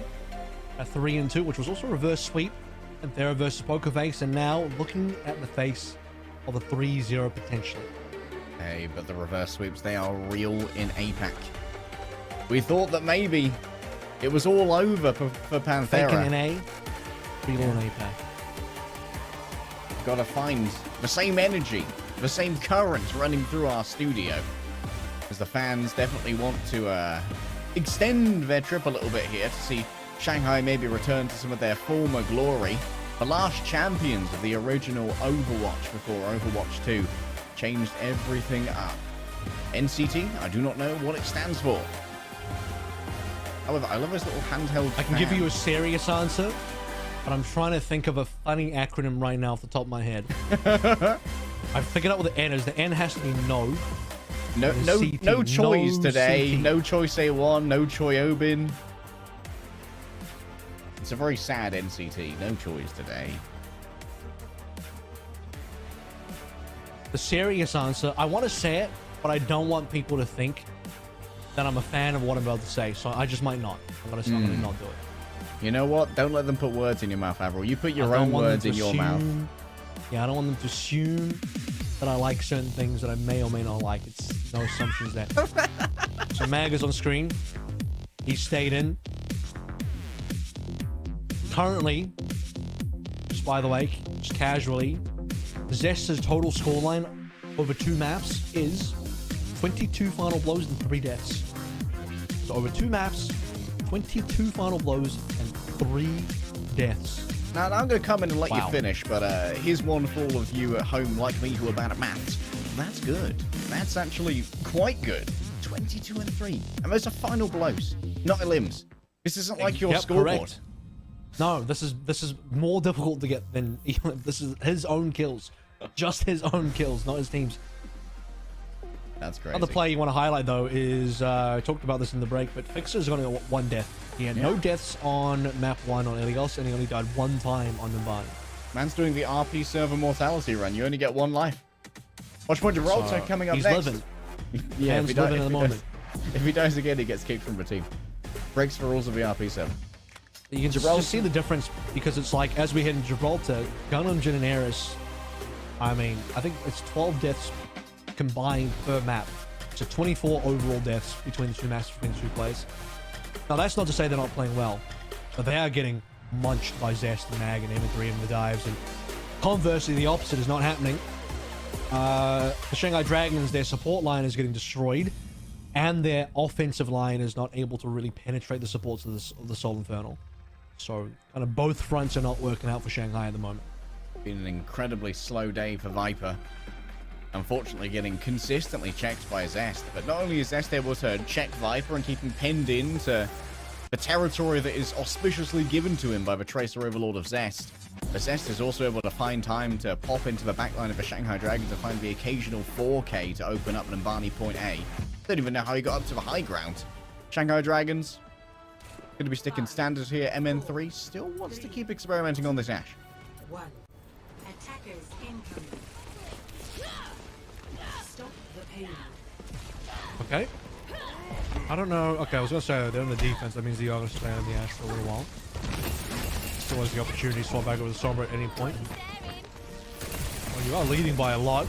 Ash is acceptable in the defense there, so I don't mind it. Yeah.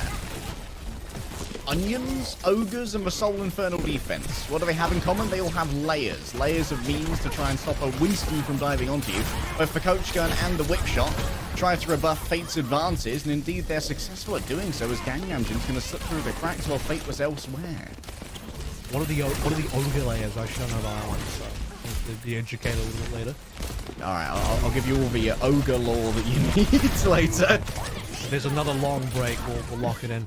Number 3 was on mega low HP there, 12 I saw at one point while being bionated. And Dragons at this rate, I mean, trying to get some payload movement going. I don't think the payload made it into the underpass yet.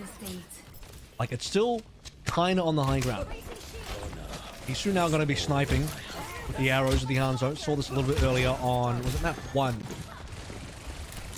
Yeah. No, it was map 2, sorry, Numbani. He had that sick headshot to M3. Numbani, eh? What an opening it was. It was well converted by the Shanghai Dragons, looking to try and recapture the same magic here as Zest, of course. His job during this match is going to be to simply harry and harass and really troll the overall progress of this car. Oh, that's a lovely dynamite. Orange got put on 1 HP there, but it'll be Nate that actually dies. He's a different kind of nade, an anti-nade. I got a nano there. Curious. It was really required. It's a 1-to-1 trade on the backline. M3 dies to a pulse, but Viper is traded by Zest, so I don't know if that's really usable by the Shanghai Dragons. To be fair, Viper does return a little bit quicker here. But I don't know if they can really make use of that, because M3 is also currently on the way back, and that was ambitious. At least not a tracer that Zest was going for. Yeah.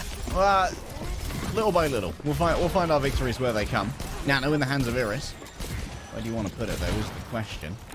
Likely onto Fate, and of course you don't use it to respond to something like EMP at the moment, but there's no LOS. Fate has just found himself in the middle of no man's land, surrounded by enemies.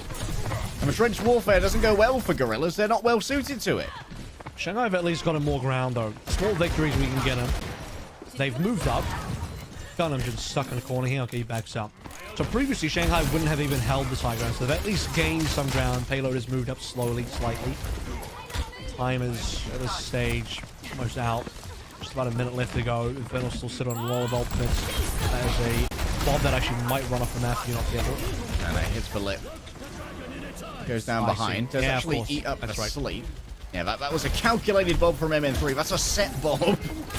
Unfortunately, all it does is really funnel Shanghai Dragons into here, and Mag thought that he'd have more than enough room with his 1000 HP to try and get himself a kill, but he is once again Lise. Out goes for Dragon Strike. The support's all clustered together. Don't want to taste that dragon or it'll taste you right back, and its jaws are bigger.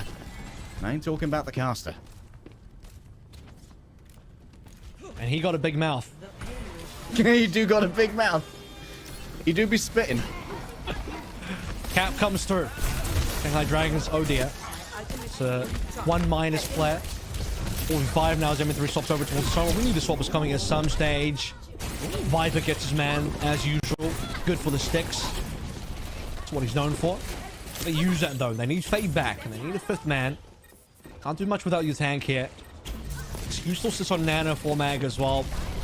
Shanghai have at least got some distance here, but this hangar phase is difficult without much momentum. Yeah, you really count on momentum here just to try and destabilize those high ground positions. It's going to be really difficult to get onto the skewed if Fix is going to be playing bodyguard, but MN3 simply outpaced, maybe had that translocator hunted down. This actually misses out on yet another pulse bomb. It's been Viper who's been far more successful in these, and Mag just didn't have the information to get value out of this Nano. Where were the pings? This is what you give up when MN3 is down for your engagement. A rally here, yes, but it's a solid disengage from Soul Infernal to make sure that no one's going to be really broken down by the stuns. Mag, however, stayed in too long. Iris is able to manage to claim that one. And now momentum's on the side of a Soul Infernal. Or rather, Shanghai Dragons. I like red teams. Well, the current red team, which is the home team here for the Shanghai Dragons, they get some real movement. M3 has the EMP ready. Hisu does not. Mag, Primal, he's fine. He'll pop it. No issues there. Fate deleted. Gunungeon looking like he'll follow here. There is no chance to save Fate, given that he was also EMP'd, and M3 just collects big on that. Yeah, investment of big-ticket ultimates like the Primal Rage and the EMP does pay dividends here for the Soul Infernal. Shanghai Dragons now are in more of a hostage situation where they are pinned into this small room with easy access to it from Mag. They are going to try and bully him off this high ground, and the addition of a tracer to that calculus. Zest goes for the pulse bomb. We cut away because you can't show that on YouTube. It is simply too dirty for TV. And Iris is but a dirty, bloody, messy salad on the floor where an Anna once stood. Double for MN3 there, and the cleanup has been completed. Isu, I think, might have lost some positioning here as well, so it's going to be difficult to... No, he hasn't actually. He's managed to... Okay, he's still really far behind the team, so he's going to be able to find the back line here. 4 ultimates online for Shanghai Dragons means they can make one good last attempt. The payload positioning is not bad either, so there is a world where you do see a cap. It is possible. It's going to have to happen in the OT. Some good survivability here, but the longer we wait, the closer Infernal get to double support ultimates, which gives them their own survivability. So pressure on his Hughes gets straight into Hisu. Yeah, Corral him. Prevent the nano. Get the kill. That's a beautiful stun and the peel as well from a shield. Excellently done by Fixer. We've been highlighting him throughout the day. And now Mag with a nano. Face down with the rally. Wants to get the Ana. It's a pass over to MN3 to BTU, but no kill. As the Chuckle Brothers are going to send this one away for a moment. A touch on the cart is demanded. But that's going to be a little bit of a sad moment there for Fate. Oh, world champion, yet no champion in anger management. Viper with 2. Viper got the nano. A hero was demanded from the Shanghai Dragons, and Viper's here to be it. The serpent has struck. The venom courses through the veins of a Soul Infernal who may have hellish resistance, but their demon blood is no match for what Viper's bringing to the table. Your tank is gone, so the nano has to go somewhere. Give it to Viper. He's been the most clutch player on the team since the start of this year. That continues to this day. I mentioned it is possible for Shanghai Dragons to cap, but they'll have to do in the OT. I just didn't think it was going to come through from a disgustingly good Viper clutch. Again, Fate dying without using Primal. That was not a good look, but Viper will save it. Can they go further, though? Can they push it a little bit more? 130 left to play through was what they had after capping B. Now less than 1 minute to play. Generally speaking, EMP on board for MN3, and his last one caught 4. Easily won them a team fight. Isu low, might die. Does force out the shield there from Mag. Not necessarily too relevant in the Winston versus Winston fight, though. And MN3 still commandeers for side ground, meaning easy access for an EMP for that guy. Here we go. Catches 2. Fate down. No survivability there. No nano, no primal, nothing to play with. One of the few, in fact, one of the only reset that Shanghai are allowed to have. There's only hope of finishing this map. But Infernal all over the show right now. Catching the final few players of the Shanghai Dragons. Do they even really have a good time to reset? They lose more than probably not. Zest is about to get his own killing spree here. Nano early on the Fate. I mean, they got to stay in this play, but Mag responds with his own Nano. So Infernal just locking Dragons in spawn. They still have to make the touch happen, which is there. Can they push? They can't. Oh, here is. Just dives into the pulse bomb. It's a cavalcade of errors askewed. Sits himself prettily in this position to freely heal all the members of the Soul Infernal. An EMP from Hisu, but Fate has already fallen. Now someone else who's a lot less chunky has to get onto that area. Viper's return. Yes, Gangnam has finally been able to chase down the final boss. And now Viper's in control of the payload. A disengage is forced from Mag, and Fate is going to be able to come back in with a rally. The only ultimate on deck for the next fight. Oh, they've managed to keep this one going. Hisu saved it with an EMP. It was Viper's job on B, Hisu's job on C. No more ultimates to play through for now for the Shanghai Dragons. Fixer still has a rally to go through. Mag now coming back on a ram. Soul Infernal looking for maximum survivability, maximum payload stall. They want to stop the payload as soon as possible because every single meter that Dragons get is bonus distance that they probably shouldn't be allowed to get. Fate jumps away, but it's Viper that dies. So, go for the touch. Fate was gone. Viper's dead. It was only up to Hisu. No idea where Hisu is, so that's it. And to see Viper make the touch happen. But Mag, so cerebral. Yeah, being taken out there. Great target priority from Fixer to say, I need to hunt down this Tracer, especially in this overtime scenario, because guess what? Viper's the guy who can continue touching, who can continue kiting.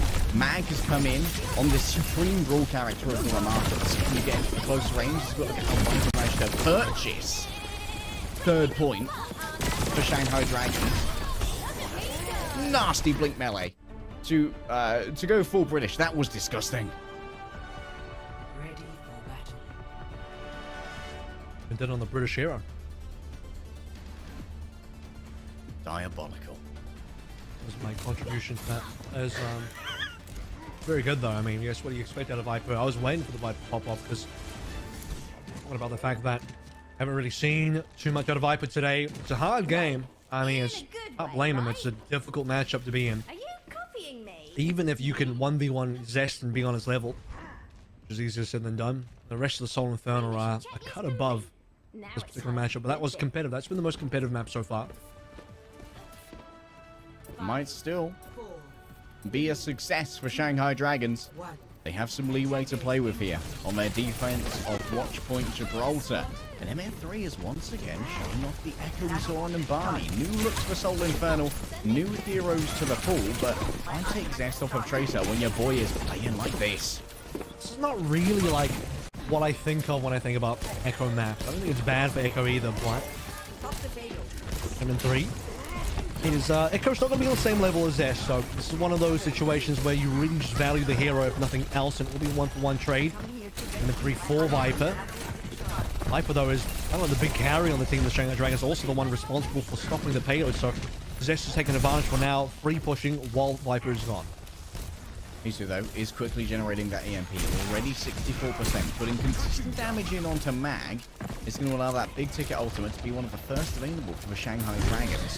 Viper's return, which means that they're once again going to be cancelled. This can slow things down for Shanghai Dragons to set up a dive. Payload is set up in the correct position. Now it's time for Soul Infernal to find those frags, get the dives going, and that should line up perfectly as Scoot finds his nano, but Kishu up first. He's got this EMP. Considered even maybe just pulling it now onto Mag. It would have been a kill. You need a little bit of follow-up there as well. Here we go, the EMP. Who to get? M3. They want him down. They want him, but they can't find him. Skewed and Fixer are both there, and now Mag's been given a nano boost, I believe, during that to survive all of the attention that was being given over from the Shanghai Dragons. Now they've lost their big ticket retake ultimate. Viper's caught out looking for a mini health pack. He wanted a cookie, but all he found was a bakery full of pain. A stick comes through onto Fate, trying to stay high, but just before the mega pack comes through, he's laying low. And just like that, the point's done. Shanghai Dragons had like 3-4 ultimates as well. It's really upsetting. Yeah, well, EMP came in nice and quickly. That was the one huge advantage they had, but they just couldn't find the kills. M3 stayed alive, and no one else really was in any danger. Infernal just keep pushing forward, spend their own ultimates, which they only had like 3, but those 3 were good. They got the distance. Now they got a huge time bank going into B as well. They only need to... they got to get to the end of C, which is essentially the whole map. Time at least looks good for now. Here's Duke. Oh, he's dead. Instant sleep. Everest puts down his counterpart, says no. There will be no copies, no impersonations, no pirated versions. I am the one true Anna.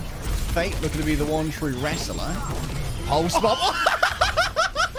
Oh, Viper sticks it onto Mag, and Mag delivers it to Zest. Hey, buddy, you got a diffuser? Come take a look at this thing. Oh dear. Well, Viper, he's known to get his double pulses. There's something uncanny about Viper, man. He gets those doubles almost every single series. There'll be a map in there somewhere he gets a double. Often more than once. So, that's a reset. That will slow down momentum. That's a good momentum stop. That's what Shanghai need. All that. If they can. Fixer and Mag both copping a Baronade there. Alright, Zest, how do you get value over pulse from here? The pathing to get it onto someone? Like a support, very difficult, but a good hack onto Viper. They just 3-man dive onto him. No more carries. No more mulligans. No more mutants. Infernal's time. 3 ults on board. Man onto Mag. Finally, there it is. What you need. Payload's moving. High ground control plus low ground movement is being challenged slightly. Maxwell is primal. He needs to get some plays off the high ground, boot them all off, get rid of Eris and Fixer, or Eris and Bellingham rather. Fixer still has a rally. It's M3 down. First blood in this fight is going to be M3 down, and Shanghai have a player advantage with Hisu nearly on EMP as well. Gangnam Jim was given over Nano during that simply to survive in case Eris was laying low. By that primal rage, EMP, like you said, in the hands of Hisu, this could be massive. Solid defense. Just 1 kill. The defense was just 1 kill, realistically speaking, but it's enough to send Soul Infernal packing back to the base for the time being. There's enough slowdown here that Shanghai can really get rid of this time bank, especially Mag dies, and down he goes. Hisu, EMP, solo, but it's fine. It works. There's no nano from Skew to save his day. Fix is too far away from the rally, and it's another reset. We're getting down below 2 minutes now, and look, if there's a world for Shanghai to actually win this map, forcing Soul Infernal into the OT would be it. Solid discipline and good economic planning is all they need. Isu. His little hidey hole has been established and found. MN3. Jig might be up here, but remember, MN3 is necessary for his EMP. Oh, can't spend Trans too are long going to move around elsewhere. Isu swapped his Translocate positioning, I think. M3 still needs to find this EMP. He is dilly-dallying a little bit. Here we go. M3 has it available, but has Translocate out, so he's not ready to use it yet. might be in trouble, but no. Rescued by the rally, an instant stun. Hisu ain't going nowhere, my guy. What a perfectly placed shield by Mag. Absorbs the sleep dart, and there's the EMP. It's a coup de grace from the Soul Infernal, but elsewhere they are being traded out. It's not as clean as they would like, and guess what? Viper still in the mix, and Viper's got some magic up his sleeve. Mag taken from two sides. It's a backhand from Fate, and now Zest is sent scurrying back into his hidey hole. What a performance from Fate. Yeah, they've done it. Traded the support line. That's what you need. Hisu is now next on the EMP, and if the timing is good, just assume that Hisu doesn't get killed here, because that's a cheeky translocator spot that M3's found. Then as we hit the OT, Hisu might have the EMP to finish this off, and Chang'e Dragons get that hold. Man onto Fate first though, skewed down. Good play. Fixer down as well. Zest pulls out a pulse bomb, but no miracles this time. Soul Infernal are running out of options, running out of players, and running out of time. Mag taking a nap, hacked as well. Seems like not there's dead. no chance. He's not dead, but who's got the touch? M3 surely. I think it's got to be M. No, it's no one. They're all too far away. Wow. That's how it ends. We don't even get to see. I thought we were going to go to C, force the OT, somehow Infernal win it. We go to C, and it all ends either way. All I see is this L. Crazy. Shanghai Dragons refusing to bow and to bend the knee in 3 maps. Well, Shanghai Dragons, their curse has been that it always ends in 4. The Eldritch powers that be say they cannot 3-0. They cannot be 3-0'd. It always ends 3-1. And if the curse has not been broken, then push will be where they face their doom. Or maybe push goes really well. We got a map 5. Oh my goodness, Reverse things are really sweep, what a way. crazy. That would be insane. 2 reverse sweeps in 1 day. Could it be possible? I believe. That was not a bad... Dude, if you imagine if Viper doesn't clutch up in the middle of B, this would be a very different series altogether. But we got a real series on board now between the 2 red teams. We'll come and find out what happens on map 20 Queen Street after this.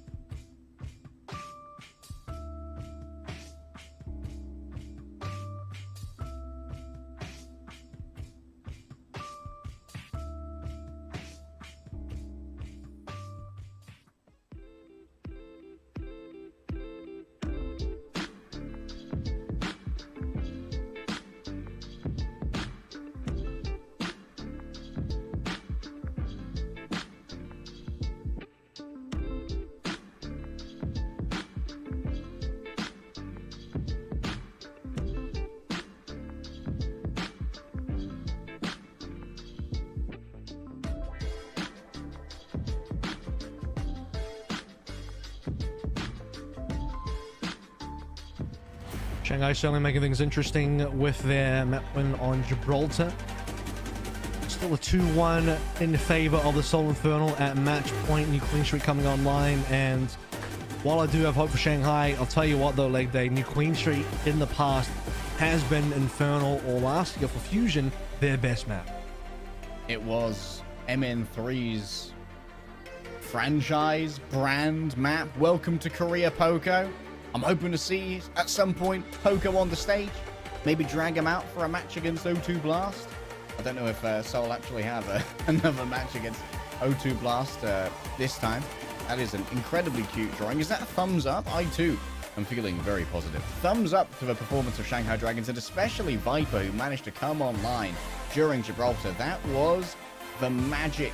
That's the Szechuan sauce we were looking for to really bring the unique flavor to the Shanghai Dragons. Szechuan famously right next door to Shanghai. It's not. It's actually far away from Shanghai, but I see your point. I get your point. We are going to see Infernal. You can't see my tomorrow, tattoo though. No, I don't. But I'm trying to imagine what the relation there is. I'll have to just use my imagination and figure it out, I guess. It's okay. Only very high IQ people understand these jokes. But if Poco is going to show up on stage somewhere, Infernal do play Dynasty tomorrow, so I think the whole team's going to be there. Poco included. That would be fun. For now, Infernal want to head into their Soul Bowl game with as flawless of a record as they can. They currently firmly in the second seed, and they would like to end the regular season here on at minimum the second seed, and that's assuming that Dallas Fuel hold on to first, because Dallas also have some tough games ahead, especially the one versus Hangzhou Spark. And if Dallas loses the Hangzhou Spark, we're going to get into tiebreaker scenarios for first seed out of this qualifier. But for now, the red team's winning. Red team do be winning. There's some fun maths in our future if things start to go awry for the Dallas Fuel, but they've showed no signs of slowing down just yet. New Queen Street up on the docket. And yeah, like you said, when Soul Infernal were the Philadelphia Fusion, this was their map. This is where MN3 was at his best on the Ash, dominating from that central tunnel, which gives so many avenues from which to dispense pain and death. Also, Zest's map as well. He is the payload thief, and I think New Queen Street was kind of where he crowned himself with that title. Just unbelievable burglary in the daylight of Toronto. LS3 also, when he was on Fusion last year, famously played a lot of ball on this map previously. Of Mag on board, who actually has played a lot of ball as well, but no ball here. We are not balling today. F. I don't even think MN3 will be playing any Ash here, so just the normal stuff. Yeah, why not? Keep it regular. Shanghai Dragons still feeling pretty confident with this. And MN3, question is, how much more time can we spend staring at translocators? I think that MN3 did have a somewhat lackadaisical pace on Gibraltar, which was not a huge boon for the Soul Infernal.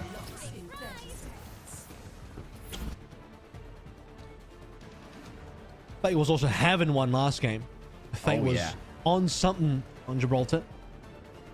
We want to see MN3 with some pace. He is the first one that's deep in. Takes a bit of damage for it, though. He was trying to get right into the middle of the Dragon squad. Viper taking a bit of damage here as well. No hacks to be found just yet. Exchange of fire across the periphery. And slowly forced out. Other Soul Infernal just running low on healing resources potentially, so they'll set up for another more well-resourced fight with time on their side. Dragons have better angles here, I think, so that's to Dragon's advantage. They have longer sight lines, which means Fate should be kept up here. Fate's taking a bit of a beating at the moment. Eris now getting the beating himself. Sweeping in is going to be Zest. He knows the players, though. He's going to be the first one to take things into his own hands, and first blood on point. Dragons, extremely brief amount of meters gained, and Soul Infernal will easily take the lead now. Easily moving over into the lead, like you said. What a pick that is to get. Remove Eris, remove so much of the healing potential. Viper, touch of audacity moving forward. That's okay. And Zest, oh, you better believe a pulse bomb is ready. So our first ult on board is going to be the Tracer as well. Where does he go with this one? Probably not onto Viper. He'll be looking for a backliner. spotting some Hisu in there. Nano's available here as well. Skewed far ahead of Ares, who actually died in the last fight, as we talked about. He has that Nano onto Mag now. This is advantage time for the Soul Inferno. They want something out of this one. MN3 also with the EMP, but he's out. He's translocated away. Ares still dies. Yeah, full dive there onto Ares coming through from Mag. Flattens him underfoot, and Ares has been consistently bullied by these as Gangnam Jin's attention was drawn elsewhere by MN3's more raucous attempts at a duel, but was spacing incredibly well against the Brigitte, and Soul Inferno will continue rolling forward. Cap's coming, which means Dragons have to go now. Dragons turn to do something. They got the 4 ultimates on board. They already used a rally. Should be a easy contest before we even think about... Okay, we even think about the cap, but they got solo EMP'd. Fate had a prior one. Above that, Ares also had the Nano, so that was a little bit risky from MN3. Mag, on the other hand, just gets wiped out. Hisu drops that one in there. Skewed already burned the Nano, and Mag just couldn't pop the primal in time before he dies, so much more successful out of Dragons. Not so lucky on the timing. Fate going to continue chasing. Skewed. It does feel only a modicum of pressure. Doesn't really respect it that much. No sleep going to be delivered though. So the bot still being buried away here by Viper. Once again, a battle of the wills between the Tracer here to make sure that Timmy continues moving in their favor. What a blink stick from Viper, but Zest is just as deadly. 2 backlines instantly torn asunder, scragged on the streets of Toronto by the Tracers, and while Mag is trying to ledge guard over here, he's playing the wrong game, but he's finding the right targets. Fate falls. He's looking for the same result in either case. Keep the other team off the ground of the game, out of bounds, push them out. No cap for the Soul Infernal, but great amount of distance in either case, and they'll prevent the Shanghai Dragons from getting much of their own here. What do they do? From 5 to 14, so minor increases coming through from the Dragons. Still, though, being able to stop the cap is keeping Dragons within the game for now. 3.5 minutes gone. Nano's the only ultimate on board. Incremental moves. Nano for Eris. Fate calls that he doesn't have a good enough landing to demand it there. Instead, just buying that space once again for a bot to go back and forth. It's a chess match between not only these teams, but especially these Tracers as they jockey for that position. And there's going to be incoming Fixer identified, but actually closing that distance is going to be really hard. Skewed finally alone, but a return of Fixer to his side will mean that he's feeling real safe to try and take the duel. The Cleave don't mean that much, but the Primal might mean slightly more. It's easy tracking for Zest, who's looking for a pulse bomb. Mega over there. Fate is just still trying to bully this one away. In comes the pulse bomb. Iris doesn't step on this one. Dirty habits put away. EMP given over. I think that one went onto Mag, who easily rebuffed. He'd actually received the Nano prior to such. And Fate found in a post-primal state easy to execute. I think Hisu might have missed, actually. If he did hit it, you're right, it would have only have gone onto Mag. Wasn't very convincing in either case.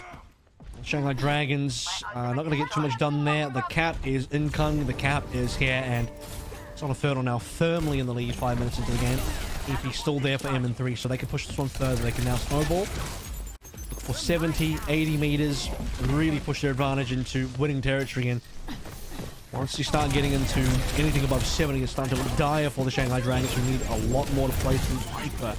Uncharacteristically missing a pulse, but he usually hits those. Eldritch Invocations of 3-1 once again ringing in my mind.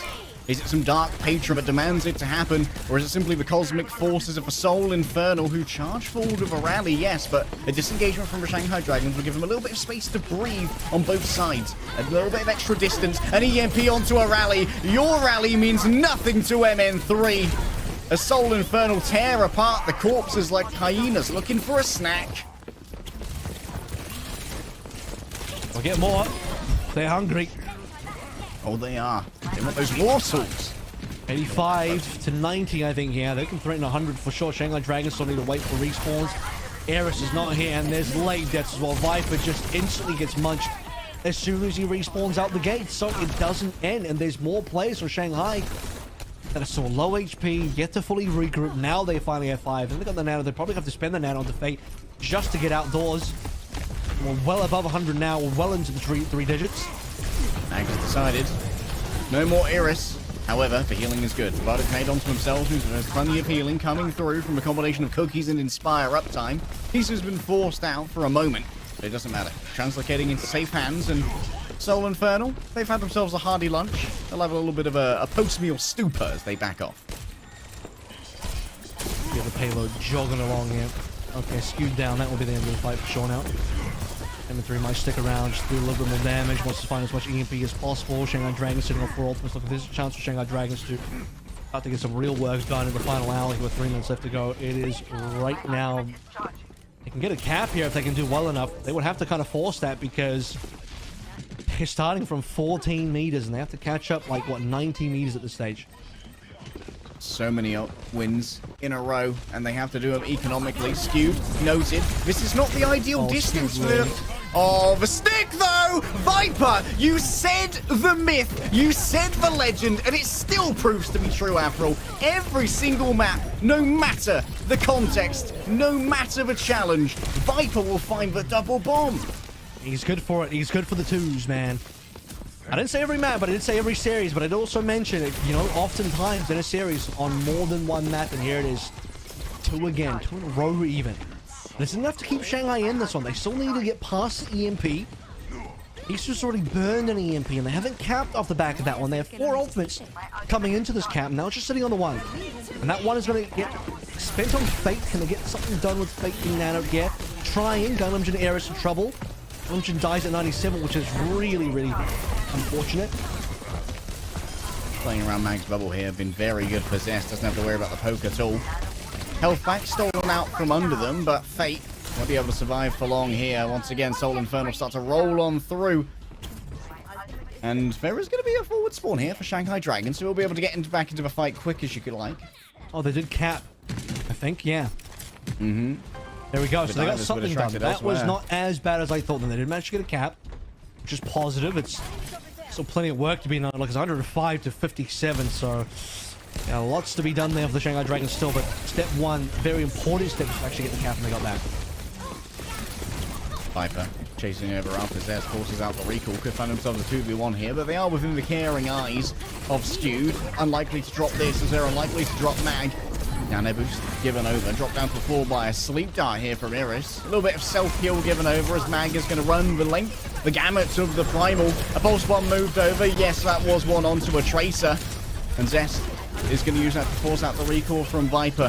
Not quite the results that he wanted, but still finds some space, but it is given up here by the Soul Infernal, forced back by a Primal Rage, as Fate is careful not to overextend or overstay his welcome. Fate still low here. Desperately needs to be healed up by Eris, who's working on the nano as well. This is likely to be the final push, the final real push, given that Shanghai Dragons, if they lose this fight, the payload goes deep into their own base again, and they can't afford that to happen. MN3 down is nice, a much better EMP from Isu. Soul Infernal might just have to give this one. In fact, they don't want to lose any further players. No late deaths here. They know that for the last 25 seconds, all they're going to do is defend. Actually, OT is dangerous for them as well. OT respawns are very bad at Isu. At least he dies before the OT, but that doesn't feel good. A pulse bomb does also land, but no kill. Fix is alive. Yeah, Rally instantly popped, gave Fixer all the HP he needed to cushion the blow that came on through, and now Soul Infernal are coming up to critical mass of offensive power, a nano boost, an EMP, a Bolson Wall in the back pocket as Hisu's moved over to the Sojourn, a little bit of comfort maybe to coddle Shanghai Dragons towards the reassuring blankie of victory. Skewed in a safe position. A nano boost in hand for now, simply waiting for what stimulus may come from the Shanghai Dragons. Nothing too much coming up on ultimates for them, but it's the EMP that tears them asunder. Skewed has made sure that Fate doesn't know what even hit him, and a shield is broken down as the pulse bomb comes through. No one can touch the car, and Soul Infernal continue the 3-1 curse that has afflicted the Shanghai Dragons with an overwhelming victory on New Queen. Win is a win. A win is a win. Gibraltar might have to be something that Soul Infernal analyzes a little bit further, but overall, extremely solid performance once again coming through from the Soul Infernal, and as expected, the COVID era of the Soul Infernals last week has ended. Mag is back in, all players are in facility, and looking much stronger, I would say, as a result of which. So their overall extremely winning record continues. And because they haven't lost anyone else outside of Dallas Field, they can still maybe overtake Dallas if Hangzhou can beat the Dallas Field this week as well. So much to look forward to for the Seoul Dynasty.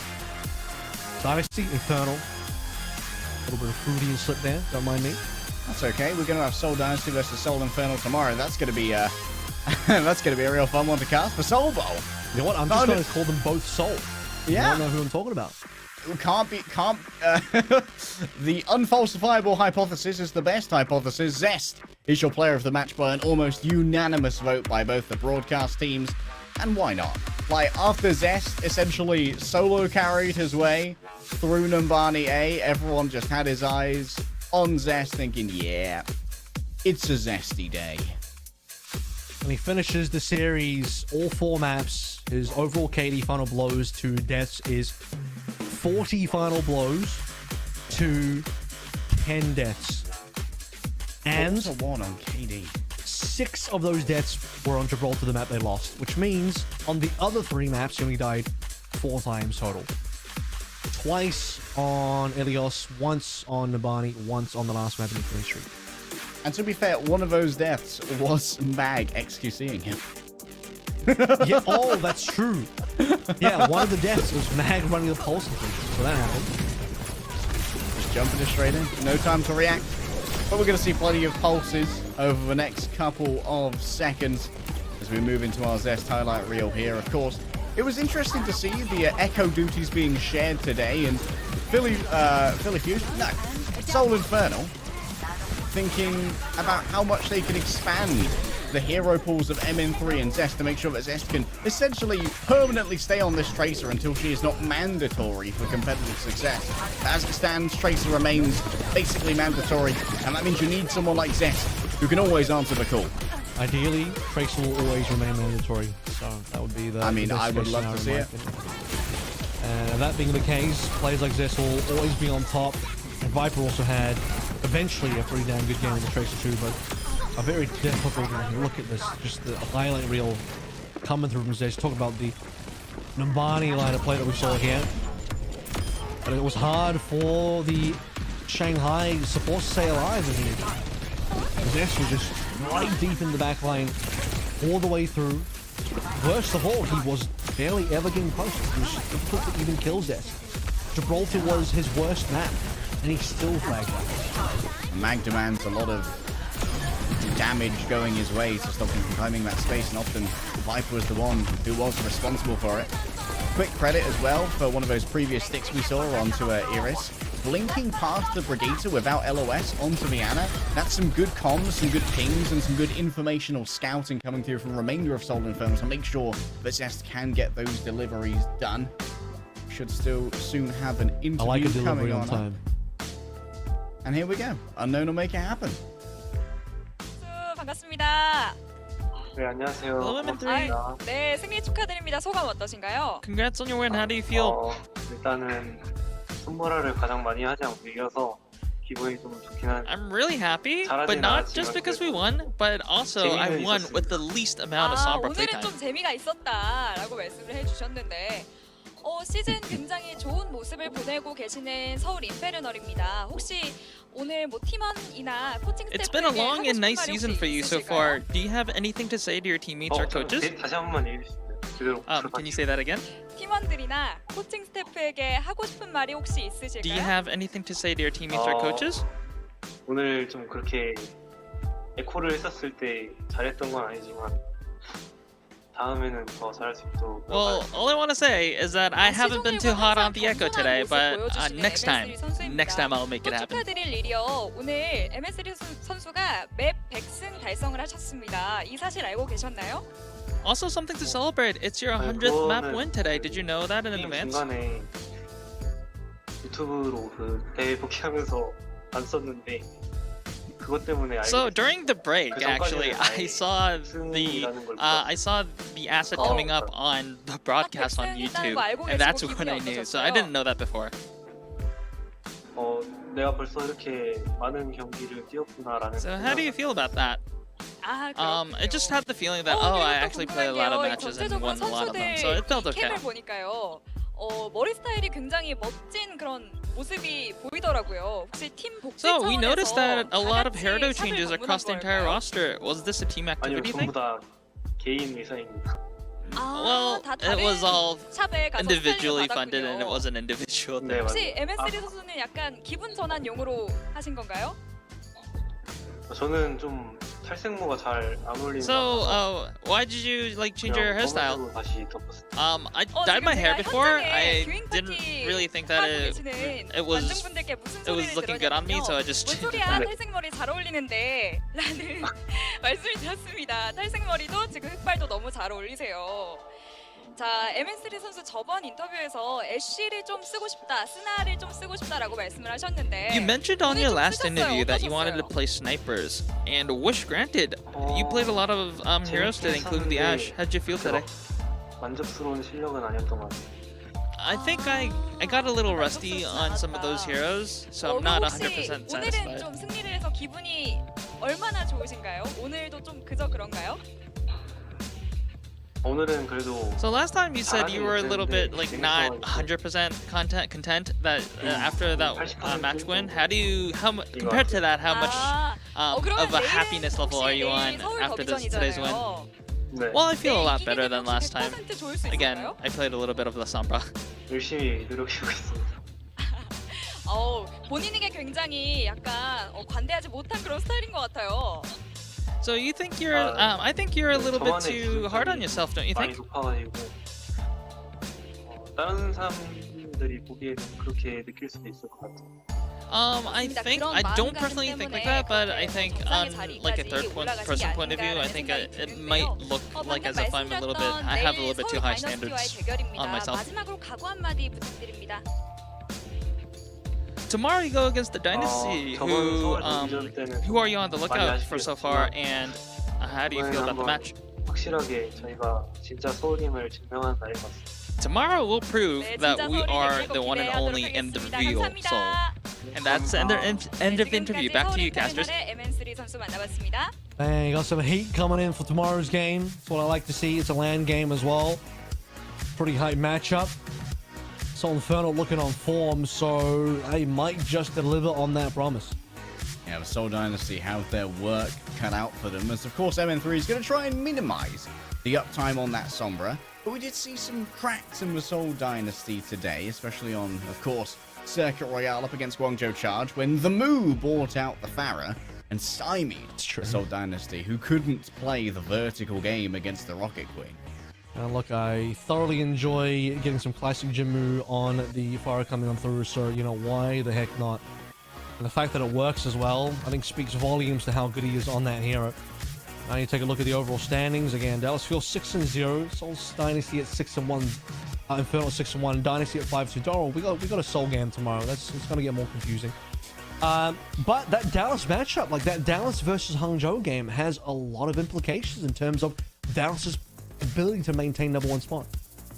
Yeah, Dallas Fuel, they are sitting pretty, but they are also in danger. Soul Infernal, desperate for that 7-1, and ideally with a good map differential as well. And we know that Hangzhou Spark, they can really come out and simply decimate a team like you have no idea. We're starting off with a bunch of bangers tomorrow. Owl Team going up against Owl Team. All of our top 4 teams are having a battle royale in the first 2 matches. That's crazy. I mean, you have some crazy important games tomorrow, that is for sure. And ideally, a important opportunity for Guangzhou Charge to maybe catch up as well. Look, they had a reasonable performance today, not getting to beat the Seoul Dynasty, but opportunity to maybe take it up against Dreamers instead. Good day, though. Good day of Overwatch. We didn't get a single 3-0. Would you believe that? Yeah, no 3-0s. We are feasting here in APAC. The Era 3 Overwatch is completely finished. And like you said, Dreamers coming up tomorrow against Guangzhou Charge. That's going to be another one to watch. As currently our best contenders team, Dreamers, even after losing both their DPS to some Owl teams who were going poaching in the mid-season, trying to fix whatever woes they had of lackluster season beginnings. But this ending of our season, Avril, is going to be far from lackluster. Yeah, and we still got the knockouts to look forward to as well. So, you know, plenty ahead to play through. I mean, after this week, there is going to be a bit of a 2-week break to introduce the new season and patch along with plenty of changes on board. And, of course, a brand new map and new game mode on top of everything else. But for now, going to be closing things out with 2 more days of APAC here, hopefully with some amazing games, especially tomorrow. I think tomorrow is very important for finishing out our regular season. Yeah, the Soul Bowl LAN in particular is something you guys will not want to miss, not only for the implications, but also for how hype it's going to be. 2 Seoul home teams in front of their home crowds playing, especially in Seoul Inferno's case, for a little bit of redemption. Because they should not, in their eyes, I imagine, have dropped that last Soul Bowl and lost the dominance over the home region to their rivals, the long-standing Seoul home team in the Dynasty. They were looking for a usurpation here, but maybe they can finally find it on the second Soul Bowl on LAN. Yeah, I mean, that was the one game that got away from them the last time around, and while this time they wouldn't want that to be another game that gets away from them, considering they already lost to Dallas last week. So Infernal doing their best here to reclaim a top position, and they do still look like one of our top teams, especially now that they're back in the facility. COVID aside, back on top. Today was pretty dominant. They did lose a map, but that was well played by Viper and well played by Fane Shanghai. Aside from that, though, the 3 maps they won, I think very one-sided here late day, as we will finish things out now. Had a good day of Overwatch. We'll see you again tomorrow for some more Overwatch League action. Catch ya.